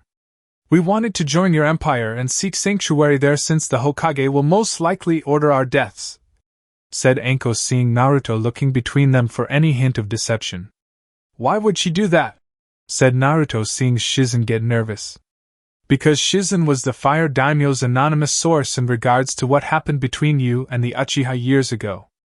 A few months after you got shafted by the Leaf Village, he was getting hassled by Konoha's former allies, and Shizun dropped medical reports along with a letter stating what happened, said Anko while Shizun nodded. And you? Said Naruto to Anko. I want a new life. Just because the curse seal on me is gone doesn't mean those assholes in the Leaf are going to let things go, said Anko, seeing Naruto nod in understanding. True. Given how things are right now, I don't see why you two couldn't join, but you're going to go through a battery of tests, and only after your intentions are proven to be pure will you both be allowed to become a citizen of the Empire, said Naruto, seeing the two nod before a pair of daily agents escorted them to their means to get on the other side into the Empire. Something on your mind, my Emperor? Said General Iroh, seeing Naruto's eyes, showing his mind once again working overtime. Just wondering how Tsunade is going to take this and just how far lost her mind already is, said Naruto, already questioning Tsunade's mental state, and figured when she learned of Shizun's defection would make it worse. In Konoha. Damn them! Yelled Tsunade from her hospital bed, as an ANB reported Shizun and Anko missing from the Leaf before finding a letter from the former of the two. We sent a tracker team to hunt them down and then bring back for questioning. We lost their scent after it left the village, heading west towards the Empire, said the ANBU, with Tsunade looking ready to kill someone. When I get out of this hospital, I'm going to make sure those two bitches are punished personally by me, and reminded of who their loyalties belong to, said Tsunade, as she was not going to let this scorn from Naruto, Kyuubi, Anko, or Shizun go without some proper measure of revenge. There is also the matter of several of our scouts reporting in of them detecting a shinobi army led by Orochimaru is headed our way, said the ANBU while mentally questioning the sanity of his leader. and everyone capable of defending the leaf is either injured or dead. Damn that brat! How long until Orochimaru's forces get here? Said Tsunade, needing some kind of ETA on the Sanin's arrival. 3 days' time. A mean storm blew in their area and pinned them down for a short while, said Jiraiya on the window while Tsunade looked furious at him. Why? Why did you allow Naruto to get away with what he did to me? Said Tsunade, as she felt betrayed by Jiraiya, and saw the Sannin shrug. You really expect me to fight against the Kyuubi in my already injured condition? If the Kyuubi didn't take what belonged to Naruto, the Fire Daimyo would have found out about it, and come here to do it for me, with an army to back him up. I did the only thing that would save Konoha from being burned to the ground, said Jiraiya, seeing Tsunade scowl at him.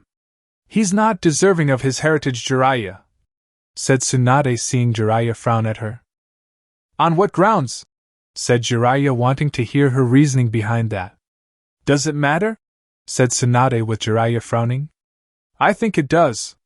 If you have reason to deny him, then stop stalling, and spit it out, said Jiraiya, seeing Tsunade look away.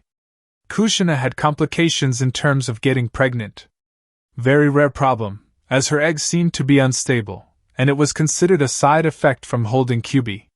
My own grandmother's journal stated as much when she held the beast, and a procedure was done that only few knew about, with even fewer even capable of doing, said Tsunade, as she saw Jiraiya frown further in confusion, and wondered why this was grounds to deny the Gaki what was his inheritance. What was the procedure? Said Jiraiya curiously.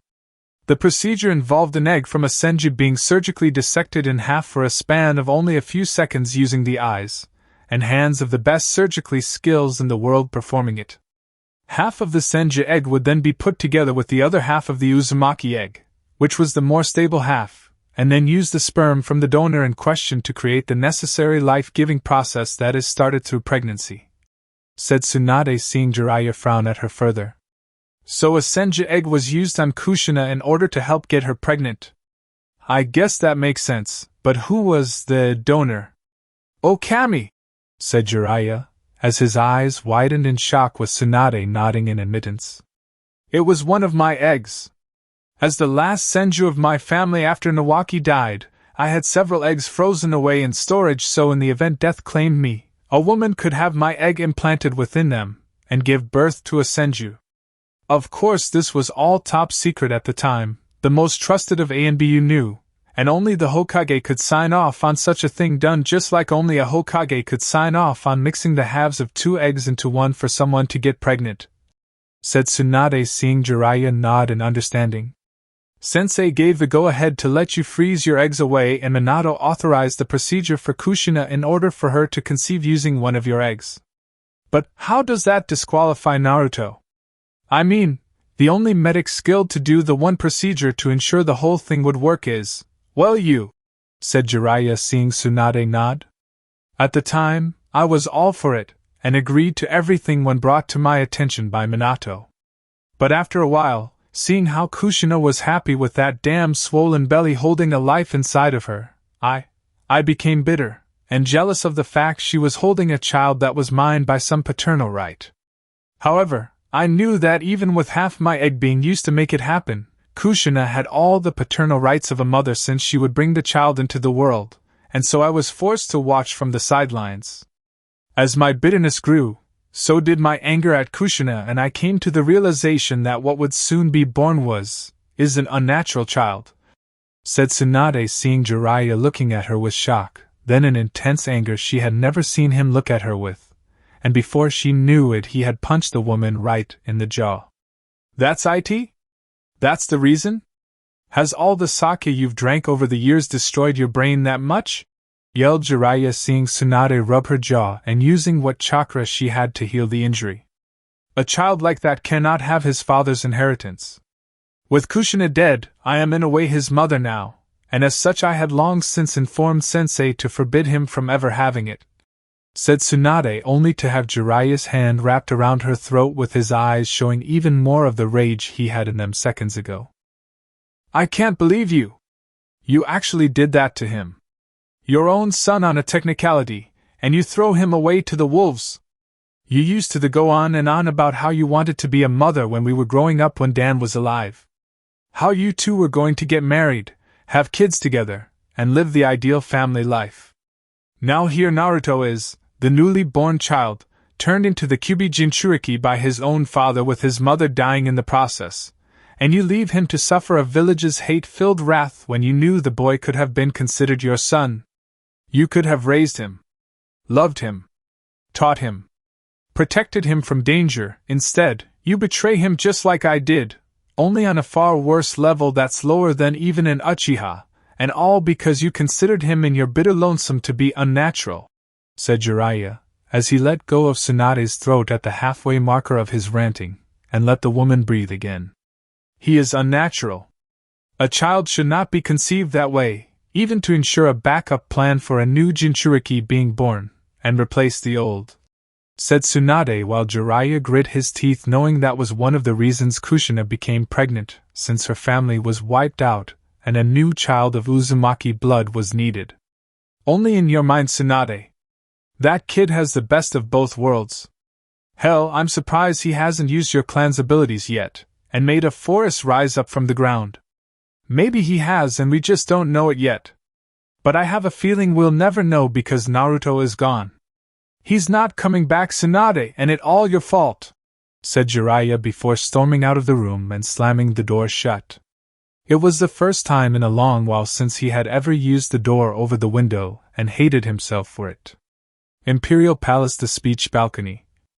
It's time, my emperor, said Liu Bei, as he saw the man nod and look to his wife. I'm sorry we keep postponing our wedding. I'm a horrible person, said Naruto to Hinata with the Hyuga shaking her head no in disagreement. No. No, you're not. You're a wonderful person, who cares about others, and has to weigh the choices in front of him that few can make. It's the price one must pay for being the emperor of an empire, said Hinata as she hugged him, and felt his lips when he kissed her hair. No matter what I do, I'll never be worthy of your love, and yet here you are being patient with me, said Naruto with a smile on his face while Hinata smiled back. You were always worthy, it just took us longer to come together due to outside forces that tried to keep us separate for so long, and nearly succeeded had you not changed my life when it counted most, said Hinata, as she felt him hug her tighter, and returned it. Even now, outside forces threaten to keep us apart, and the only reason I was able to change your life is because of you changing my outlook in life. Without your confession, I would have felt like there was no one out there for me, and just died alone without my other half. You, said Naruto with Hinata smiling more. My emperor, the speech? Said Liu Bei while the rest of his sworn brothers and several other generals were waiting. I'll make this up to you. I promise. When this is over, we're getting married, and having the best honeymoon ever, said Naruto with Hinata smiling and kissing his cheek. I'll hold you to that, my emperor. After all, you don't break promises, said Hinata into his ear and could feel his blood burning for her now. Yeah. Least of all you, my empress, said Naruto, as he squeezed her rear and loved the eep she let out in the process. Pervert, said Hinata glaring at him though it was a playful one.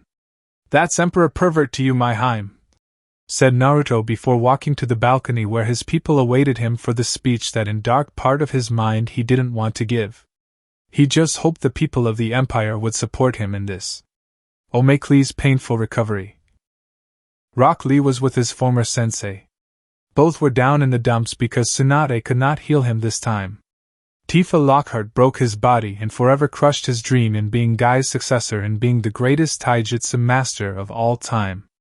A well-befitting punishment when you realize who Tifa served and who was also the very same person Lee had betrayed years ago. I'm sorry I can't live up to your expectations anymore, Guy-sensei, said Lee sadly with his teacher in taijutsu looking just as sad. Don't worry, Lee. We will overcome this and show the village your power of youth, said Guy, as he went from sad to his usual self, and his teeth just as sparkly when he smiled. Yes.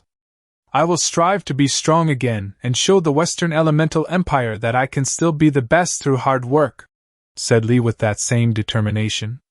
Lee, shouted Guy, giving his student a bear hug. Gicnah! Yelled Lee, as his spine was being crushed by Guy's hug, and the man not letting up. Lee! Yelled Guy, hugging Lee harder. Gi-sensei! Stop! Yelled Lee, as he felt his spine being crushed further, and the pain exploding. No! I won't! I will hug you until your youth is fully restored! Yelled Guy, as he kept squeezing and hugging Lee while the poor crippled shinobi only screamed out louder in pain.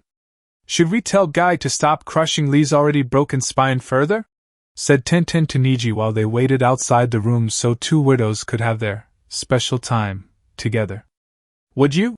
Said Niji with the sounds of Lee screaming louder and pleading for Guy to stop. Good point, said Tenten while wincing when she heard Lee's scream nearly reach the level of shrieking. Karma was a bitch. And make. Chapter 6, Brutality.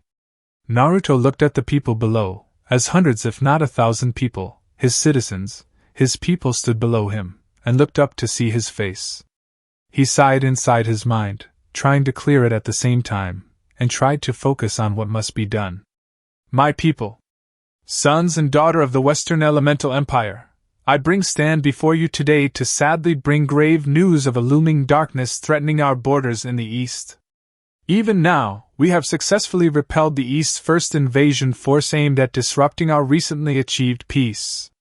However, this one attack does not mean we can simply remain stagnant and believe we are untouchable. No! We have to remain the ever-vigilant, the forever strong empire, for it is the price we pay for our continued peace and stability here despite the chaos elsewhere around us. The problem presented before me is the war of the East now threatening to approach our walls and very doorstep if we are not careful. Even now, an organization in the East with S-class missing nin known as the Akatsuki are planning to move against our empire to take what they no doubt believe is theirs to take, and cause further unnecessary violence. I have also learned that the snake Sennin Orochimaru plans to destroy Konoha along with all its people, whether they are the guilty, who had a hand in my suffering, or were innocent through the whole ordeal. I do not wish to get involved with the East, nor do I wish to drag you, my citizens of this great empire, into their affairs, and bring unto you another mindless war. So I look to you, the people of this empire, to make that decision here for me, and speak your minds freely of what you wish to do regarding this situation. So now as I, your Emperor of the Western Elemental Empire, ask you what it is you want, and if you wish to fight this evil that if left unchecked could one day threaten even us. What say you? Said Naruto, seeing the people below him murmuring to each other, asking for another's opinion, and sharing their own. I have mixed feelings about this, said Hinata to Kyubi, who just smiled gently at her, and put a comforting hand on his shoulder. I know. We don't have to save the guilty though. But the innocent people shouldn't have to pay for the sins of the guilty and the arrogant. It would be like when the leaf punished Naruto for having me sealed in his body. I was guilty for what I did, regardless of being manipulated by Uchiha Madara, but they had no right to take it out on Naruto, and hate him for my mistakes, said Kyubi, seeing Hinata smile at him, and nod. What say you, my people?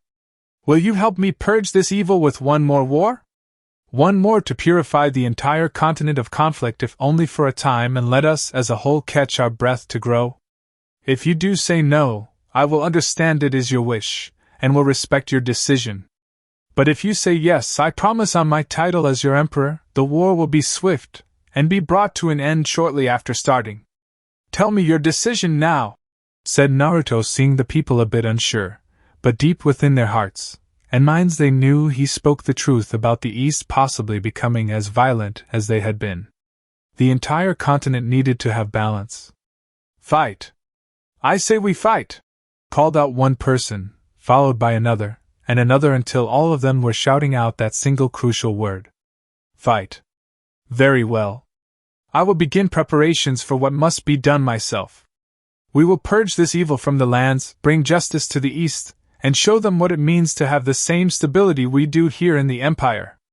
As your Emperor, I promise to do everything in my power to protect you, and all those that fight for me to the very end.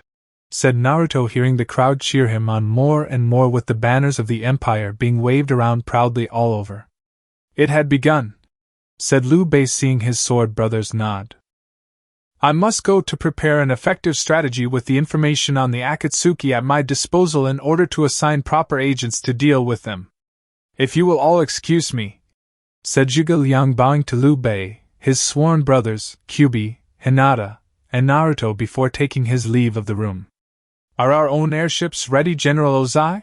Said Naruto, seeing the general of the Fire Division troops nod. Yes, my emperor, said General Ozai while sensing Naruto smiling. Good. Take them high with your troops into the air. Into the clouds themselves to the east. Flank Orochimaru's forces heading to Leaf. Incinerate them all. Turn every last shinobi under that man's command into ash, said Naruto, seeing General Ozai nod in understanding. And Orochimaru himself? Said Ozai, sensing the cruelty in Naruto's eyes at the plans he had for the Sannin. If he escapes, then let him, as I'm having the Lin-Kei clan handle him, and his right hand should Kabuto survive, said Naruto, seeing Ozai nod. As you command, my emperor, said Ozai, with the Liu Bei and his sworn brothers now approaching. My troops are also ready to move out at your command, my emperor, said Liu Bei, with Naruto nodding. Yes.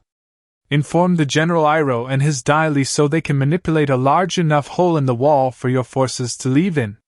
You will travel to Wind Country, as they are our allies, and speak to the Wind Daimyo himself while showing him this imperial seal to show you are there under my orders. You will inform him of what is happening while I send a messenger hawk to the Kazekage to inform Gaara of my forces mobilizing with the request of his shinobi assisting you in showing the fastest path out of Wind Country to Rice Country. Once you've taken it, set up fortifications, and await for supplies along with my shinobi to help provide additional support. Once you stabilize the region, launch an attack on Lightning Country, and only do that when defensive troops are in position in Rice to take your place. Kyubi, you along myself will go with Liu Bei to Lightning Country once we arrive with the defense forces after Rice Country is taken, and handle Kumo's remaining Jinchūriki of a Raikage while Ryo Hayabusa with members of the Dragon Clan provide support in fighting the Raikage shinobi, said Naruto, seeing the Kyubi nod. What about Konoha? I highly doubt Tsunade will let her scorning by Kyubi's hands go unpunished, said Hinata, as she saw Naruto nod, knowing he would have to deal with her when the time came, and didn't want the man she loved to be harmed by the Senju. After Anko and Shizen defected to my side a few days ago, I expect her to lash out with everything she has, with no one really being able to stop it. When Kyubi was in Konoha, he successfully killed the councils, which gave much of their power they took from the position back to Tsunade, and she can now do just about anything she wants without the bureaucratic red tape. I handle her when the time comes, said Naruto, seeing Hinata nod in understanding. When that happens, I wish to stand beside you, said Hinata, seeing Naruto smile. Of course, my Haim, said Naruto, giving her a passionate kiss on the lips. I can't wait until we're married and have a couple of kids running around, said Hinata when they broke the kiss. Yeah. Pranking the servants, making the shinobi, and samurai chase them around, said Naruto, while Hinata giggled at the picture in her head. Good times, said Hinata before giggling more, and Naruto himself laughed too. Yeah. Good times, said Naruto, remembering his own pranks on people. They never get old. With Orochimaru days later. We're nearing Konoha's walls, Orochimaru-sama. ETA is 10 to 15 minutes, said one of the Sannin's lowly subordinate. That's very good news. Soon Konoha will burn to the ground and all its people crushed under my feet. Shame Jiraiya and Tsunade aren't feeling up to fighting me from what I've heard after the Kyubi showed up to discipline them, said Orochimaru, as word easily reached him of Kyubi's brief return, and measure of revenge against the powers that be there on behalf of its former vessel. It's a good thing Naruto hates Konoha so much. Otherwise, I suspect he would come after us, and exact his revenge against you for killing the Sandaime, said Kabuto, while the Sannin just smirked at him. Yes. Konoha dug its own grave by banishing Naruto. I consider myself his loyal servant in burying them all in the very hole they made for themselves to remove them from this world," said Orochimaru with a cruel laugh to match his smirk. However, it soon left him when screams from his shinobi were heard, and the sight of fire coming at them from the sky was seen from high above. Airships with the imperial symbol on them were launching wave after wave of fireballs and streams of fire down on the Sanin's forces. It didn't make sense in the man's mind, as the Empire hated the Leaf, and so did the Emperor if the rumors were true of the condition of each Leaf shinobi being horribly tortured. So why was the Emperor doing this to him, and not Konoha? "Orochimaru-sama, we must escape from here before the attacks reach us, and wipe out the rest of the army," said Kabuto with the Sannin gritting his teeth while hating to admit it was true. "This is not over. When I gather a strong enough army, we will attack the Empire and burn it to the ground," said Orochimaru, as he along with Kabuto ran away from the massive attack from above, and left the army of sound shinobi to die a fiery death. The two came to the Valley of the End, knowing that it was the best way to get to Rice Country, and begin anew from one of his many hidden bases. However, no sooner had they taken a step toward the ravine did they sense something was wrong, and the air was noticeably colder. As if death itself was in the air.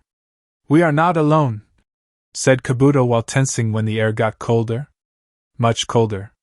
The icy hand of death comes for you and Orochimaru of the Sannin," said a voice from behind the two and emerged from the forest. "I am a god!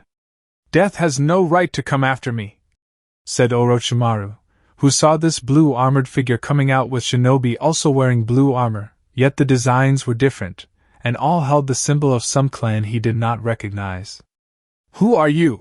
said Kabuto while getting ready for a fight. "I am Sub-Zero, the Grand Master of the Lin-Kei clan and Master Ice Shinobi of the Western Elemental Empire. Loyal servant of the Emperor himself. We are here for your head," said Sub-Zero while Orochimaru snarled at him. "So the Uzumaki brat wants me gone too, does he? I guess he's still upset I killed the Sandaime Hokage all those years ago. Such a troublesome boy, that one. I'll be sure to make my displeasure of his actions here known by sending him back your heads," said Orochimaru, as he along with Kabuto got ready to fight, and so did their foes. "We'll see, false god," said Sub-Zero, as he along with his shinobi rushed them, and were told of Orochimaru's treachery while the orders given were clear as ice crystals. "Do not hesitate. Show no mercy to other shinobi. Just kill them. Period." Konoha at the moment. "Hokage-sama! There are Imperial airships from the west launching fire into the forest region from the north," said an ANBU captain running into the Hokage's office. "Prepare defenses. See if you can launch some kind of attack upwards at the airships. If only we had our animal summons," said Tsunade, knowing the slugs refused to help her anymore for what she did in helping Naruto become banished from the Leaf. "Don't," said Jiraiya simply while wincing when he came through the window. His body still wasn't sitting well. "And why shouldn't I?" said Tsunade while glaring at her former teammate. "Because they're not attacking Konoha like you think, Tsunade. They're attacking army Orochimaru team plan to use against us," said Jiraiya while Tsunade frowned at him. "Fine. Don't attack just yet. Find a way to sow in the event they decide to change direction and then attack them, or unless I give the order," said Tsunade, seeing the ANBU captain nod. "You'd attack them after they save the village?" said Jiraiya, seeing Tsunade narrow her eyes at him. "They are enemies of this village, Jiraiya. Who do you think they'll turn on once the one they are fighting is wiped out?" said Tsunade while Jiraiya shook his head. "I doubt it. If Naruto wanted us gone, he'd have had Kyuubi do it when he was here, and not now when we're about to be invaded with no means to repel the attack," said Jiraiya with Tsunade growling at him. "It's called me covering our ass. Now get out," said Tsunade before pointing to the door while Jiraiya scoffed and went out the window. "Naruto is doing us a big favor and she still wants to beat his brains in for something that she helped make possible. All out of spite too. I must be insane to still like her," thought Jiraiya, as he went to a nearby rooftop, and saw airships that were nothing like the ones in Spring Country bring down a slow burning death upon Orochimaru's forces. Whatever you're planning, Naruto, one way or another, I will see you fall, and correct the mistake I made years ago, thought Tsunade, as she would strike when the brat was least expecting, and see to it that things became centered her own personal world. Rice Country. Naruto walked around the area his forces had begun setting up camp, as the shinobi with the army found several sound bases throughout the land, and had been removing them from while advancing to the main one Orochimaru had been using. A message to the Rice daimyo explained that Orochimaru was dead, his shinobi wiped out, and told the feudal lord that his lands now temporarily belonged to the empire until further notice. The Rice daimyo had no choice but to accept this, as he had no army that could match the forces of the empire, and humbly submitted to the emperor's rule. While that was happening, Liu Bei's forces were fortifying the area, which was one of many throughout the land, and preparing them for the defensive line that would be coming in with additional shinobi. Gaara had been generous enough to send some of his most trusted Anbu and Temari with them to see to it that Naruto's forces were well protected during their arrival into Rice Country. Naruto thanked Temari and even provided some financial compensation to be given to Gaara for sending his shinobi to assist in this matter. Liu Bei, how are things progressing? Said Naruto, as he saw Liu Bei, Guan Yu, Zhang Fei, and Zhao Yun looking over a map of the area. We've set up fortifications at every key juncture within the lands, my emperor.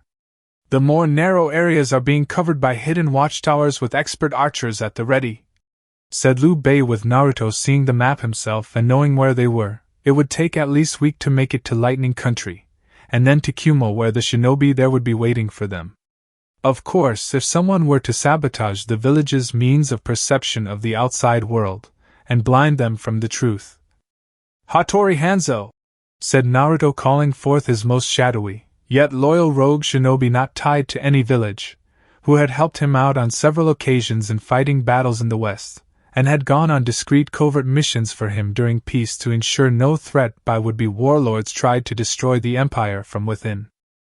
Hanzo would kill them all in Naruto's name, though no one ever really knew it was Hanzo, much less his reason for doing it. But no one ever really complained about such things when they happened, since each so-called warlord that rose up and Hanzo cut down were all oppressive people, trying to hurt the lower class into working for them while bribing the upper class to look the other way, and keep things away from the emperor's eyes. It was foolish to try, since the lower class were the ones who the emperor always made sure had a voice through his agents, and they were practically everywhere within the deep recesses of the empire to inform him of such things. Like Hanzo. Yes, my emperor, said Hanzo in a smooth yet deathly cold voice, as he came out of the shadows, and kneeled before the blonde ruler of the Western Elemental Empire. Go ahead to Kumo.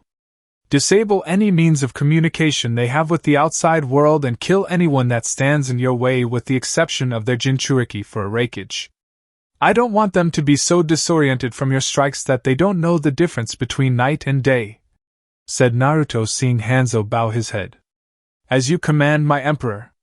When shadows strike, only death awaits, said Hanzo, as he moved with the shadows to Lightning Country, and to Kumo, where his assignment was located. My emperor, the Lin-Kai are approaching, and request an audience with you, said a soldier coming towards him. Let them, said Naruto, knowing if it was just two that survived, then something was off, and the Sannin was tougher than he thought. Fortunately, that was not the case this time, as all 5 of the Lin-Kai assassins with Sub-Zero leading the group, and in his hands was the frozen yet not too frozen heads of the 2 assigned targets before kneeling. My emperor, we have accomplished our mission per your orders and brought the heads of the targets to show proof of our success, said Sub-Zero before raising his hands up higher to offer each head to the emperor. Thank you for the offering, Sub-Zero. When I chose to support your clan's war with the Red and Black Dragon clans, I knew it was the right move to make, said Naruto, as he had seen the ruthless triangle-shaped tug-of-war power struggle between the 3 clans, and the Lin-Kai's opponents were starting to show signs of teaming up to disrupt the balance of it all together. Neither the Red nor Black Dragon clans had shown promise in Naruto's desire to take sides, but the Lin-Kai did, with Sub-Zero standing out among them, and several others before the one-day emperor of the empire approached the clan. After removing the rival clans from the Lin-Kai's path, These warriors pledged their undying loyalty to the warlord turned emperor, and have never failed him yet. "It is our honor to serve you, my emperor," said Sub-Zero, as Naruto took the two frozen heads from the man's hands, and then threw them into the air before slicing through them with his sword. "And it is my honor to have you serve me with such loyalty. I need you along with your current members to go to Mist Village next, as my envoys to the Mizukage there, and inform her privately what is going on with Kumo. Mist nor Water Country has the means to oppose us, so I don't expect them to jump into the fight. If she shows hesitation when asked to stay out of this, inform the Mizukage a substantial amount of money will be her village's provided she stays out of this until the end, and only at the end," said Naruto, as he knew Mist was still having money problems thanks to Madara's personal influence of the previous Mizukage had allowed the Uchiha to bleed a good sum of money from the village nearly dry to the point where they could barely make do with what they had after the rebels won. The spoils of their war weren't even considered great among the poorest of the people there. "Yes, my emperor," said Sub-Zero, as he left quickly to Mist and carry out his ruler's orders. "My emperor, this foe by the name of Killer Bee, and the Raikage of Kumo, how will you convince him to come back to the Empire with his demon?" said Liu Bei while the Emperor just smirked at him. "Who says I'm taking Killer Bee back to the Empire?" "I'm not," said Naruto simply while his generals looked confused. "Surely you and Kyuubi won't kill him?" "I don't mean to speak out of turn, sir, but that is the only option I see, and I am bound by my honor to speak my mind on this," said Zhao Yun while Naruto just chuckled. "I understand your position, Zhao Yun, and don't need to worry about punishment for saying what you just did. I would in your place. Kyuubi and I are going to knock the new Raikage down before using our knowledge of seals to remove the 8 tails from him without it killing Killer Bee," said Naruto, seeing them nod. "A much better option, to be sure. However, there is a possibility of the 8 tails taking some kind of offense to this if he enjoys being with his container, and wishes to fight your forces after the extraction," said Guan Yu with Naruto nodding, since that was always a possibility since his spy network had confirmed that much about the man. "If that happens, the 8 tails will be dealt with, and only if that happens," said Naruto calmly, but his voice was hardened to the point where it made the air tense, and his loyal generals nodded in understanding. Kumo week days later. "Raikage-sama, the news shift in the Northern Communications Tower has just come in, and have found those from the previous one dead on the floor with the equipment there destroyed," said in Kumo Anbu. "Damn! This job is not a slam. We need to work to get around this quirk and finding the one blinding all our senses with none," said Killer Bee, seeing his Anbu sweat drop at his constant rapping. "We're also checking the other towers to see if they are also in the same condition. If not, we need to use it to recall some of our forces to reinforce the village, and what's going on in the outside world," said the Kumo Anbu while Killer Bee just nodded in agreement. "Check them. Doesn't matter if the equipment is big or small. We need to see and hear what's going on while stopping what's making everything go wrong," said Killer Bee while the Anbu nodded once and vanished. "It could be the Akatsuki again. Be on guard. Something is coming. Something very powerful. We may not be able to handle or survive it," said the 8 tails while sensing something was indeed coming for them, but couldn't sense what it was, and yet knew it was very powerful. A powerful explosion was heard from the walls of Kumo, which indicated the village was under attack, and naturally its shinobi would rise to fight off the enemy. However, what made Killer Bee stop himself from leaping out of the window of his office in the Raikage Tower was the sight of the Kyuubi himself and his fox laying waste to the people around him. On his head was the Emperor himself, his sword in hand, and pointing the tip of the blade at the Raikage Tower. At Killer Bee.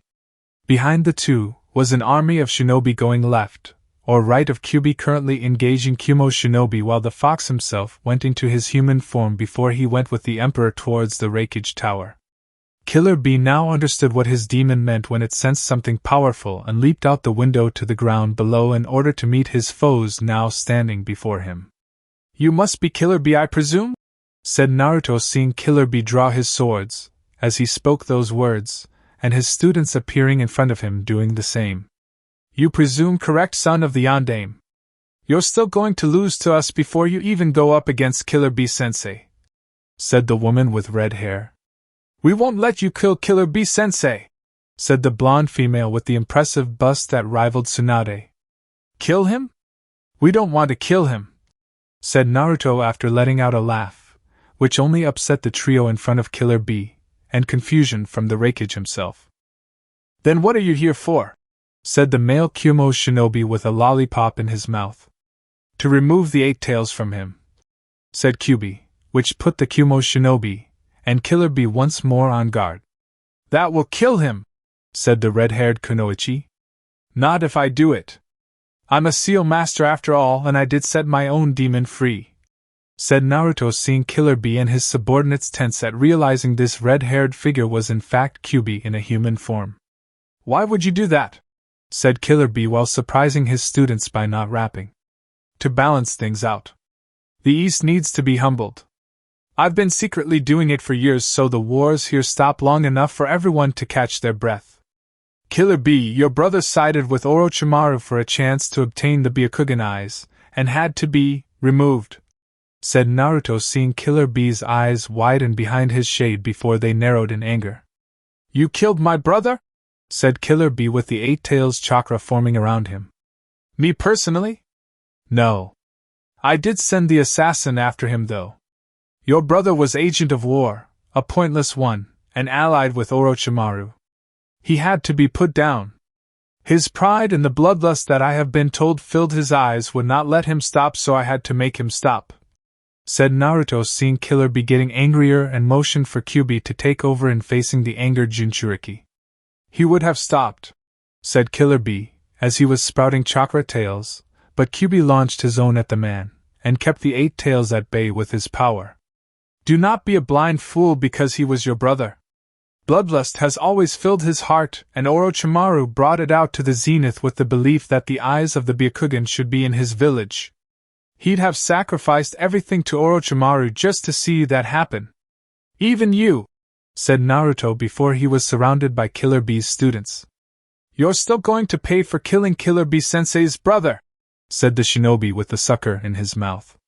Call them off, Bee. I don't want to hurt your students, but I won't hesitate to maim them all for life, and even take their lives if necessary, said Naruto while seeing Killer Bee still struggling against Kyubi, but stopped when he looked into the Emperor's eyes, and saw the man was telling the truth.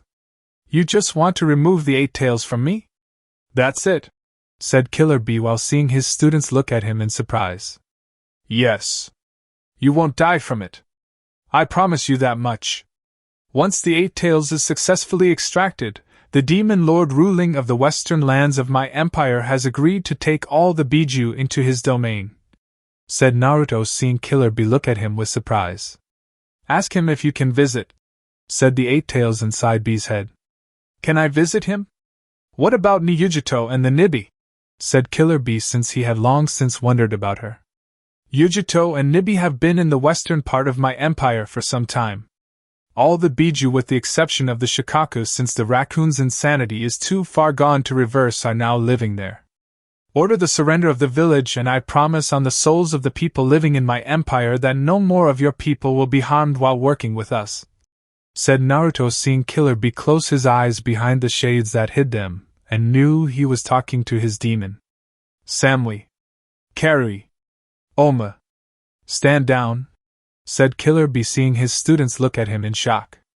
But sensei, said Karui, but the sharp glare through the Jinchūriki's shade-covered eyes silenced her, and the others too. This is Naruto Uzumaki Naruto you are facing, Karui. He is also the emperor of the Western Elemental Empire. Brother was afraid of him before knowing that. This man has been in more ruthless battles on a level we cannot begin to touch. You cannot defeat him. Even if by some chance you did, the Kyubi could kill you all with a flick of his tail, and then myself out of spite for it before doing Kami knows what to Hachibi. All 3 of you stand down. Now, said Killer Bee in an authoritative voice without rapping, which was unusual, and it made the 3 Kumo shinobi realize just how serious he really was when ordering them, stopping their attack on Naruto.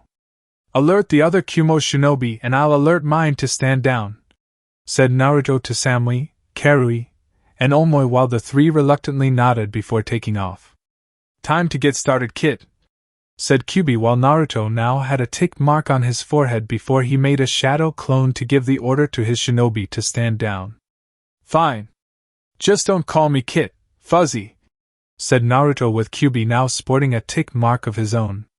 Shut up and let's do this already, said Kyuubi, as he needed to keep Killer Bee pinned to the wall, and use his chakra to keep the Hachibi from getting any last-minute ideas. The process took well over an hour, as the seal on Killer Bee was designed with many different tamper-proof safety measures, and each of them designed to hurt the one doing the tampering. It was to be expected, as the previous Reikage had valued his brother to the degree that he didn't want anyone killing him for the demon inside, and thus made sure the safety measures were strong while not interfering in Killer Bee's development. Kumo had surrendered, but it was a reluctant one, and yet Naruto remained true to his word with Killer Bee not being killed during the extraction, with Hachibi going into his human form to ensure the village wasn't destroyed further. After it happened, Kyuubi had a little talk with Hachibi about the Akatsuki, and how this was necessary to ensure that while things changed, it was for the better. Hachibi reluctantly agreed. He was tired of being stuffed away in human bodies, and he didn't also like the fact one of his horns was damaged by Killer Bee's big brother. So I guess this goodbye for now, said Hachibi to Killer Bee before they bumped fists. Only for now. It's not like it has to end like balloon going pow, said Killer Bee with Hachibi laughing slightly. You seriously need to give up rhyming, Killer Bee. Maybe then, a girl will actually want to date you, and maybe even get laid, said Hachibi while Killer Bee just grumbled about not getting any respect from demon know-it-alls. Don't get your hopes up. Still, we do have music involving your way of talking, and we can set up a music studio for you to combine that. Probably make some money that way, said Kyuubi with Hachibi groaning along with Karui, Samui, and Omoi. Please don't encourage him, Kyuubi-sama, said Karui, as she could not stand the man's rapping, and only did because Killer Bee was their Reikage/sensei. Deal, said Killer Bee excitedly. We should have let the Emperor kill us, thought Omoi, while sucking on the sucker in his mouth. There is something I want to address before leaving Kyuubi, said Hachibi to Kyuubi when the Imperial airship descended. What? Said Kyuubi curiously. It's likely the Akatsuki are going to be onto us now being in the West. Aren't you worried they'll try something? Said Hachibi with Kyuubi laughing at the idea now. I almost wish they would, my friend.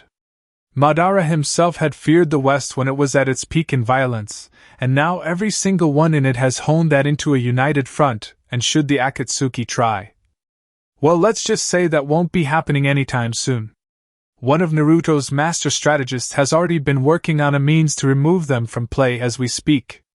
All that's left after this is Konoha being cleaned up, said Kyuubi while those around them looked confused. But I thought you took care of Konoha earlier. Injured the Hokage, killed the councils, and revealed Emperor's heritage to the people? Said Samui, seeing Kyuubi smirk at her. That was just to get our ducks in a row, my dear. All that's left is to, well, I don't think I need to explain it, do I? Said Kyuubi with a grin, seeing Samui shake her head no. Liquidation, said Omoi, seeing Kyuubi grin further. Got it. Only those worthy of Naruto's mercy are going to be spared death, and even those that should won't, since they are already suffering worse than that, so why change out the greater punishment for a lesser one? Said Kyuubi, seeing the Kumo shinobi looking over at Naruto, now currently deep in thought about something. He's not what I expected when it comes to an emperor, said Omo to Samui, who nodded in agreement, and saw Kyuubi smirk since he heard that. He doesn't like to remain stagnant. Stagnant gets you killed. It makes you predictable.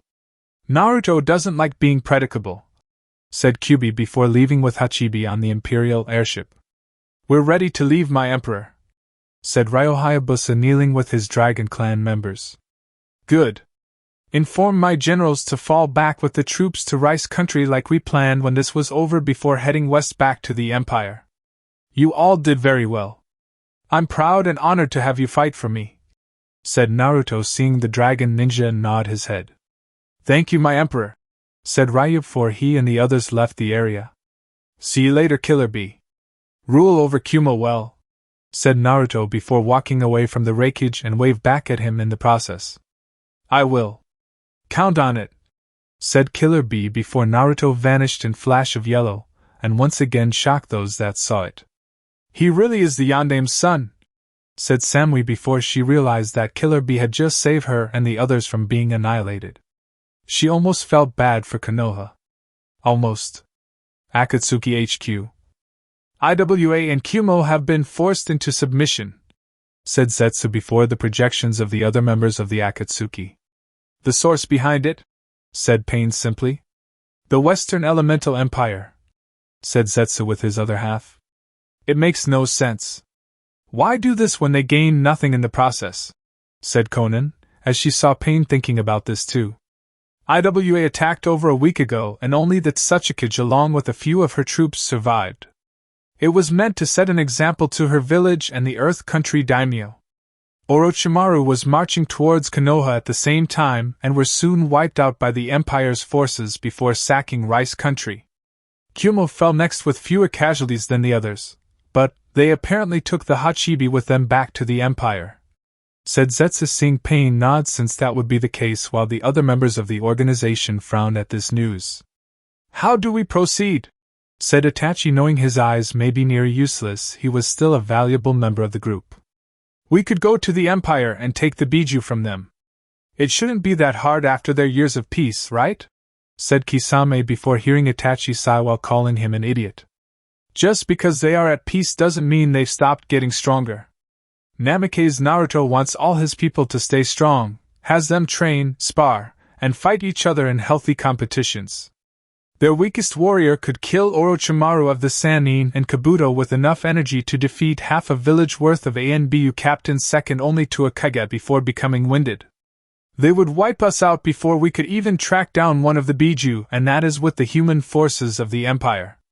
There are some very powerful demons that live in the Western Elemental Empire and have the power to rival the Kyuubi. I doubt the Sharingan has any power over them, said Itachi, while that was meant to target Madara hiding in the shadows more than himself. Enough! We will target the one-tailed Jinchūriki and Suna again, since he is the only one left here in the east. Once we have that Biju secured, we will target the others, and use whatever means we can to bring them back here for what must be done, said Pain, seeing them nod in understanding. Before a cruel laugh echoed in the dark room. What the fuck? Said Haiden, while the laughter got louder and louder with a sense of dread filling the dark room. What an unexpected turn of events my time with the Emperor has brought me since he discovered me deep beneath the Imperial Palace. I must have done something good in my other life to gain such favor from him in being given the honor of wiping you out, said the cruel dark voice, as he came out of the shadows, dressed in crimson and black with glasses shaded in orange lenses. Who the hell are you? Said Kisame, readying his sword, while the figure just grinned while his fledgling came out of the shadows with him, followed by several more individuals of inhumane power. Where are my manners? My name is Alucard. Next to me is my lovely student of all things dark, Sarah's Victoria. Behind her are Cloud, Strife, and Sephiroth. Behind me is the younger of the two Inu demon lord brothers by the name of Inuyasha. We have come here under the direct command of the Emperor himself, to kill the Akatsuki's so-called immortals, said Alucard, with the Akatsuki members tensing. Pain, said Konan, with the man nodding to go, but found herself unable to when a dark tendril wrapped around her entire body, and squeezed tightly. Running off to protect the man's real body? I don't think so. Choose who you want to fight, said Alucard, with Sarah's grinning hungrily for blood, as her nature had come out, and it was hungry. I want Jashin Priest. Sarah's, with her eyes glowing red and fangs growing. Bring it on, bitch, said Haiden with his scythe. The fish man is mine, said Cloud while revealing his sword, while Kisame himself just grinned. No problem there, said Kisame, as he unleashed Samahata, and looked hungry for a fight. I'll take the one concerned with money. I'll even use some of it to pay the boatman on the river Styx to send him across to the other side, said Inuyasha, with his Tessega in hand and ready to unleash destruction on the multi-hearted missing Nin. I have always wondered what it would be like to have a demon's heart in me. Now I'm going to find out when I rip yours from its body, said Kakuzu, as he saw the Inu demon before him smirk, and eyes burning with bloodlust. The one by the name of Pain is mine. Now who gets Uchiha Itachi and Madara? Said Sephiroth while Alucard just grinned further while the dark tendrils wrapped around Zetsu trying to escape. The Emperor, of course, said Alucard with Naruto now appearing from the shadows. You are too kind, Alucard, though I think given Itachi's weakened condition, Madara will be the only challenge between the two, and I would hate to send Konoha's most valuable spy back to Konoha, in pieces, said Naruto while Itachi narrowed his eyes at him. What? Said Kisame looking at Itachi in shock. You heard me. Uchiha Itachi has been Jiraiya of the Sannin's spy for the Leaf regarding all your activities. Every move you've made, every scheme, and every plan was known to Konoha in advance by Itachi, said Naruto seeing Itachi stepping away from the group of S-class missing Nin. Fucking traitor, said Haiden while Naruto just chuckled. Don't be like that Jashin priest. Itachi was just doing his noble duty for Konoha. Just like my father did, and we all know how that turned out. I'm surprised you didn't leave sooner, Itachi. Your eyes must be so badly damaged by this point that all the people in this room are cloudy gray shapes. Am I right? Said Naruto seeing Itachi tense further. Yes, but even without my sight, I am still able to handle the others in a fight, and even you if it is a must, said Itachi drawing his sword while Naruto smirked. Let's test that theory, shall we? Said Naruto, as he moved swiftly with the others toward their targets, while Alucard killed Zetsu, and held Konan in his grasp. You aren't going anywhere, my dear, said Alucard grinning at the woman in his grip while watching the fighting around him. Kisame was fighting Cloud Strife in swordsmanship, their swords clanging against the other, as they each tried to outdo the other, and yet it was clear Cloud had the edge. His sword became two, delivering twice the attacks on the swordsman from mist, and his speed being twice as fast. Kisame struggled to keep up, knowing that using water jutsus were out of the question since he needed hand signs to make them, and this guy wasn't going to let that happen for a second. Damn brat, said Kisame, as he tried to match Cloud's strength with his own, but found it impossible since somehow the blonde swordsman was faster and stronger than him in terms of kenjutsu. This so-called brat is going to take your head off, said Cloud, as he caught Samahata in a scissors move and cut the blade in half. Samahata screamed out in pain before dying while Cloud kept on attacking Kisame, and with a few well-placed sword moves took the man's head clean off. To Cloud's right, the form of Inuyasha unleashing the power of his demonic sword down on Kakuzu caught the blonde's line of sight, and the Akatsuki member being annihilated. Sarah's had moved with deadly speed, leaving behind a crimson line due to her speed produced from the pair of red wings she had on her back, and slammed Haiden into a wall before dragging him along it. His skin, flesh, and bone peeling away violently in the process while looking the mad Jashin priest right in the eye. Sarah smashed the man's body into paste, ripping apart flesh, shredding organs, and shattering the bones of her foe without mercy. Sephiroth had manifested his trusted sword Masamune to his hands, and engaged the Sith paths to pain in battle with each falling quickly soon after despite the Rinnegan's dojutsu-like power. Now it's down to you and me, Itachi. Don't worry, Madara will be next, I assure you, and then if I'm feeling merciful, you little brother, said Naruto while the loud scream from Konan was heard, as Alucard bit the woman on the neck after he asked her if she was a virgin, and answered yes. While that happened, Sarah's vanished into the shadows heading for the faint heartbeat her ears picked up until she came to the sight of the real Pain looking fearful, and tried to repel her with his powers.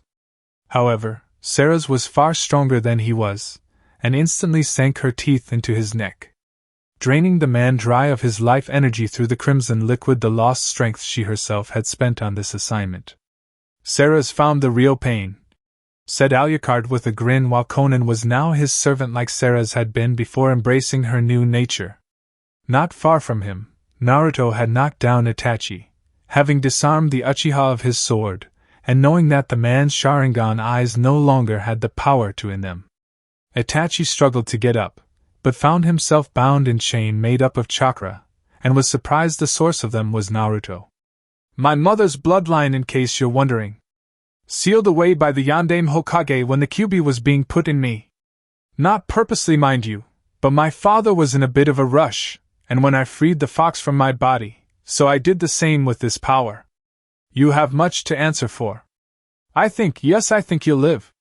I want you to stand before the Fire Daimyo and explain to him everything you did regarding the massacre of nearly your entire clan for the real reason," said Naruto, seeing the Uchiha's eyes widen slightly, and before he could do anything to prevent that from happening, Itachi was knocked out by Inuyasha via a blow to the head. "We'll take him back from here, my emperor," said Inuyasha, seeing Naruto nod and toss the Uchiha to Cloud. "Cloud, take him out of here, and keep him knocked out until you get to Fire Country to tell the daimyo of your prize. Inuyasha, come with me for a moment.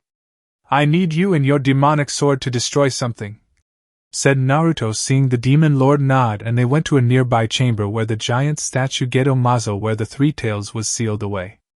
"So this is the statue our spies heard rumors about," said Inuyasha, seeing Naruto nod and put a hand on the statue before feeling the Three Tails inside howling to be free. "I sense fear, anger, and hope. The Three Tails senses me here. My intentions with the statue being destroyed and the fact its destruction will set it free. Grant the demon his wish," said Naruto, seeing Inuyasha smirk and ready his sword. "Yes, sir." "Wind Scar," said Inuyasha, as he unleashed his attack on the statue, effectively destroying it and setting the Three Tails free. Of course, the demon would have to wait a few more years before it could reconstruct itself, but Naruto didn't see a problem with that, and would make sure the demonic turtle was informed of the Empire's waters and the demonic territory of Sesshomaru were much better than that of the East. It was a shame the Three Tails couldn't leave water for only a short time, but that was life, and not even Naruto could change it. "Now, where is Uchiha Madara?" said Naruto while sensing the man was still here, but no doubt hiding, since the founding member of the Uchiha clan only fought when it was absolutely necessary, and in the meantime stayed in the shadows to let others fight his battles for him. But now there was no one left to fight for Madara anymore. "He's here. His scent taints the place," said Inuyasha, seeing Naruto nod in agreement. "Get the others out of here. This fight is between him and me," said Naruto, with the Inu demon lord looking at him carefully. "Are you sure?" said Inuyasha, as he didn't want to question the young emperor, but the young demon lord wouldn't put it past Madara to pull something, and thus bring about victory from the jaws of defeat. "I'm sure. This is a long overdue match. I have a personal score to settle with him," said Naruto, seeing Inuyasha nod. "Fair enough. Kick this guy's ass for all of us too," said Inuyasha in a cocky tone, which made Naruto smirk and give a mock salute. "Naturally. Now get out of here, you crazy dog," said Naruto before Inuyasha left quickly to leave the young emperor in the darkness of the room. "That was smart of you sending him away. I would have experimented the use of my eyes on him, and no doubt caused you quite a few problems," said Madara, appearing from the shadows, no longer wearing his Tobi disguise, but the crimson samurai armor he had worn in the past, and a sword of his own in hand. "Yes. It was smart, but not in the way you think, as your eyes don't work on the likes of him, and they never will again. Kyuubi is no longer your pet, as I purged that weakness from him, and he is now his own demon," said Naruto, seeing Madara scowl at that tidbit of news. "I heard the rumors from Konoha about that, but I didn't want to believe them, since it was Danzo, who tried to use powers beyond his understanding, and was not even an Uchiha by blood," said Madara, with Naruto shaking his head. "You speak as though it would make a difference. It wouldn't. Your Sharingan eyes only worked on the Biju, and even then I've removed that weakness from each one now living in the Empire. I've robbed you of your eyes' true power," said Naruto, seeing Madara's eyes narrow in anger at how his plan to enter the Empire, and use his eyes to do that while causing unrest in the western demonic territories of the Empire to cover his escape. "I see. Well, the next best thing for me to have for a victory is your head to mount on my wall, then show to your future wife, and soon to be future widow," said Madara, seeing the blonde laugh at him like he just told a joke. You think just because I've had peace for a few years within the Empire that I would just stop training and staying strong to keep it together? I've been training constantly with my best warriors to stay in tip-top shape, and I know for a fact that everyone involved in my training was much stronger than you," said Naruto while seeing Madara getting angrier at the mention of those in the West being stronger than him. "Let's see you back up those claims, boy," said Madara, as he got ready to fight, and so did Naruto. "Oh, I will, Madara, and don't bother trying to flee using that time-space jutsu of yours.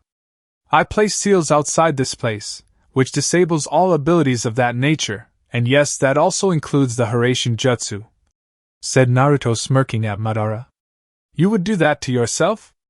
I knew the Uzumaki honor and you would do something extremely stupid, but I didn't expect this, and I must say your honor seems to be the twin of your own stupidity," said Madara while Naruto just smirked further.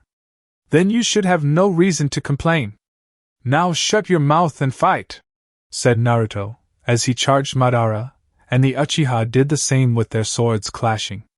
"You're pretty good. You're doing much better than your father," said Madara, as they battled in Kenjutsu, trying to decapitate the other, and bring about their own victory. "I have long since surpassed my father in the form of natural speed. What's your excuse for not doing the same?"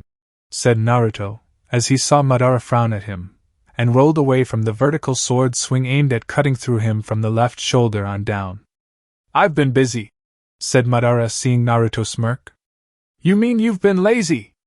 Always having other people do your dirty work doesn't exactly strain the muscles.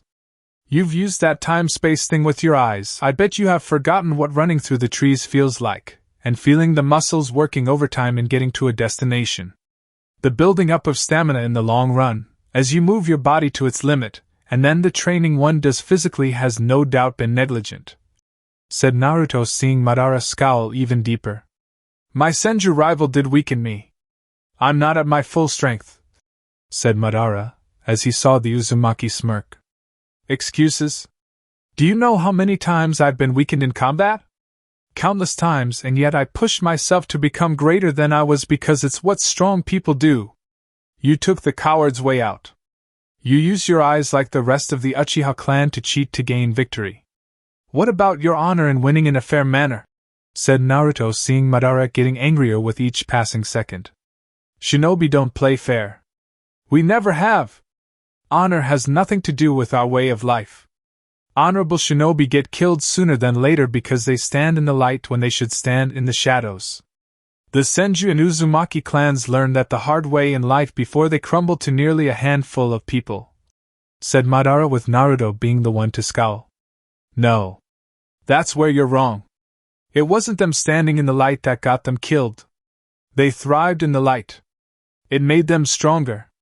It was people like you, who were jealous of their ability to walk in the light that caused our near destruction, and yet you forget one thing about light, Madara," said Naruto seeing Madara frown in confusion. "And what is that?" said Madara before he felt a sword through his back and the Naruto in front of him go poof before his Sharingan eyes. He had been fighting a shadow clone? Since when? Darkness will always yield to the power of light no matter what. Wood style, leech tree jutsu, said Naruto before making one-handed hand signs and stomped the ground before it erupted with a tree wrapping around Madara's body. "What the? This is impossible," said Madara, as he was surprised Naruto could use his rival's power, and wondered how this was even possible. "Surprised? You weren't the only one. I was shocked to know I had Senju blood in me. It was then Kyuubi learned a very interesting thing about me and how it happened," said Naruto before whispering the secret into Madara's ear and felt the man stiffen in shock while the tree consumed all except his face in its trunk. "There was only one Senju woman at the time of your mother's pregnancy, and she was the only capable of performing such a procedure," said Madara, as he saw Naruto walk around to face him, and cleaning the blade of his sword. "That's right. Meaning in a way, Senju Tsunade was partially my mother too, if only to a slight degree, and technicality after my real mother died bringing me into this world. I have no doubt she knew about my connection to her outside of being my godmother, which strangely enough makes Tsunade look like an even bigger pile of walking human crap than you, and will get her just deserts soon because of it. It's almost a shame you won't live long enough to see it, said Naruto before snapping his fingers, as Madara cried out in pain, and felt the tree feeding off of him. What is this tree doing? Said Madara, as he felt his strength fading with each passing second, and it leaving his body in a way not unlike a giant leech sucking away blood. It's draining you. Hence the name of the jutsu. I don't know how long you'll last given how long you've been alive due to your eyes, but I do know it's going to be an agonizing wait for death to claim your soul, and one that is long overdue, said Naruto walking away from Madara's trapped form. When Naruto left the room, a sound of an explosion and cave-in later gave Madara a tomb worthy of his station as the founding member of the Uchiha clan. A tomb filled with blood, destruction, and death. Chapter 7, Prophecy Fulfilled. The Fire Daimyo was feeling uneasy at the moment, which he had every right to be, as he had several agents of the Western Elemental Empire before him, holding Uchiha Itachi prisoner, and waiting for their emperor to arrive. The feudal lord knew with his own army of samurai here in the capital of his lands, these agents would kill them easily, and himself should they even suspect there are thoughts about betraying the emperor upon his arrival. Of course, the Fire Daimyo had no intention of doing that, as this was the Yandame's son, and the former Kyuubi Jinchūriki had done a great deal for the East and the West, with the latter becoming an empire of incredible power. Already, Earth, Rice, and Lightning Country had surrendered to the Empire's might. Iwa was a shadow of its former self after their failed invasion attempt in breaching the wall, and Orochimaru's forces were wiped out along with the Sannin himself, with his chosen right hand sharing the same fate. Lightning Country also submitted, with the new Lightning Daimyo, who had replaced his war-hungry predecessor, had surrendered with Kyumo following soon after, with the Hachibi extracted from their Jinchūriki. And now these imperial agents watching for anything and everything just told him that the Akatsuki was no more.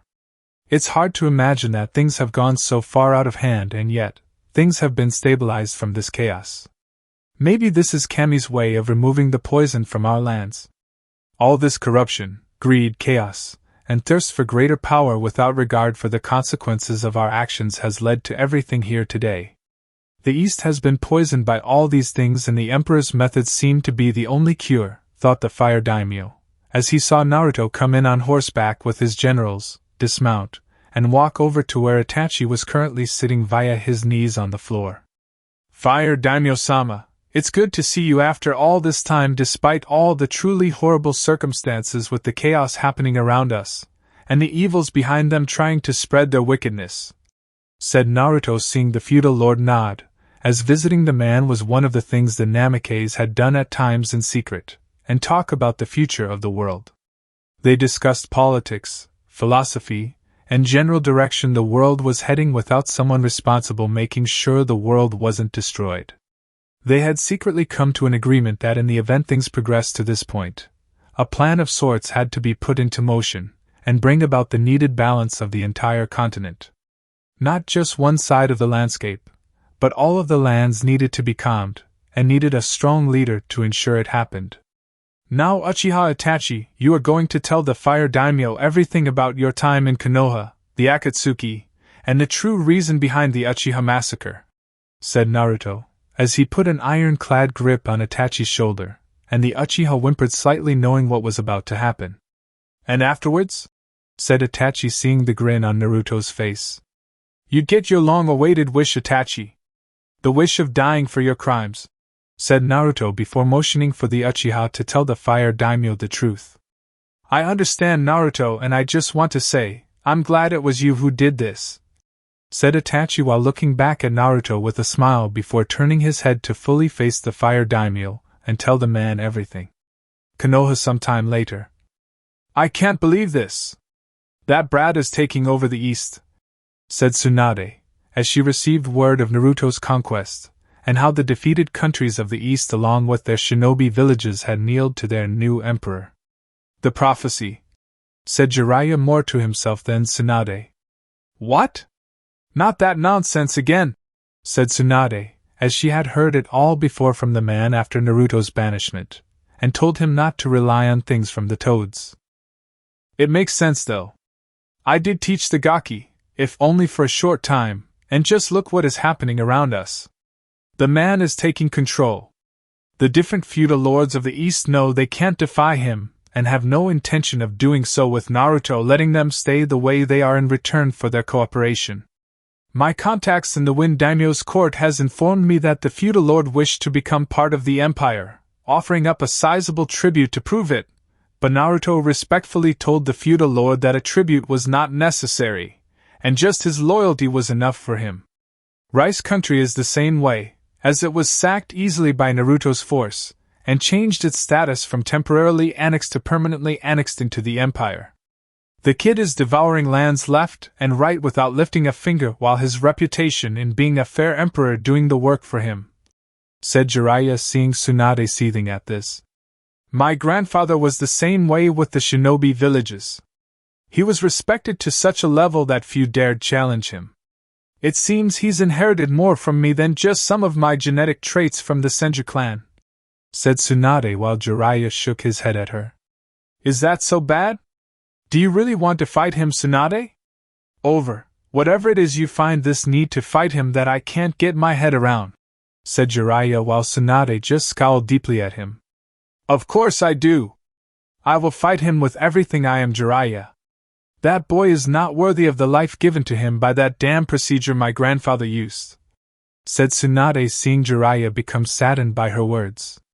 You do realize that if it wasn't for that very procedure used to get Kushina pregnant with Minato's child, you wouldn't even exist either, since your grandmother had the same thing done to herself, and brought your own mother into this world, said Jiraiya while he got a death glare for his troubles.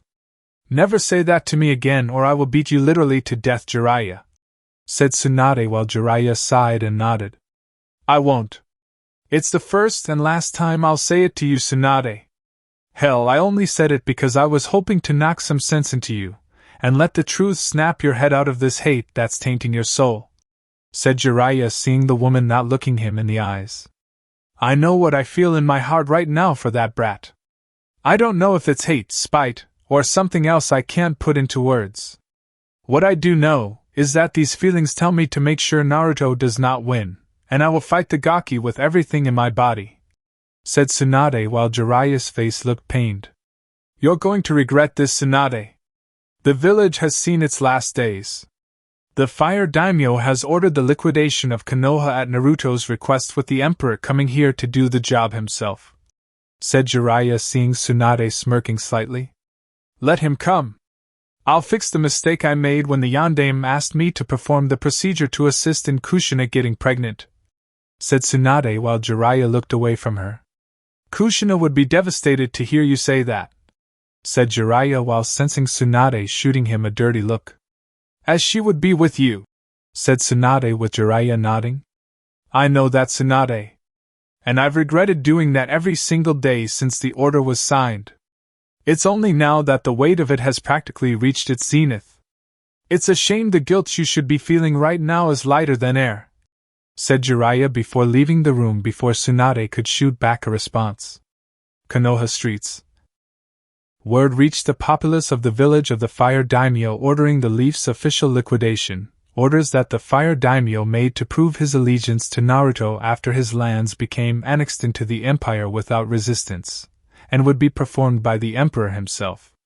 Many civilians were scrambling to their homes to get their families to hide in the shelters, believing the shinobi of the Leaf would protect them, and defeat this vile emperor they had once scorned when the former Jinchūriki lived here.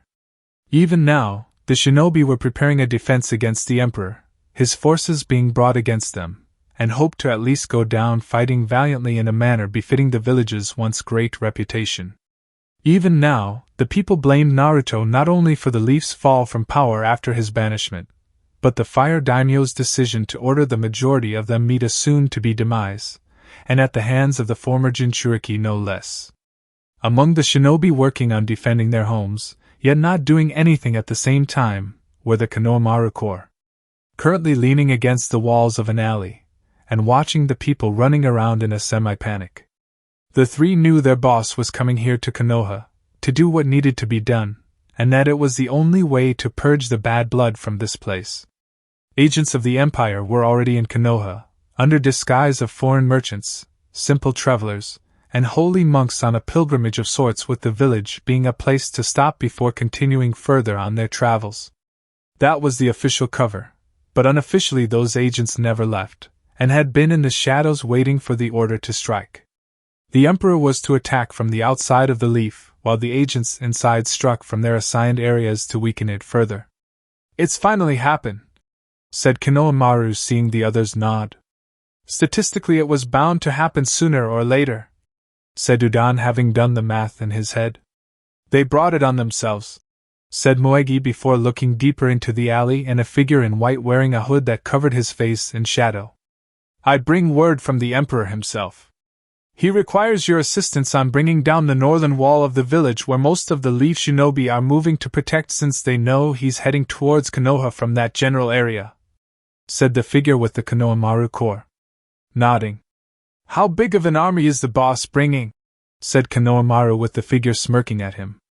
"Do you really need to ask Sarutobi, Konohamaru? The man is an army unto himself," said the figure before walking backwards into the shadows while Konohamaru let out a chuckle. "Of course he is," said Konohamaru before motioning for his teammates to follow him. "Are they on the move?" said a figure with long red hair tied in a samurai ponytail and an X-shaped scar on his cheek. "I just spoke to them. I can see they are loyal to the Emperor. The pair at the ramen stand were extracted using the secret underground base Danzo used for his root division," said the white-robed figure from the Assassin's Guild. "What about the other remaining rookie 9? Mato Guy's old genin team?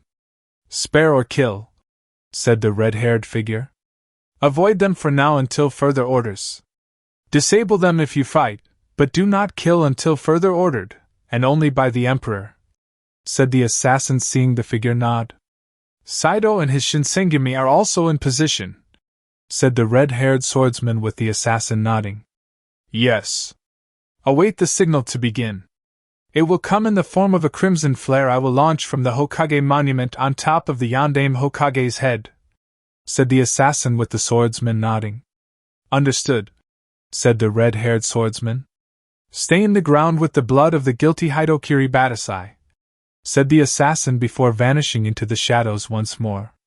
"As is expected from a member of the Isshin Shurshur Patriots," said the Batasai simply. Outside Konoha.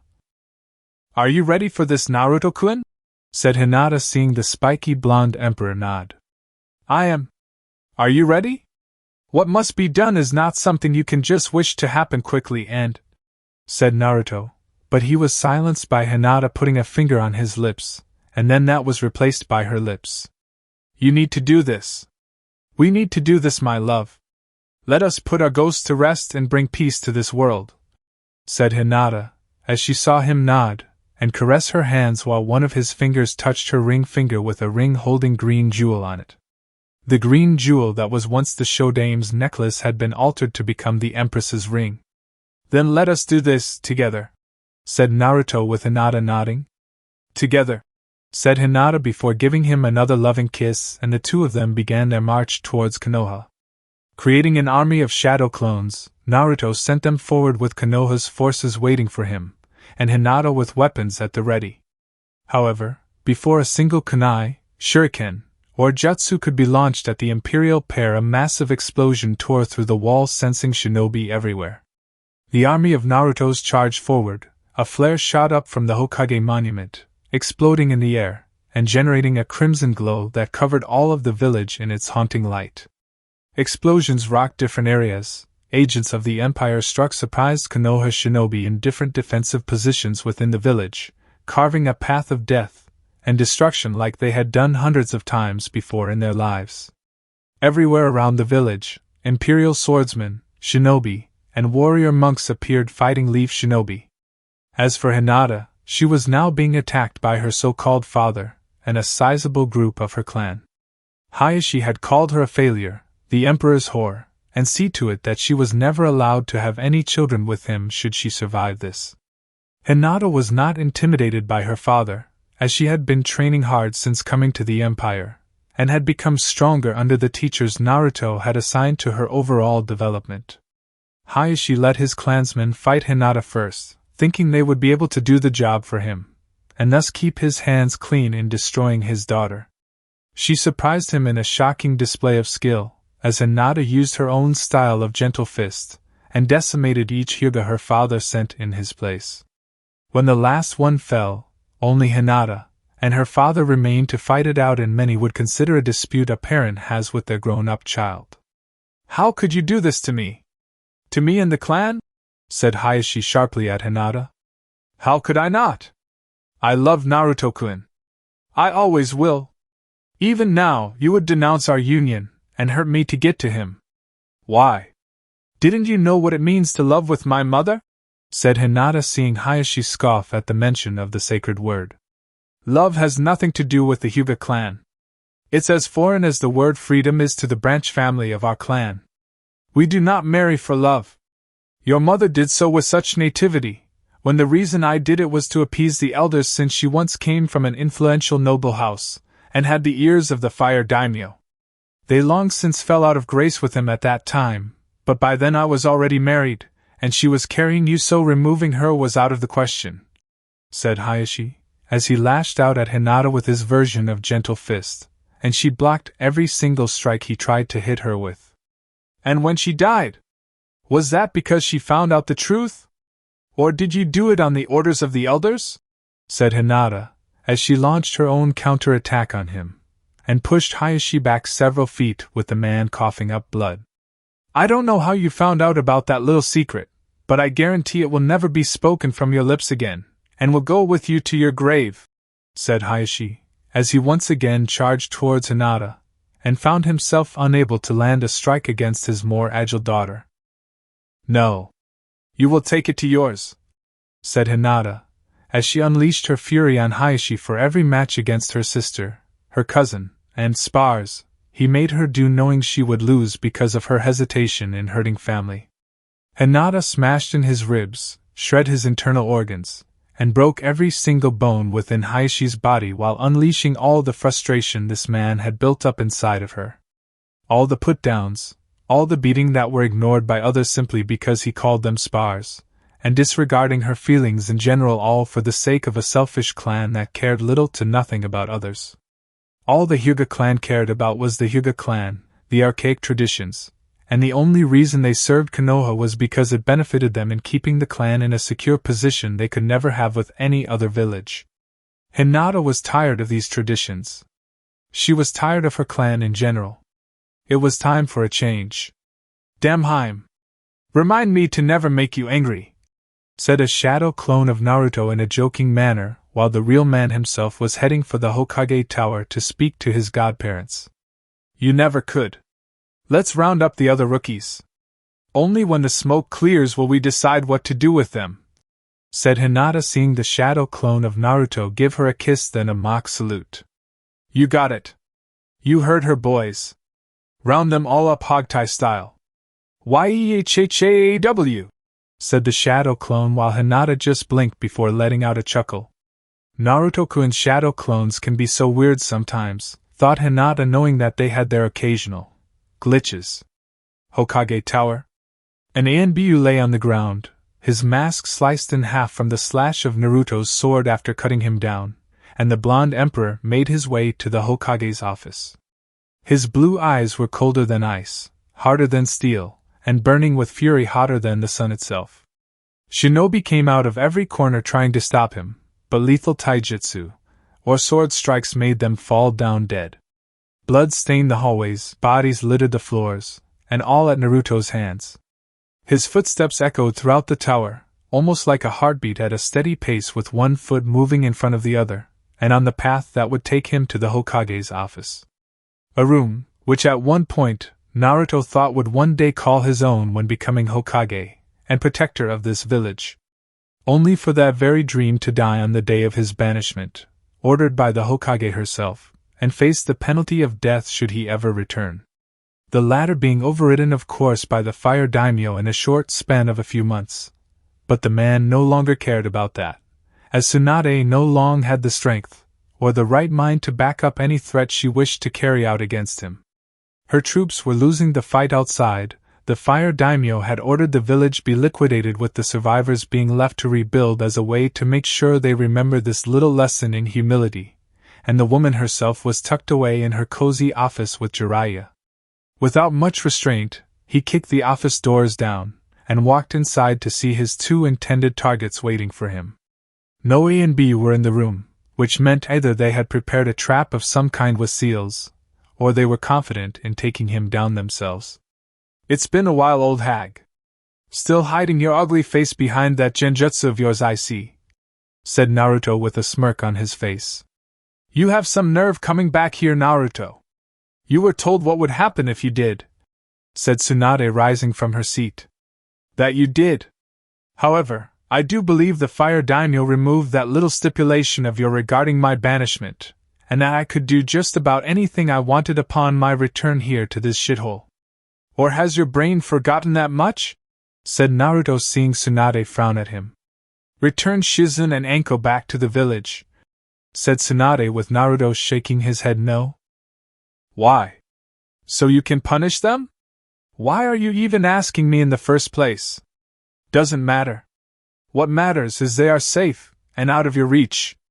Don't you ever wonder who sent those medical records to the fire daimyo, and raised red flags over the village in the first place?" said Naruto, seeing Tsunade's eyes widen. "I knew it. Only she could have gotten access to them. But how did it get sent to the fire daimyo?" said Tsunade, while Naruto let out a chuckle. "It's not hard to figure out. There's only one team that left the village with their sensei on a trip to the capital of Fire Country during that time the file was taken.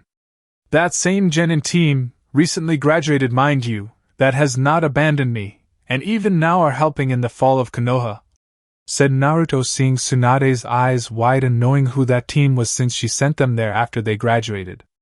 "The Konoha Maru Corps delivered it," said Tsunade to herself. "They pushed themselves so hard afterwards and graduated early.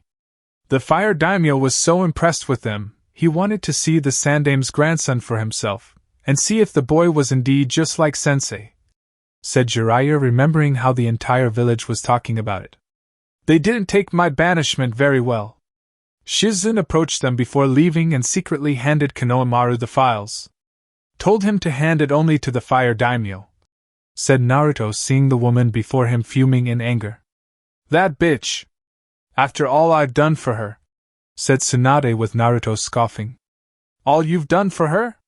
Please! How many times has she had to cover the exit when you ran away from your debts? How many times has she had to be your eyes when you went out drinking? Who was it that put up with all your vices day in and day out since leaving the village? If anything, you owe her, and it's high time you paid all your debts to the people you cheated from," said Naruto, seeing Tsunade's eyes narrow at him. "I haven't cheated anyone," said Tsunade, with Naruto raising an eyebrow.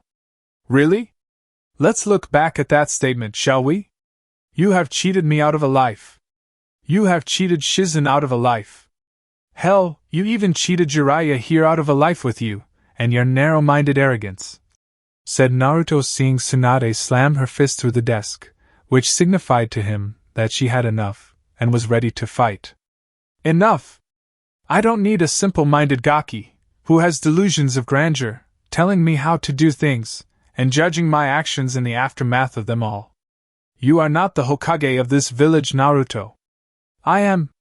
If I want to cheat you, Hinata, Jiraiya, Shizen, and even the Konohamaru Corps out of a life, then I will," said Tsunade, while not caring that Jiraiya was in the room hearing this. He had put up with it since they were genin. The man could take one more hit to his male pride. "I see. Then I'm going to do what I came here to do," said Naruto, taking a step forward, but stopped when his instincts, honed from years of training, had screamed out for him to stop, and saw the look in his godparent's eyes to dare him in taking the next step forward. "One more step!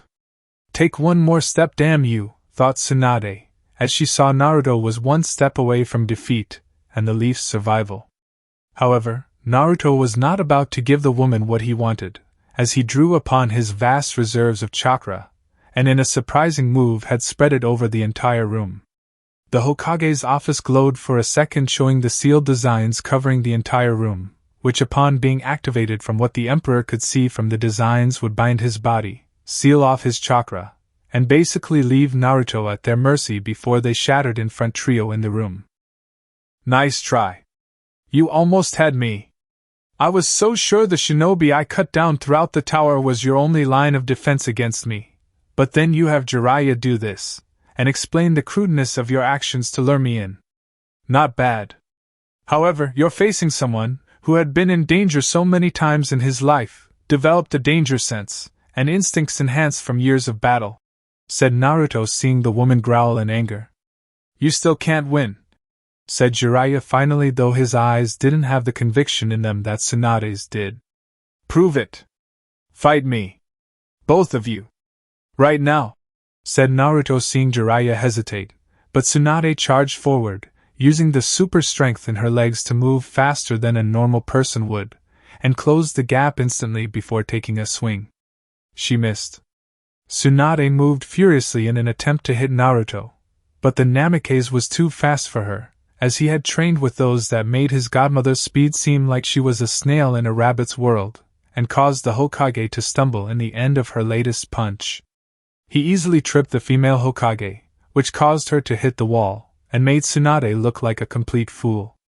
Tsunade snarled at Naruto, her forehead bleeding above where the jewel was, and once more tried to decimate the spiky blonde with a super strength enhanced hit. Yet she kept on missing. Jiraiya tried his own hand in helping Tsunade while wishing he could go into Sage mode to combat Naruto, but the toads had long since cut him off, and even then the Sannin had doubts the form would make a difference in fighting Naruto. His one-time student had gotten stronger from years of training and being knee-deep in war in the West when it was divided. Meanwhile, Jiraiya had been spending his time peeping on women, and Tsunade had been stuck behind a desk doing paperwork, with any real training with what she was doing now being more from instinct than actual training. Hold still, brat, said Tsunade, as she aimed a kick at him, but he dodged, and hit her with a kick his own that sent the Hokage flying out the window into the village below. Rasengan, said Jiraiya, who aimed the deadly attack at his godson's back, but Naruto had quickly spun around, and caught the Sannin's hand at the wrist with the orb of energy a few inches from his face. You've both gotten so slow. So stale. I would say your age has something to do with it, but I know for a fact being older is not a factor here with either of you, and it's just your slacking off that's caused you to be so weak.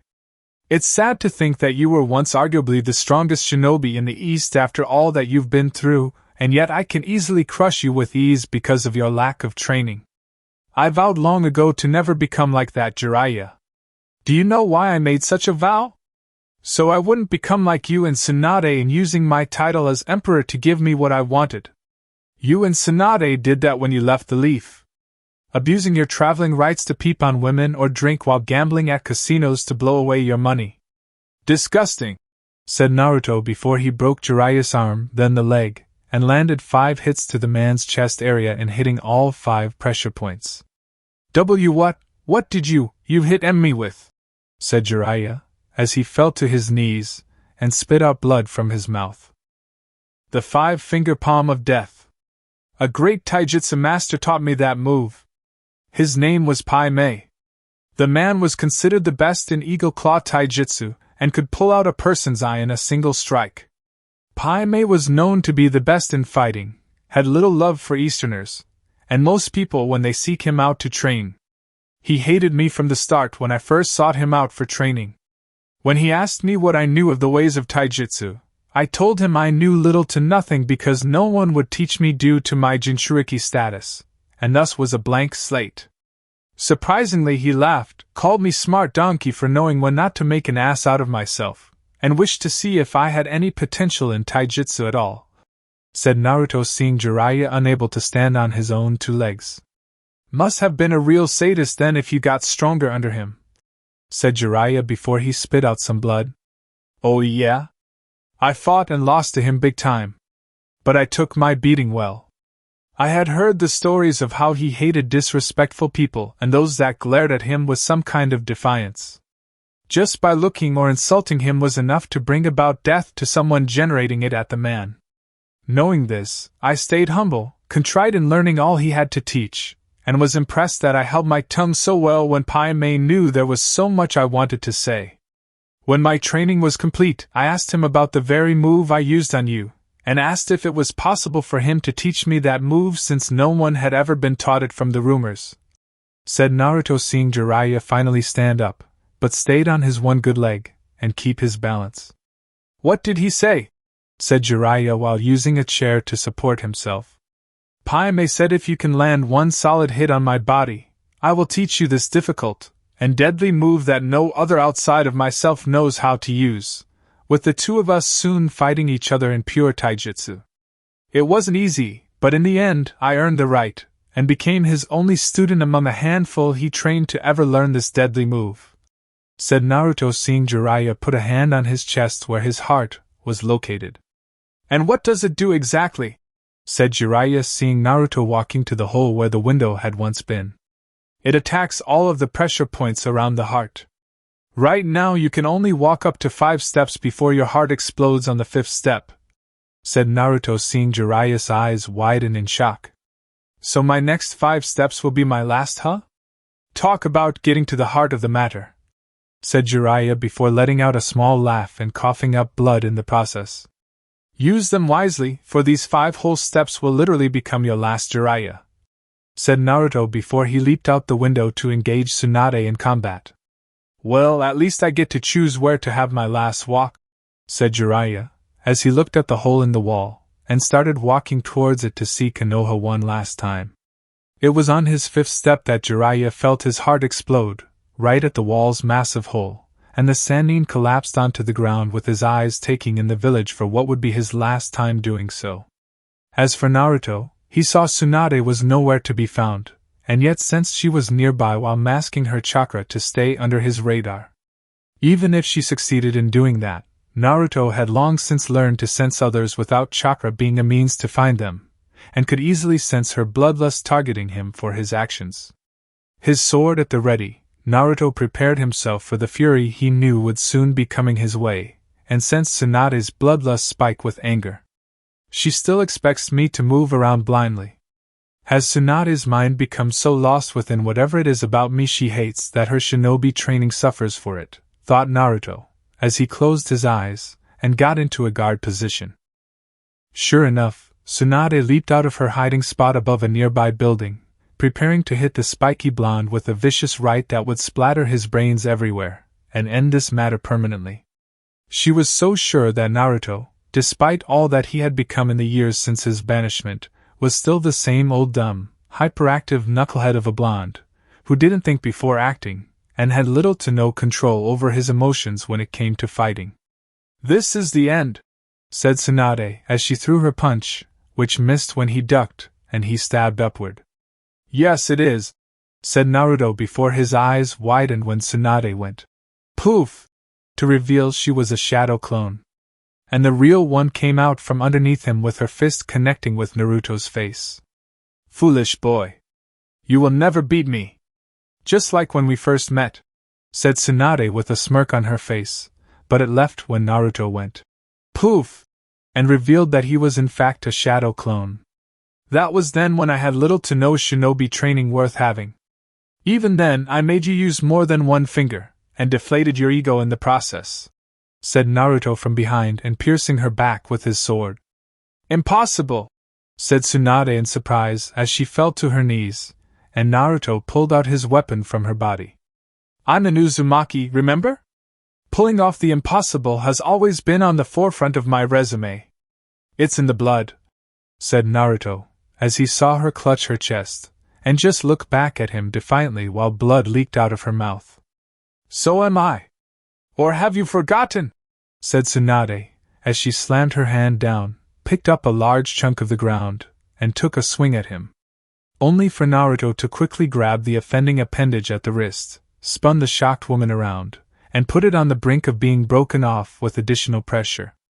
The Senju fell to her knees, crying out in pain, as her usual super strength was powerless in this position, and knew any attempt to free herself would result in the removal of the limb in Naruto's possession. You may be part Uzumaki on your grandmother's side of the family, but you have none of the imagination, or their spirit for doing what was right. You are not worthy of being my godmother. You're not worthy of being part Uzumaki. This was over before I even had my agents infiltrate the village.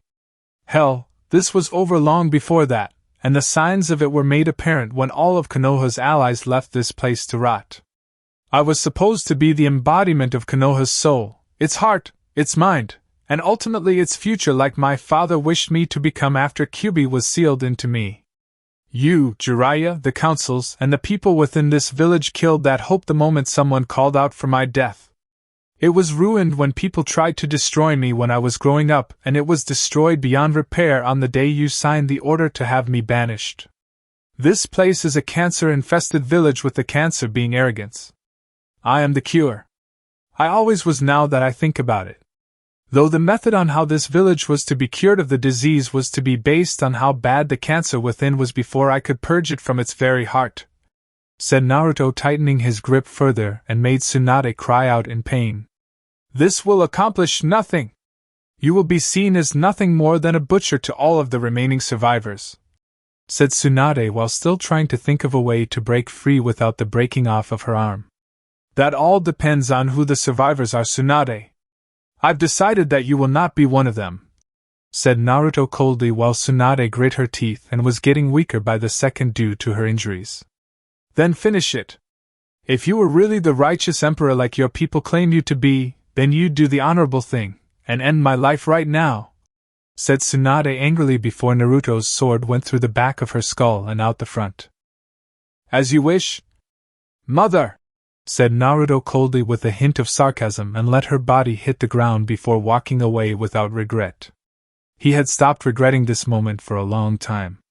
My emperor, said Hattori Hanzo, as he appeared before Naruto, and kneeled in front of the imperial leader. Report, said Naruto to his deadly shinobi. Victory is ours. The remaining rookie 9 of your generation have been rounded up, as have their senseis, and awaiting your judgment, said Hattori Hanzo, seeing Naruto nod before walking away. It's not just my judgment they will face, Hattori Hanzo. They will also be judged by your empress too, said Naruto with Hattori Hanzo walking behind him now. A most cruel fate indeed, said Hattori Hanzo while clearly relishing the thought of his emperor's enemies quivering in fear at the feet of emperor and empress. Not cruel, Hattori Hanzo. It's justified, said Naruto before they eventually made it to the village square where what was left of the rookie 9, Tenten, Niji, their parents, and all their former senseis were on their knees, defeated. Naruto-kun, said Hinata, as she hugged her future husband, and he returned it along with a passionate kiss. Hello, Hinata-chan. Miss me? Said Naruto before she kissed him further. You have no idea, my love. Now let us decide the future of our former friends, and leave this tainted place so we can at last be married, said Hinata, seeing Naruto smile at her. Agreed. Anything you Tems wish to say before we pass sentence? Said Naruto with his arm wrapped around Hinata's waist. We're sorry, Naruto. We all are, said Shikamaru, seeing Naruto narrow his eyes at him. We wronged you, Naruto. We thought illogically. Nothing we say can make up for it, said Shino, knowing the time had come to meet his end. We just listened to our parents. I mean, how could we not listen to them when growing up? They told us you were a monster, and we believed them since they are our parents, said Ino, seeing Hinata getting angry. And you couldn't see for yourself that they were wrong?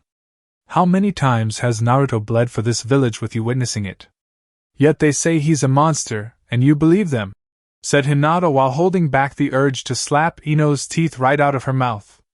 We screwed up. Plain and simple, said Kiba while feeling the anger from both Hinata and Naruto aimed at him.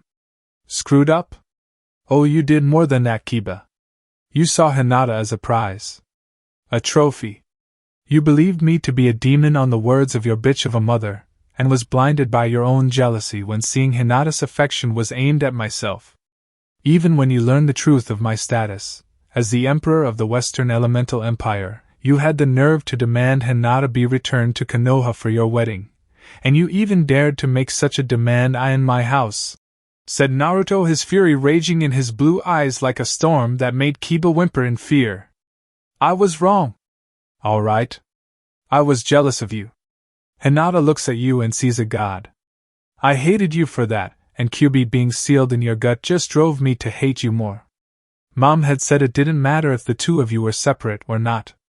All that mattered was I take what was rightfully mine from you and prove I was more worthy of Hinata over you," said Kiba before Hinata struck him hard across the face.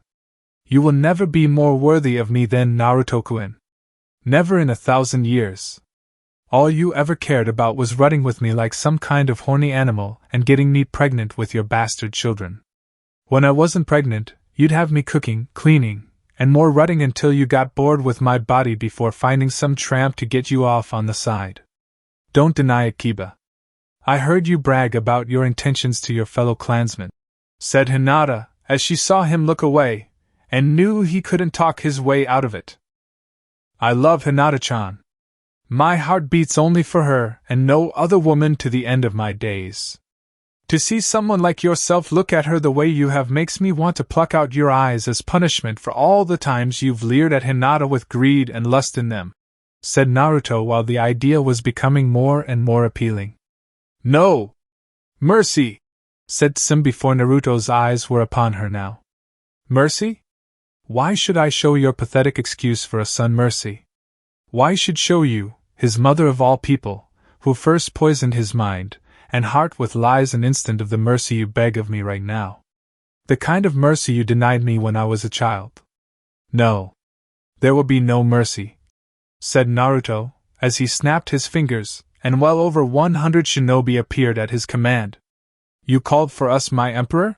said Aoshi, seeing the fury on the emperor's face. "Bring them to the west. They will meet their end there," said Naruto before his forces took them all away. "And this village?" said Hattori Hanzo with Naruto looking at the place that was once his home. "Burn it down. Get its people out of this place so we can see who lives to see its new future. We will have it rebuilt from scratch. Every clan parchment will be seized, every scroll preserved, and kept locked away until the new Leaf Village rises from the ashes of the old. Remove the 5th Hokage's head from the Hokage monument. It's an eyesore," said Naruto coldly before walking away with Hinata and let his shinobi carry out their orders. Epilogue 10 years later. Naruto watched from his place at the door leading out to the gardens, as his son played in the gardens with Hinata, laughing with joy shining in his light blue Byakugan eyes. The Emperor smiled at the sight of his son having a day off from the intense training he was on to play with his mother while taking up the art of flower pressing.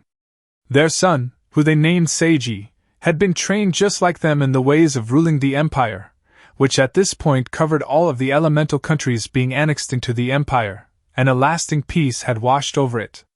Of course, it didn't mean Naruto could just sit on his throne and let things just become stagnant like others have become. The Emperor stayed vigilant, as he balanced personal and business life so neither would suffer. Naruto knew his son would succeed him, to continue on the legacy of the empire when he and Hinata were long gone from this world. The shinobi from the Leaf were all punished accordingly, as Naruto had imprisoned the surviving members of the Aburame clan, and let them out after 5 years. They were allowed back in the new Leaf Village under the new Hokage ruling over it, Sarutobi Konohamaru. The Nara clan got the same years of imprisonment, but did manual labor during that time to basically get laziness out of their system, and sent them back to the Leaf reborn anew. The same was done with the Yamanaka clan, who were sent to the demonic territories in the west under the supervision of Yoko Kurama, and made sure they understood the term humility. The Akimichi clan was scattered throughout the empire, sent to different construction projects, but the records for their location had been thorough, so when their sentence was over, they could reunite again, and be a clan once more. The Inuzuka clan suffered the most, as Kiba and his mother were put to death, with Sim's daughter Hana being chosen by Naruto to take over as the new clan head. The Hyuga clan was divided into 2 clans, as Hyuga Niji ruled over one Hyuga clan with Tenten being his wife here in the west, and Hyuga Hanabi became clan head in the east in Konoha. The use of the caged bird seal was forever banned from both clans, with an alternate seal being made so there was no sense of servitude and created unity within each one. Rock Lee never walked again. Naruto had forbidden any medical procedure being done to heal the man. Naruto had given Lee back his life when they were still genin, and the man had betrayed him when loyalty mattered most.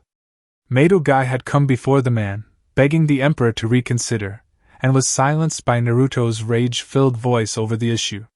In the end, Madogai had no choice but to accept his fallen student's situation in being forever crippled, and continued to be the boy's guardian with the emperor's blessing upon making the request. To make ends meet, Guy became a taijutsu instructor and judge at several taijutsu tournaments. Yuhi Kurenai returned with her husband to the Leaf, as he was now the clan head of the Sarutobi clan, and raised their child with humble beginnings. They knew mercy from the emperor was not something to squander, and they made sure it never was with their child. Enko along with Shizen would occasionally come back to the Leaf to see their friend and talked about the old days before Konoha's rebirth happened. "He's really something," said Naruto to his wife, as she came over to him, and gave him a passionate kiss before looking over at their son using chakra to manipulate the plants to grow. "Yes, he certainly is. Takes after you in the pranking department though," said Hinata, as she giggled, knowing some of the pranks had driven some of the guards somewhat crazy, and yet Naruto let it continue since it kept them on their toes. "He wouldn't be an Uzumaki by blood if he didn't prank people. Takes after your gentle nature though," said Naruto, as his red-haired son moving over to the pond, and using his incredibly strong water affinity to manipulate the liquid to dance around him. "But has a strong desire to help others and be strong enough to do it too," said Hinata, as she snuggled up closer to him, and felt Naruto's heartbeat quicken. "I love you," said Naruto, as he kissed her head, and looked down at his wife. "And I you," said Hinata before she returned it. The sun setting in the background, as they kissed, and their son playing in the gardens was a perfect ending to this story. And that concludes this story. Thank you for spending your time here at Ichiraku Ramen and listening all the way to the end. Your support helps keep these stories alive and allows the shinobi world to continue through new adventures and alternate timelines. If you enjoyed Naruto, Emperor of the Western Elemental Empire, don't forget to like the video, subscribe to the channel, and turn on notifications so you don't miss future stories. Once again, full credit goes to VFSNAKE, the original writer of this story. If you would like to read the original version, you can find the link to the story in the description below. Let me know in the comments what story you would like to hear next. Until the next time, stay safe, and I'll see you again at Ichiraku Ramen.